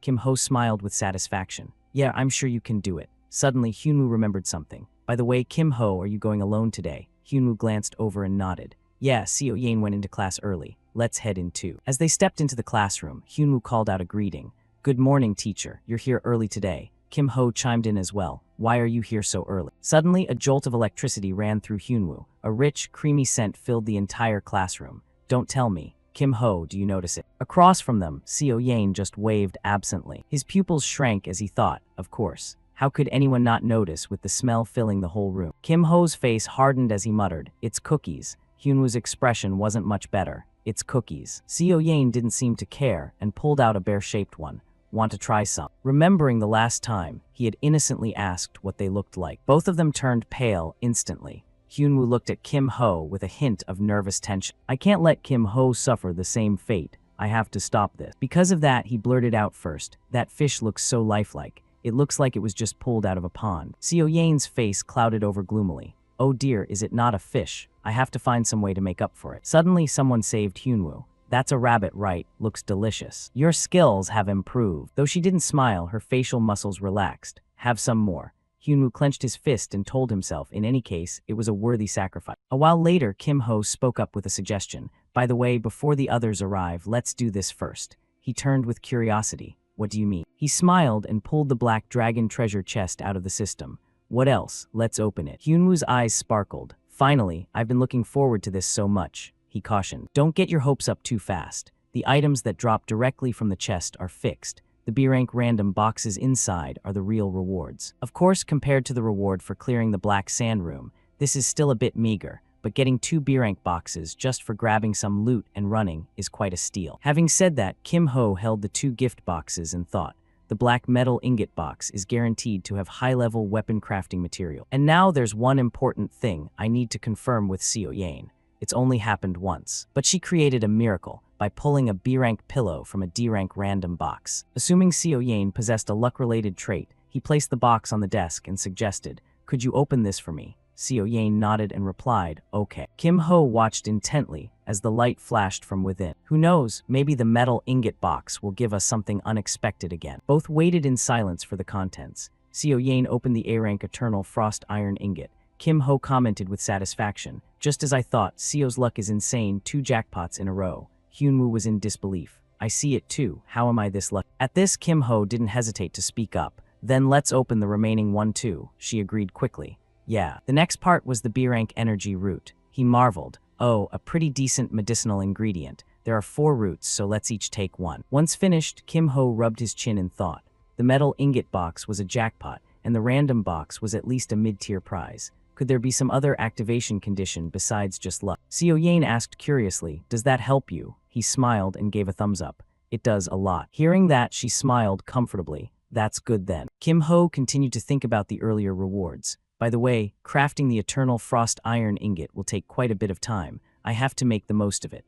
I need to hit the forge right after class. In the blink of an eye, it was lunchtime. Kim Ho appeared at the forge immediately after. I'm here to commission an item. The blacksmith replied while working, sorry, but this semester's order list is full. He still patiently suggested, wait, can I see the club president? The blacksmith answered without turning his head, no means no. We don't even take orders from the direct descendants of famous families, so don't waste your time. Kim Ho happened to cut in. I might not be a direct descendant of a prestigious family, but I have this. The boy turned around with some curiosity. What is it? Where would a freshman get something like that? Kim Ho pulled out the VIP production ticket and asked, can I exchange this? A while later, he met with the Forge Club president. So what are you planning to make? A freshman bringing a VIP ticket. Kim Ho looked at the man in front of him with a slight lack of focus. This is a blueprint I've already drawn. It'll be faster if you just look at it yourself. He sat in a chair and looked it over. You're no ordinary student, are you? Is this magic equipment? Kim Ho wasn't particularly surprised. You saw through it immediately.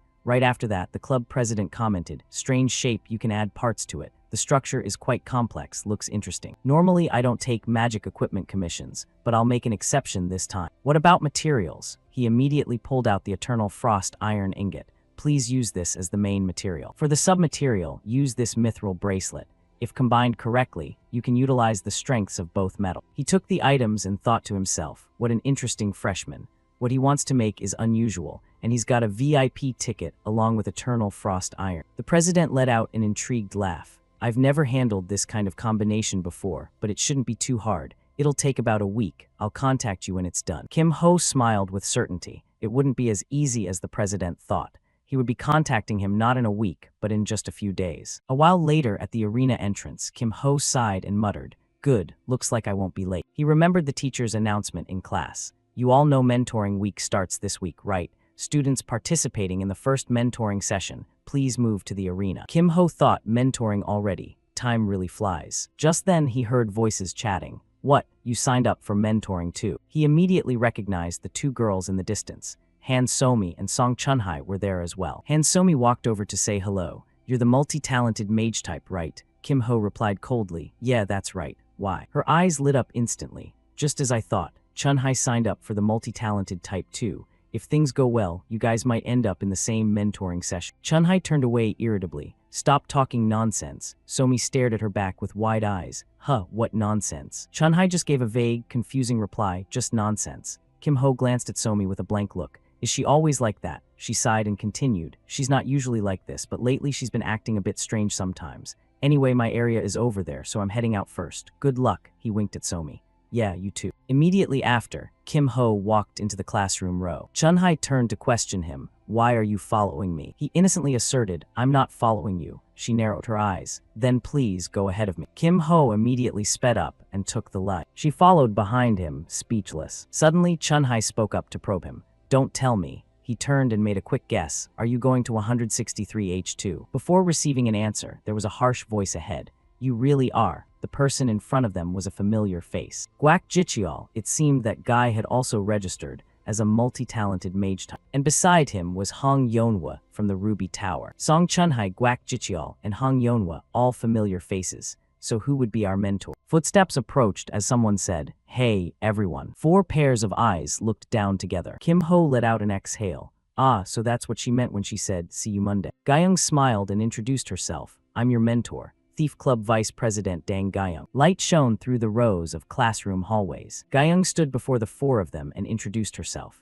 As you know, you've all joined my group to become multi-talented mages, and since you're multi-talented, you obviously can't rely solely on magic. I don't know exactly how much each of you is lacking in each area, so today we'll test where your abilities stand. With that, she snapped her fingers, and a circular arena map appeared behind her. and we'll do that through this week's sparring match. In other words, this week's match will count as the mentoring session. Now, I'll explain the rules. Listen closely. The first rule, strong opponent versus strong opponent. Here, of course, I'm referring to myself. But since freshmen have to fight a second year, that's a bit harsh, so I'll set a few custom rules. First, this bracelet will limit all my skills to C1 rank once I put it on. You can think of it as a rank lock zone. If you manage to remove all 3 stickers from my body while I'm still restricted, the victory is yours. The final rule, 2-man teams. Simply put, you two will have to coordinate with each other. That concludes the explanation. If you have any questions or opinions, ask them now. No questions? Good. When you're ready, enter in pairs. The other 3 spoke in unison. In pairs, it was an uncoordinated moment. All 3 had the same thought about Kim Ho. So if we have to fight in pairs, remembering Hong Yeonwa's agitated behavior, then you just go in already. Then remembering the raid progress Chunhai had received. Kim Ho, no matter what happens, you must stay away from that guy. We absolutely must stay away from him. Thinking this far, Chunhai took a risk and proposed, please pair up with me. Guak Jicheol was visibly delighted. That works for me. Yeonwa stood in the middle, looking around. Then what about me? Kim Ho approached with a dark, gloomy expression. Same team again, huh? Let's give it our best. Seeing her looking like she was about to burst into tears, he thought to himself, that girl is still exactly the same, seriously. I wonder how long she plans on keeping that up. While waiting, I'll check my quest first. I'll check the mentoring event later. What's more important now is the combat match reward, which changes depending on the completion time. Dragging it out will be a disadvantage, so it's best to finish it today. Is it already my turn? Looking at Chunhai and Jicheol's bruised announcement, they were calling in the next pair. Kim Ho thought with satisfaction. As expected, those level 53 upperclassmen are on a completely different level. Kim Ho's pair stepped onto the arena floor. When you're ready, just step in and look at Gyeong in front of you, he silently scouted. Despite the previous matches, the arena was spotless, with no traces left behind. Even though my rank has been restricted, the strength gap between me and Song Chunhai and Kim Hwi Cheol is still massive. Yeonwa whispered in his ear, do you have a plan? Kim Ho said without any worry, try fighting on your own first. She jumped in surprise, stammering, by myself. Yeonwa frowned at Kim Ho's baffling decision.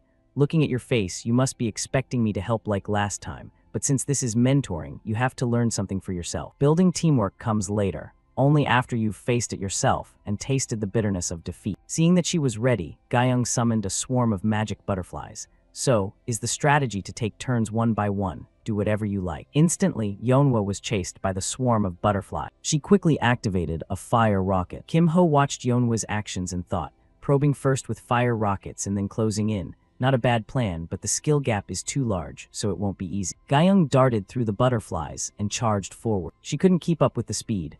Since when? Gyeong smirked dangerously. I see what you're aiming for, but that's still not enough. As soon as the words were out, she threw a punt, followed by a knee to the stomach, and finally caught a butterfly to unleash an energy blast. The technique was completed, and a large explosion occurred. Gyeong looked triumphant, but I'm impressed you managed to react from that distance. Finally, I feel like moving a bit. Kim Ho blocked the hit for Yeonwa, and then smiled. Don't worry, I don't plan on making this a 2-on-1. Then he turned and whispered, don't just rely on long-distance pressure anymore. Go for an assassination. She whispered back in shock. After all those failed attacks, now you're telling me to jump into close quarter. He released a burst of killing intent and growled, even if you lose, you should give it a try. Yeonwa broke into a cold sweat. Yes, sir. Immediately after, she returned to the match. That's right, I can't win by just stalling for time. Then I'll go all out and activate overload at maximum capacity. This time, she carefully used a lava whip. Seeing this, Gyeong retreated several meters and then suddenly lunged into close combat.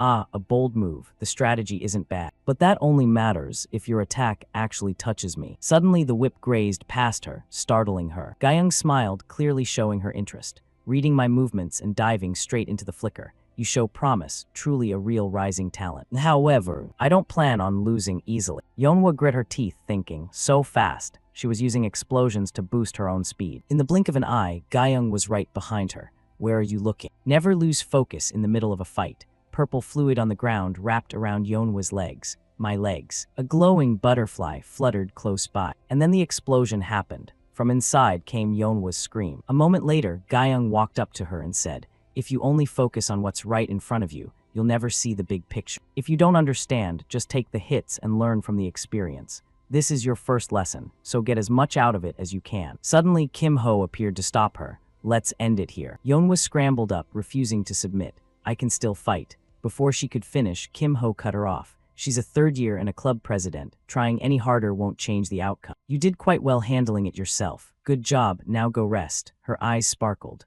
Okay. He waited for Yeonwa to leave. Gyeong spoke softly. Is it just us now? Kim Ho replied indifferently. Seems so, by the way. Why did you agree to do the mentoring? She burst out laughing. Surprised, that's more like it. Oh Sehun personally came to see me and practically begged. Seriously, he said. As long as I take charge of mentoring, all my disciplinary points will be wiped clean. He heard her out, his face remaining unchanged. I can't imagine him begging anyone, but that's a pretty fair price. The disciplinary chair is certainly bolder than I thought. So before we start, can I ask you for a favor? Gyeong was intrigued. A favor, let's hear it. Kim Ho smiled and made his proposal. I want this week's match to start with the replay mode turned off. She was a bit surprised to hear that. Going all in, are we? Fine by me. I was curious to see anyway. Normally, all mentoring sessions are recorded, but I'll make an exception this time. You should be grateful. Normally, all mentoring sessions are recorded, but I'll make an exception this time. You should be grateful. Immediately after, Gyeong entered her combat stance. All right then, let's see just how much you can do, kid. Kim Ho flicked his hand.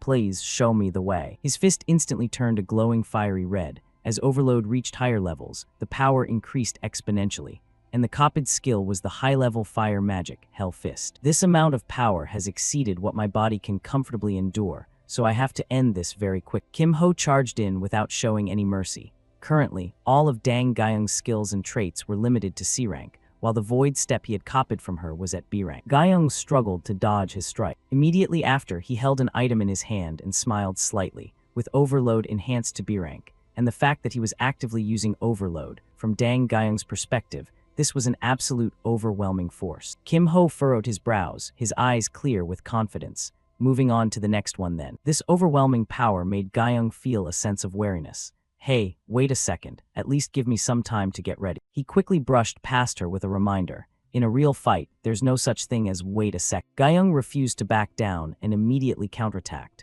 Looks like I have no other choice. Kim Ho gathered a glowing sphere above his head, then slammed it into the ground so that the burst of wind would blow Gyeong away. She was instantly blinded by the dust. Damn it. Kim Ho seized the opportunity to score a knockout. The corner of Gyeong's mouth twitched. So that's two now, she blurted out a protest. Hey, seriously, you should at least give me a moment to prepare. In response, Kim Ho just curled his lip. Do you think I don't know that giving you more time would only put me at a disadvantage? I'll say it again, I'm doing my best to win. Gyeong gracefully adjusted her posture. Then the last one, I'll take this one too. Unexpectedly, Gyeong flipped through the air to dodge. She proved she was no amateur. She had clearly let her guard down because of the kids earlier. Thinking back, he had left the black snake room with only a wound on his hand. I should treat him according to his true strength. If he escapes its range, it's easily neutralized, and he surely knows that. His face darkened as he scrutinized every chain. Very quickly after that, Kim Ho ran to avoid her. Once the duration of overload ended, Dang Gyeong's speed and his would be equal. If she kept running, his overload would run out, meaning the risk would even out. However, with a C-rank mana vein, maintaining a domain-type magic was extremely difficult. In other words, while maintaining the Shadow Realm, she wouldn't be able to use any other skills. Even though she held the initiative, Gyeong was still struggling. Damn it, I thought he was trying to stall for time, even just a little, but he's charging straight in. Kim Ho brushed past her and asked, where exactly are you aiming? Gyeong's footing instinctively faltered, and she tumbled to the ground. Kim Ho walked over and reached out a hand to help her up. That last one, I'll take that too. The system board displayed the notification. Score Kim Ho and Dang Gyeong, win-loss. After the match, Gyeong gathered with the other three. You kids, who gave you permission to rest, is now the time for that. Chunhai muttered with a serious face. Look at senior's clothes and the position of those stickers. Jicheol scrutinized them with a frown. They've changed slightly compared to the start, haven't they? Gyeong looked visibly annoyed. Hey, stop whispering among yourselves and get over here. I originally intended to give individual feedback, but that doesn't seem important anymore. Even considering you are all mages, your close combat skills are still far too weak. If you are the multi-talented type, you should at least have basic countermeasures for melee combat. So today's mentoring session will focus entirely on close combat. You all have a solid foundation, so you should be able to handle it. And I'm sure you're all disappointed with the sparring results. Right, I'll give you 3 chances. If you can remove all my stickers during that time, you'll earn points. That's it for today's mentoring. Dismissed. The other 3 dejectedly left, while Kim Ho stayed behind to check his notifications.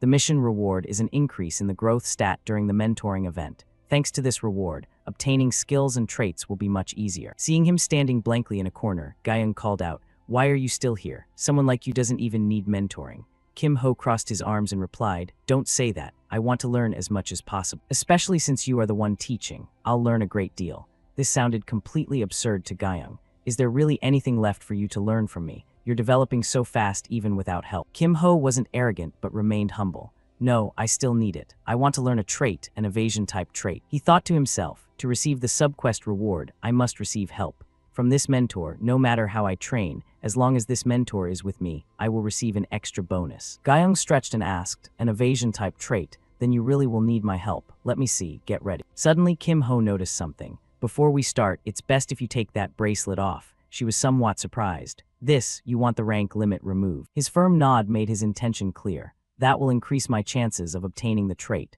Just what kind of trait is it that requires such extreme condition?" Distortion, that strange term confused Guyung. "Another weird one, what effect does it have?" Kim Ho squinted his eyes with a promise. "I'll show you after I learn it." She unhurriedly removed the bracelet from her hand. "Fine, just make sure you dodge properly." He joked half seriously, "I'll manage." The bracelet fell freely to the ground in an instant. "All right then, good. Then show me that you aren't all talk. Dodge this." Kim Ho tilted his head, just in time to dodge the strike.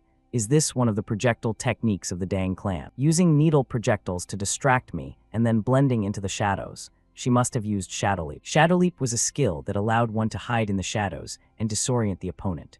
It consumed a massive amount of mana. Those with low-level mana veins wouldn't even dare use it. This was on an entirely different level compared to when she said she was just removing stickers. Just comparing the number of butterflies in Spirit Flight made the difference clear. That last strike was truly dangerous. She was able to unleash a B-rank skill like Spirit Flight without any hesitation. To handle that kind of mana consumption, her mana vein must be a rank or higher. But that was actually working in his favor now. To obtain distortion, he needed to dodge attacks and accumulate stacks. If the rank difference was large enough, he could gain 3 or 4 stacks per dodge. Once he reached the minimum requirement of 1,000 stacks, he would finally have a chance to learn distortion. This was the reason he had forced himself to solo bosses in all those dungeons. By now, he likely had around 4,000 points, so he would be able to obtain it during this mentoring period. On the final strike, Guyung slashed down coldly. Kim Ho was a bit surprised to see her sit down abruptly. "Why did you stop so suddenly?" Guyung sighed and said, "I'm done, I'm taking a break." He stared blankly as she let out a long yawn. Well, she was using all those expensive skills into thin air. She must be exhausted, but since evasion stacks don't have a time limit, it's fine. Immediately after, Guyung lay flat on the ground. "You come here and rest too," he agreed. "All right, let's take a break." Meanwhile, she offered some praise. "You're pretty good at dodging. I was fighting seriously, but you didn't let a single blow land." Kim Ho burst into laughter. "This is a skill I forged after graduating over 200 times. She looked at him warily and said, "You're truly dedicated. Do you plan on keeping up that persona forever?" Kim Ho didn't hesitate to reply, for the time being, yes. Guyung gazed up at the sky, "But the more I think about it, the more I feel like I'm at a disadvantage." Kim Ho sat down beside her naturally. "Why is that? This is all part of the mentor." At that, Guyung sat bolt upright, looking annoyed. "Hiding things like that doesn't count as mentoring. Can I post this whole segment as a replay?" Kim Ho thought to himself. I tried to dodge the subject, but she really saw through the existence of the distortion trait, especially the conditions for learning it.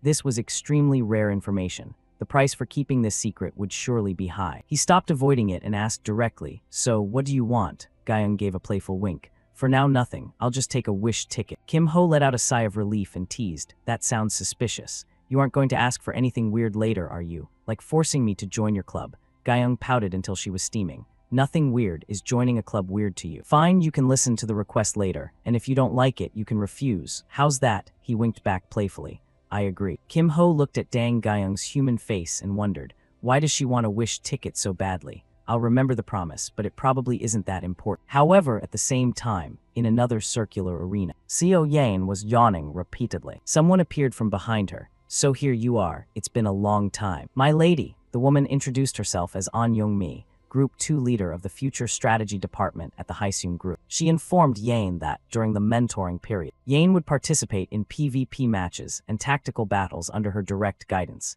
Yane looked utterly confused, while Young-mi calmly explained the situation. The formidable opponent mentioned in the weekly PvP regulations was none other than Young-mi herself.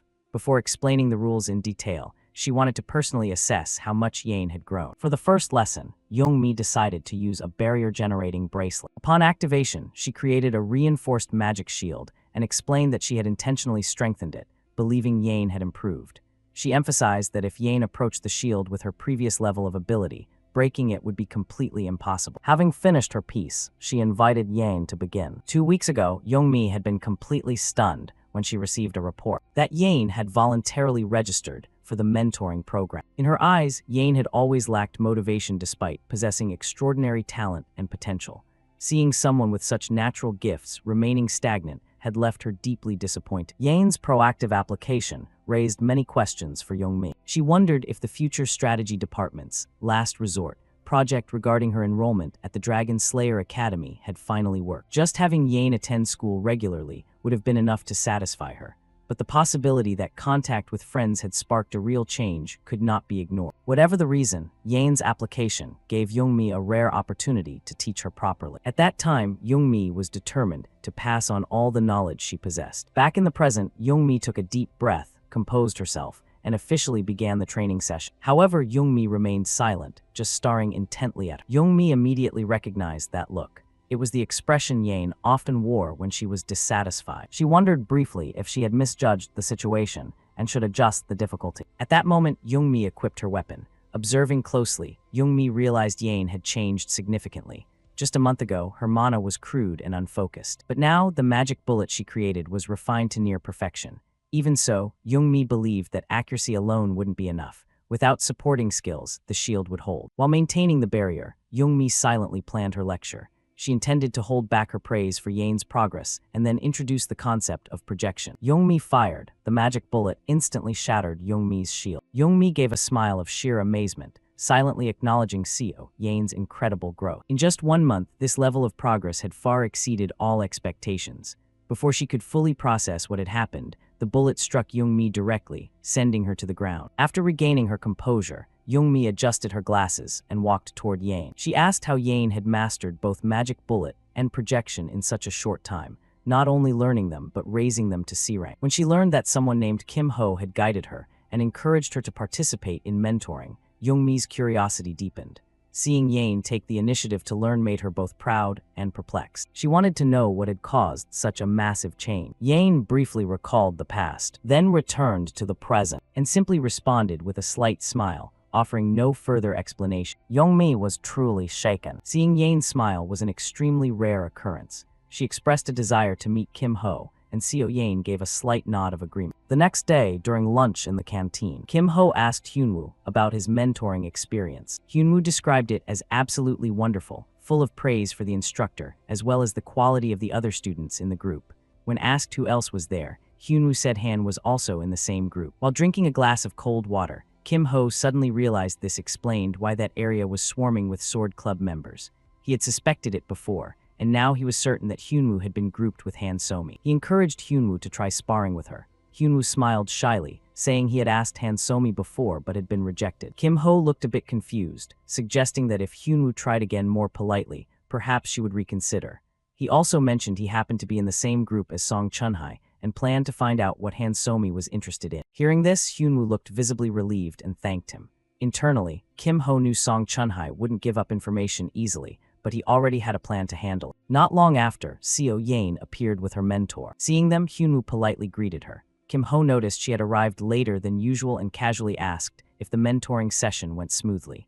Both he and Hyunwoo noticed the stranger woman with her and were quite surprised. The woman introduced herself as An Youngmi, explaining she had been assigned as Yane's mentor. Hyunwoo introduced himself politely, followed by Kim Ho. Youngmi recognized him immediately, saying she had heard quite a bit about him, and asked if he could spare some time to speak privately. Though puzzled, he agreed. Hyunwoo tactfully excused himself, leaving the two alone. Youngmi thanked him and suggested continuing the conversation indoors. Once inside, Youngmi officially reintroduced herself and handed over a business card. She explained that she was the Group 2 leader of the Future Strategy Department at the Hyseung Group, a major defense industry corporation known for competing for top positions at the Dragon Slayer Academy and producing high-end magic tech equipment, including mana layers. This also explained why Yane possessed such advanced gear. Reading the card, Kim Ho secretly deduced that if someone of Youngmi's status called Yane "my lady," then Yane's background must be incredibly noble, perhaps even belonging to top-tier leadership. Seo Yane cut in nonchalantly, saying Youngmi was basically her butler. Youngmi calmly confirmed it, adding that she did handle those duties, though she personally didn't feel worthy of the title. Then, Youngmi stated the real purpose of the meeting. She wanted to consult his opinion on Yane's future path of development. Kim Ho expressed doubt, saying he was just a student and certainly wasn't the best person to offer such guidance. Youngmi disagreed firmly, stating she knew he was the one who taught Yane both magic bullet and projection in just a month, something neither she nor Yane's private tutors had ever managed. In her view, that made him an excellent teacher. Kim Ho was deeply surprised, wondering if Yane really hadn't been taught seriously before. He even blurted out asking if she listened to anyone at home. Youngmi replied that Yane only devoted time to things she personally found interesting. Internally, Kim Ho thought this explanation wasn't entirely honest. Nonetheless, he agreed to help, saying Yane was his friend and he would support her as much as he could. Youngmi thanked him sincerely. After that, she shared her evaluation from the previous day, stating that Yane had successfully leveled up both her magic bullet and projection skills to C rank. Hearing this, Kim Ho couldn't help but be amazed. After a brief moment of thought, he remarked that while her current damage output was sufficient, Yane still lacked mobility and defense, essential factors for prolonged battle. He suggested that Yane should learn a movement skill first. Youngmi agreed with that assessment and asked if he had a specific recommendation. Kim Ho brought up the name Featherwalk and calmly explained its functions. Similar to silent steps, this skill helps lighten the user's body, increasing movement speed, while simultaneously creating weak turbulence in the immediate vicinity, which skillfully deflects incoming attacks, thereby providing a certain level of defensive utility. The only drawback is the extremely high price of the skill book, but he noted that this would certainly not be an issue for the Haeseung group. Youngmi immediately accepted the suggestion and stated she would have someone purchase the skill book right away. Afterwards, she opened her inventory and handed him an item to express her gratitude for helping Yane with her training thus far. Kim Ho froze as he received a pair of boots named Cloudstepper. Youngmi emphasized that it was merely a thank you gift and hoped he would accept it without feeling any pressure. Holding the boots in his hands, Kim Ho thought to himself that Cloudstepper was undoubtedly an extremely valuable item, and only a conglomerate like Haeseung could casually use it as a reward like this. After snapping back to his senses, he accepted the gift, saying he still had many things to acquire and therefore would not refuse. Youngmi smiled and asked him to continue looking after and taking care of Yane in the future. A few hours later, while walking through the hallways of the Dragon Slayer Academy, Kim Ho thought calmly. For the time being, Yane's training could be left to Youngmi, while Hyunwoo seemed truly satisfied with the results of the mentoring program. The only thing left was to arrange a sparring match with Han Somi, but that wasn't urgent yet. Thinking this, he decided to head back to the fort, until an unusual sight caught his attention. Ahead, a figure was walking sluggishly through the corridor. Judging by that exhausted posture, it looked like she had just finished a PvP match. As he got closer, he realized it was Song Chunha. However, her condition was much worse than usual, to the point where he briefly wondered if she had suffered a crushing defeat against Dang Gyeong. This was completely unlike her usual composed demeanor. When he called out to her, she immediately adjusted her posture and replied in her familiar, formal voice. Seeing this, he couldn't help but chuckle internally, thinking this must be her way of maintaining the dignity of the disciplinary committee. He remarked that she looked as if she had just finished a mentoring session and had perhaps worked very hard. She ignored him, insisting she was fine. But he pointed out that the fatigue was clearly visible on her face. That was the final straw. Her irritability flared up. After venting her anger, she finally reluctantly admitted that she was indeed exhausted. She blamed him for calling her over just to tease her and turned to leave. He quickly explained that he wasn't teasing her. He had just run into her by chance and had something to ask. She coldly replied that she was under no obligation to answer and tried to leave again. Right then, he calmly mentioned the wish ticket from their previous bet. Hearing this, the memory immediately came rushing back, and with a clearly annoyed expression. She gave in and told him to ask his question. He straightforwardly asked what Han Somi liked. The question left her completely stunned. For a split second, she misunderstood and thought he was interested in Somi. He immediately denied it, saying that wasn't the case. Once the misunderstanding was cleared, her attitude softened. She said that if this could help Somi, she was willing to assist. However, she noted that Somi was not an easy person to persuade. Instead, she offered to personally speak with Somi herself. He happily accepted and thanked her. She reacted somewhat awkwardly, clearly feeling embarrassed. When everything was settled, he said he would head out first. But as soon as he turned his back, she called him back and proposed another bet. She suggested wagering on that week's PvP matches, specifically, who would be able to remove more stickers. Inwardly, he thought that he had cleared all the stickers long ago, but there was no reason to say it out loud. When he asked what the stakes were, she proposed another wish ticket, just like last time. He briefly guessed she might want to ask about the burns he received in the basement, but then brushed the thought aside. The wounds had completely healed, and he was confident he wouldn't lose. With nothing to lose, he agreed to the bet, putting one wish ticket on the line. The scene shifts to the forge. Upon arriving, he immediately felt that something was wrong.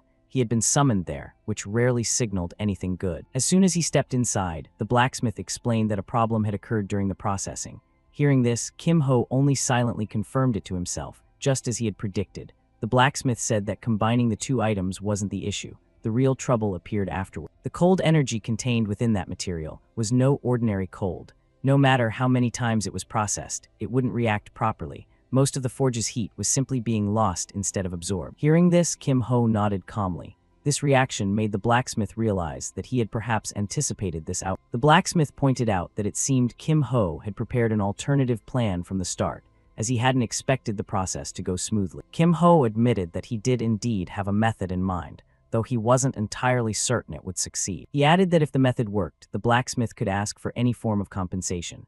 Inwardly, Kim Ho quietly appreciated the blacksmith's sharp intuition. With a slight smile, he made his request. After finishing the staff, there would surely be some leftover material, and he wanted those remains to be used to craft a small item. Though the method was still unclear, the blacksmith agreed that if successful, he would craft the extra item. Satisfied, Kim Ho said he would be in touch once everything was ready. Observing the blacksmith, he thought that someone holding the position of department head wouldn't give up easily in the face of difficulty, if it could be handled for the right price. The blacksmith would surely want to pursue it to the very end, even the task of melting the 10,000-year cold iron alloy. However, to do that, he needed the assistance of an extremely powerful fire-type maid. That was why he had prepared this method, targeting Hong Yewa, the head of the Ruby Magic Tower, and Hong Yonhwa's older sister. Given their past connection, she would at least receive him as a guest. Elsewhere, Hong Yonhwa was exhausted. Since the mentoring began, she had been beaten to a pulp every single day, and it was only Wednesday. Although she could clearly feel her skills progressing rapidly, she still hadn't managed to remove a single stick. Returning to her room, she wondered how much longer her body could hold out if this continued, then decided she should rest for the day. Just as she was about to speak to her sister, she froze at an unexpected sight. In the room, her sister was sitting composedly with Kim Ho, who greeted her naturally when he saw her enter. Her sister said there was no need to return to Ruby yet, as Yonhwa must have handed it over voluntarily.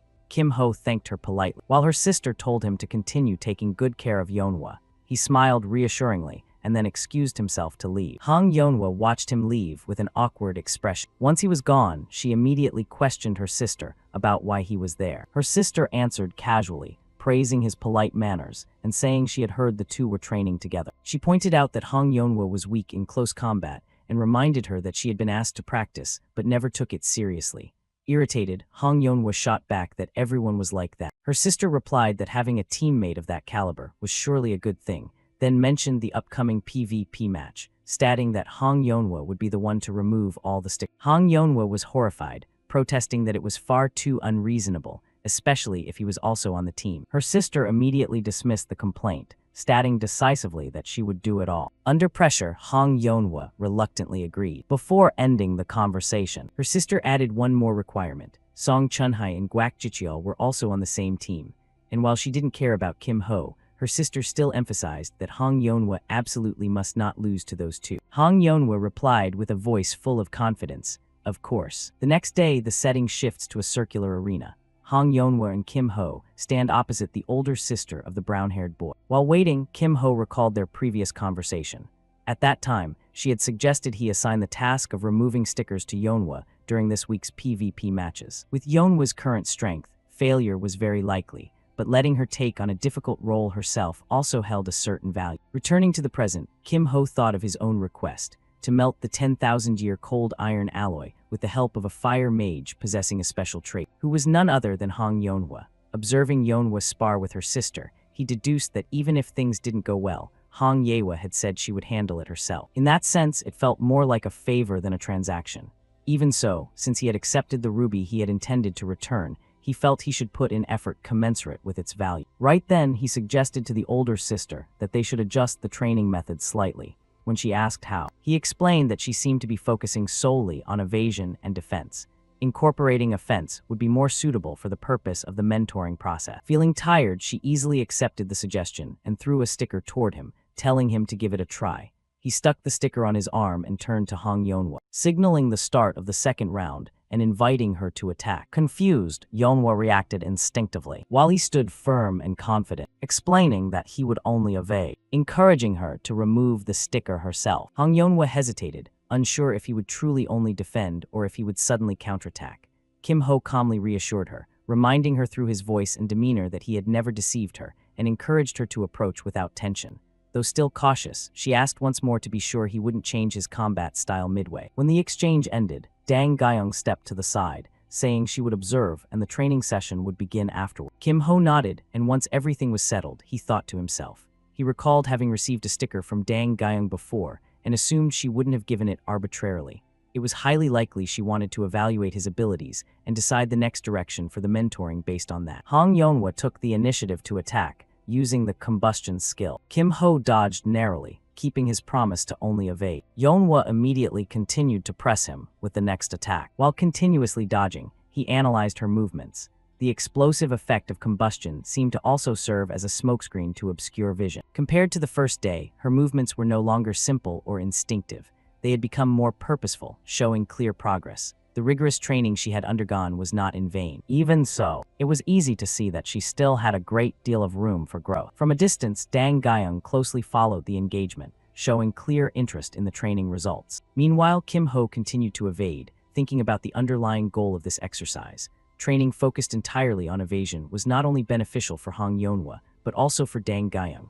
After witnessing this, Dang Guyong would very likely design a new method combining both offense and defense. Managing both elements simultaneously would certainly be more difficult, but that challenge was inevitable. Finally, exhaustion caught up with Hong Yonhwa. She collapsed to the ground, unable to continue. When she looked up at him, her eyes held a mixture of resentment and disbelief. He had evaded countless attacks without being hit even once. Inwardly, she admitted his strength was overwhelming, and briefly thought about leaving before being assigned even more grueling training. As she stood up to leave, Kim Ho called her back and mentioned her rare trait. He called it by its correct name, Aquaflame, making her jump. She was amazed that he knew that, and he explained that he had heard it from her sister. Aquaflame is an extremely rare trait for a fire-type maid, allowing flames to burn even in deep-sea environments, providing an overwhelming advantage against water and ice attributes.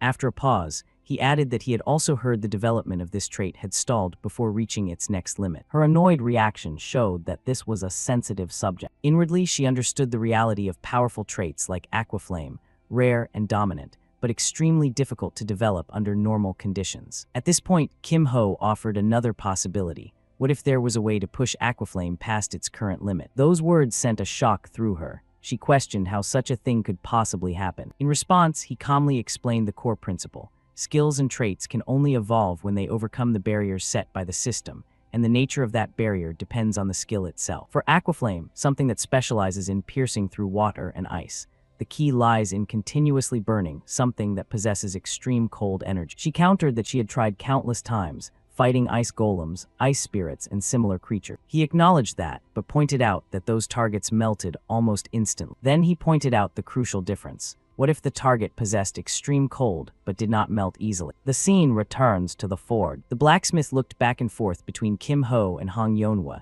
asking if this was the plan he had prepared from the start. Kim Ho confirmed it was. The blacksmith turned to Hong Yonhwa, remarking that what she intended to do was reckless, and saying he had previously sought out another fire mage, but had not been successful. Turning back to Kim Ho, he expressed doubt that the result would be any different this time, especially since she was still only a first-year student. Despite this, Kim Ho remained firm, asking for one more chance. After considering it for a moment, the blacksmith agreed to let them try. Hong Yonhwa looked at Kim Ho in confusion, and then turned toward the block of cold iron. When she felt it, her thoughts immediately matched his previous explanation. The cold radiating from this material was terrifyingly intense, completely unlike anything she had ever faced, and she realized this was the target that doesn't melt easily he had spoken of. She poured all her firepower into the cold iron, focusing all her energy on a single point.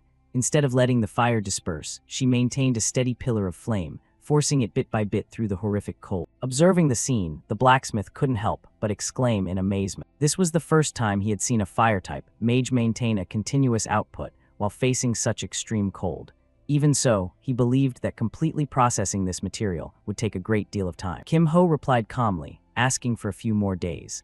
After seeing the initial results with his own eyes, the blacksmith admitted there was hope and agreed to wait. A few days later, the scene shifts to the circular arena.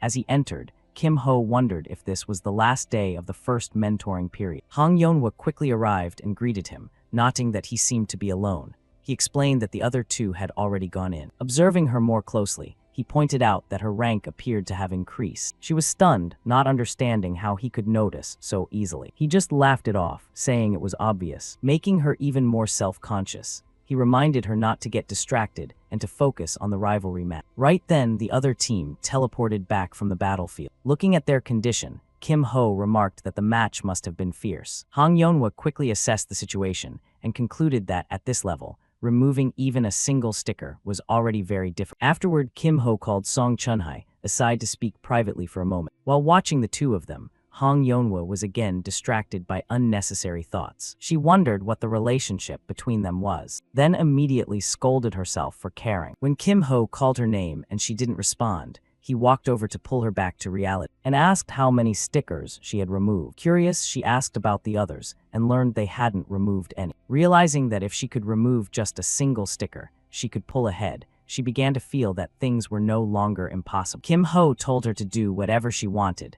He would support her accordingly. She hesitated, surprised that they would be cooperating this time, but he reassured her with his confidence. He reminded her that she had done very well and just needed to trust in what she had practiced. With his support, Hong Yonhwa noticed a strange change within herself. Normally, being near him made her feel a heavy pressure, but today was completely different. Not long after, the two teleported to the battlefield, facing Dang Gaiyang. They were reminded that the previous pair had failed completely, not removing a single sticker, and were warned not to disappoint her. Hong Yonhwa took a deep breath, steadied her spirit, and activated her power, telling herself she could do it. She immediately pushed her pillar of flame to its limit, causing it to overheat to the maximum. Witnessing this, Gaiyang questioned whether changing tactics and going all out from the start was too reckless. In response, Hong Yonhwa activated Flame Orb and Lava Warp. Standing her ground, she signaled that this time wouldn't be like before, and then charged forward to attack, focusing all her kinetic energy into the impact. Gaiyang calmly equipped her magic sword, observing while trying to grasp the intent behind this fighting style. When Hong Yonhwa launched her full power strike, it was blocked and countered cleanly. But as the engagement continued, Gaiyang gradually figured out the plan. The flames weren't meant to overwhelm directly, but to spread throughout the area, interfering with and breaking the shadows around. Hong Yonhwa continued to press on, attacking repeatedly, with each blow being parried by the sword. After a while, Gaiyang realized the true target wasn't her body, but the weapon in her hand. On the next impact, the sword was knocked from her hand. Hong Yonhwa immediately seized the opportunity. Now that her opponent was disarmed, she closed in and delivered the next kick. For a brief moment, Gaiyang didn't move an inch, causing Hong Yonhwa to hesitate out of confusion. That very hesitation came at a price. Dark butterflies suddenly bound Yonhwa's legs, throwing her off balance.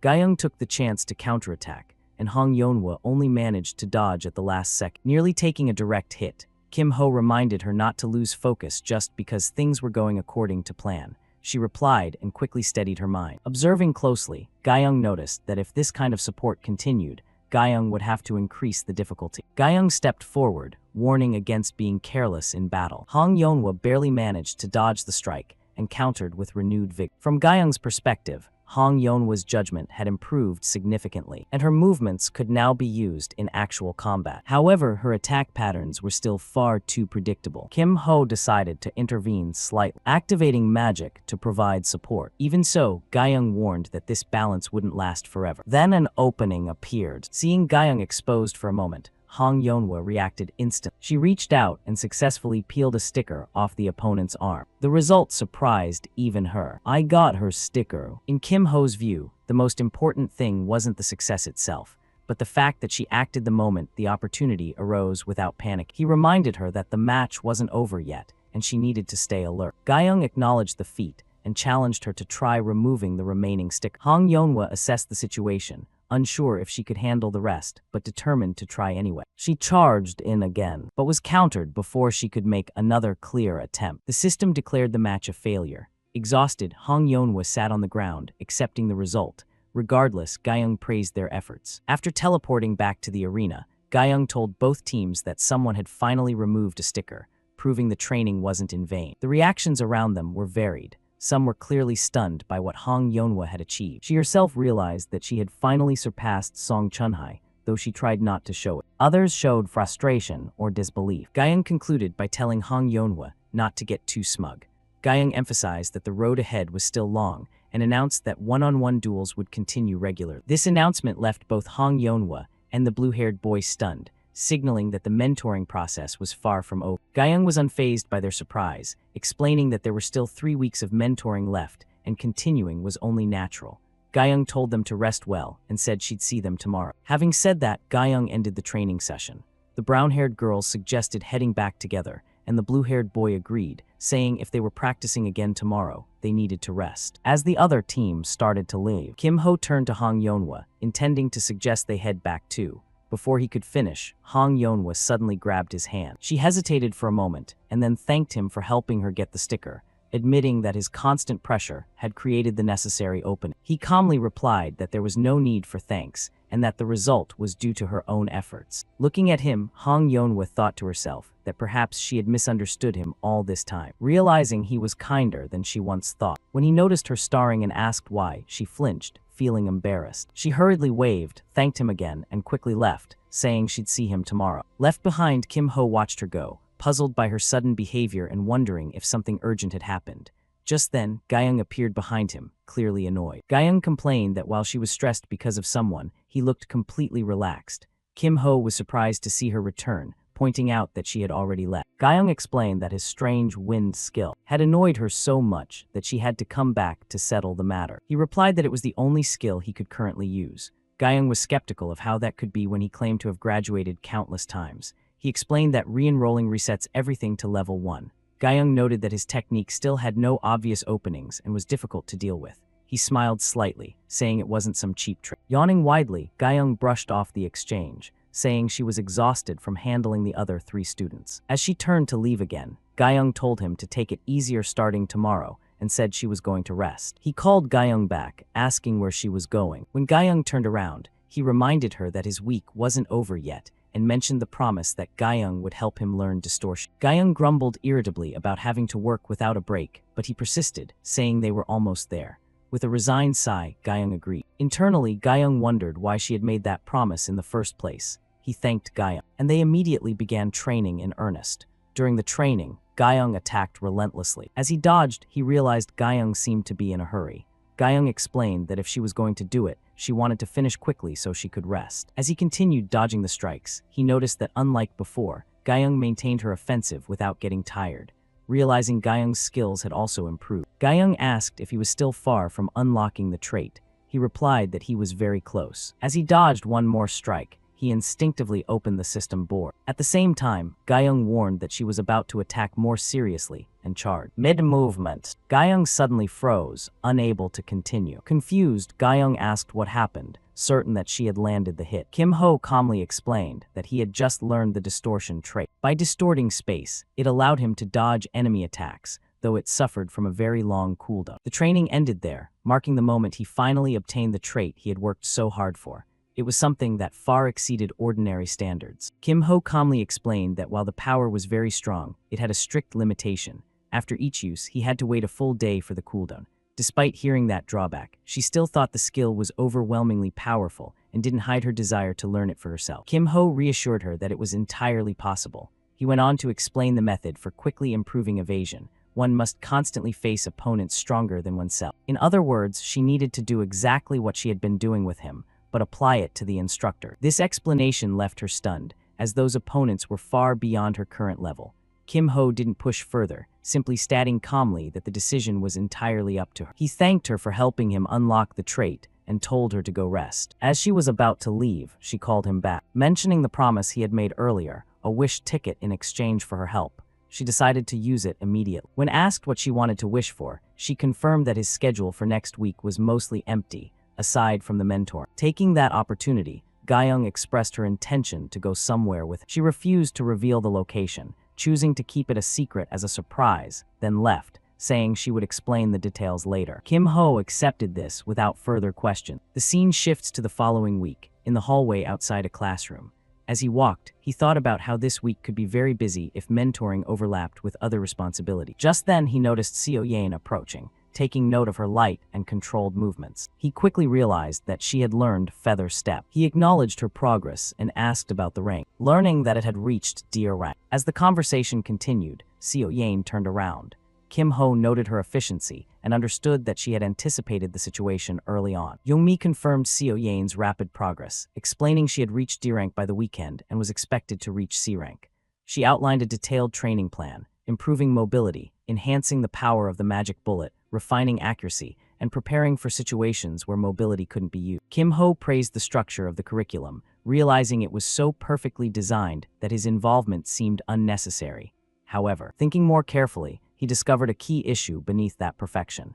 Kim Ho expressed concern that the pace of training might be too heavy. Youngmi admitted that this was also something she wanted to discuss. Since Seo Yain was present, Kim Ho suggested they resolve it together. He asked Seo Yain how she felt after a week of mentoring. Seo Yain expressed her dissatisfaction, claiming the training was too repetitive and boring. Youngmi explained that repetition is the foundation of all training, and reminded her that she had done similar exercises before. Seo Yain dismissed the comparison, saying this time felt completely different and much more tedious. When asked if there were any other issues, Seo Yain complained that she didn't even get to take naps because she was constantly being woken up. Youngmi sternly replied that sleeping too much was unacceptable.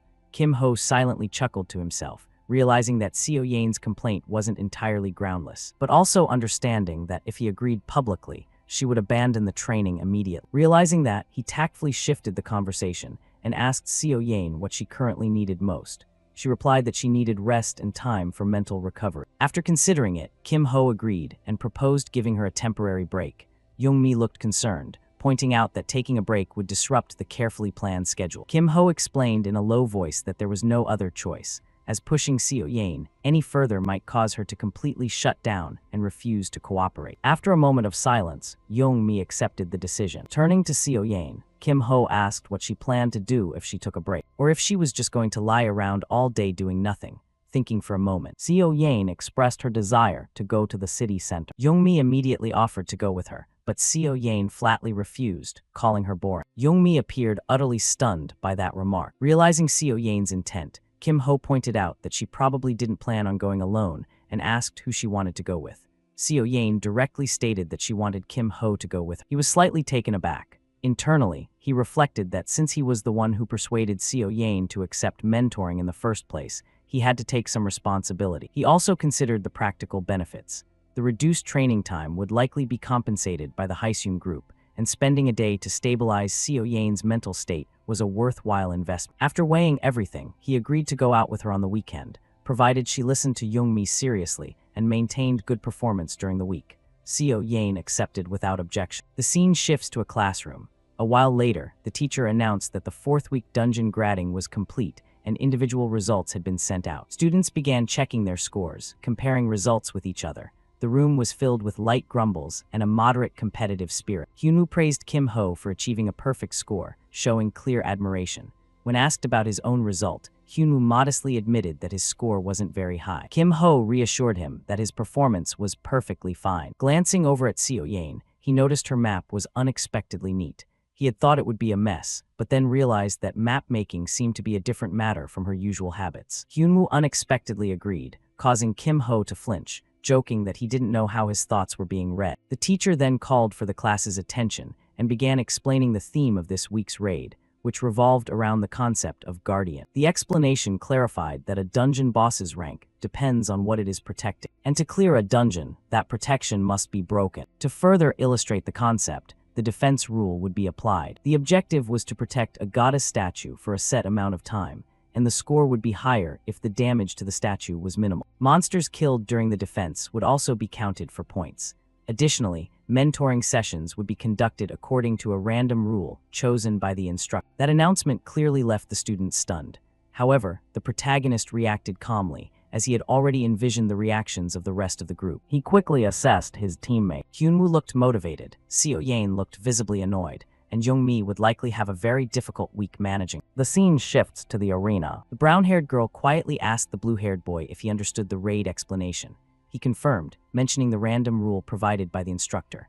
Hong Yeonhwa expressed frustration, remembering how they had been overwhelmed in previous PvP matches. The blue-haired boy admitted he didn't know what kind of mission they would face this time. Observing everyone's expressions, the protagonist noted that the general morale was low. Just then, Dang Gyeong stepped forward and told the group to be quiet, scolding them for making noise. With a composed smile, she announced she would explain the raid rules, skipping the basics the teacher had mentioned and going straight to the additional condition. She opened the map and explained that there were 2 sub-rules. The first rule was close combat, where skill effectiveness would increase at close range and decrease with distance, meaning only melee damage would count. Kim Ho silently noted that this random rule wasn't as devastating as he had feared, but remained alert knowing there was one more condition. Gyeong continued to introduce the second rule, command. She explained that monsters on the upper floors usually lacked intelligence due to their low level, but the command rule would compensate for that weakness. With visible confidence, she declared that she herself would be commanding the monsters throughout the raid.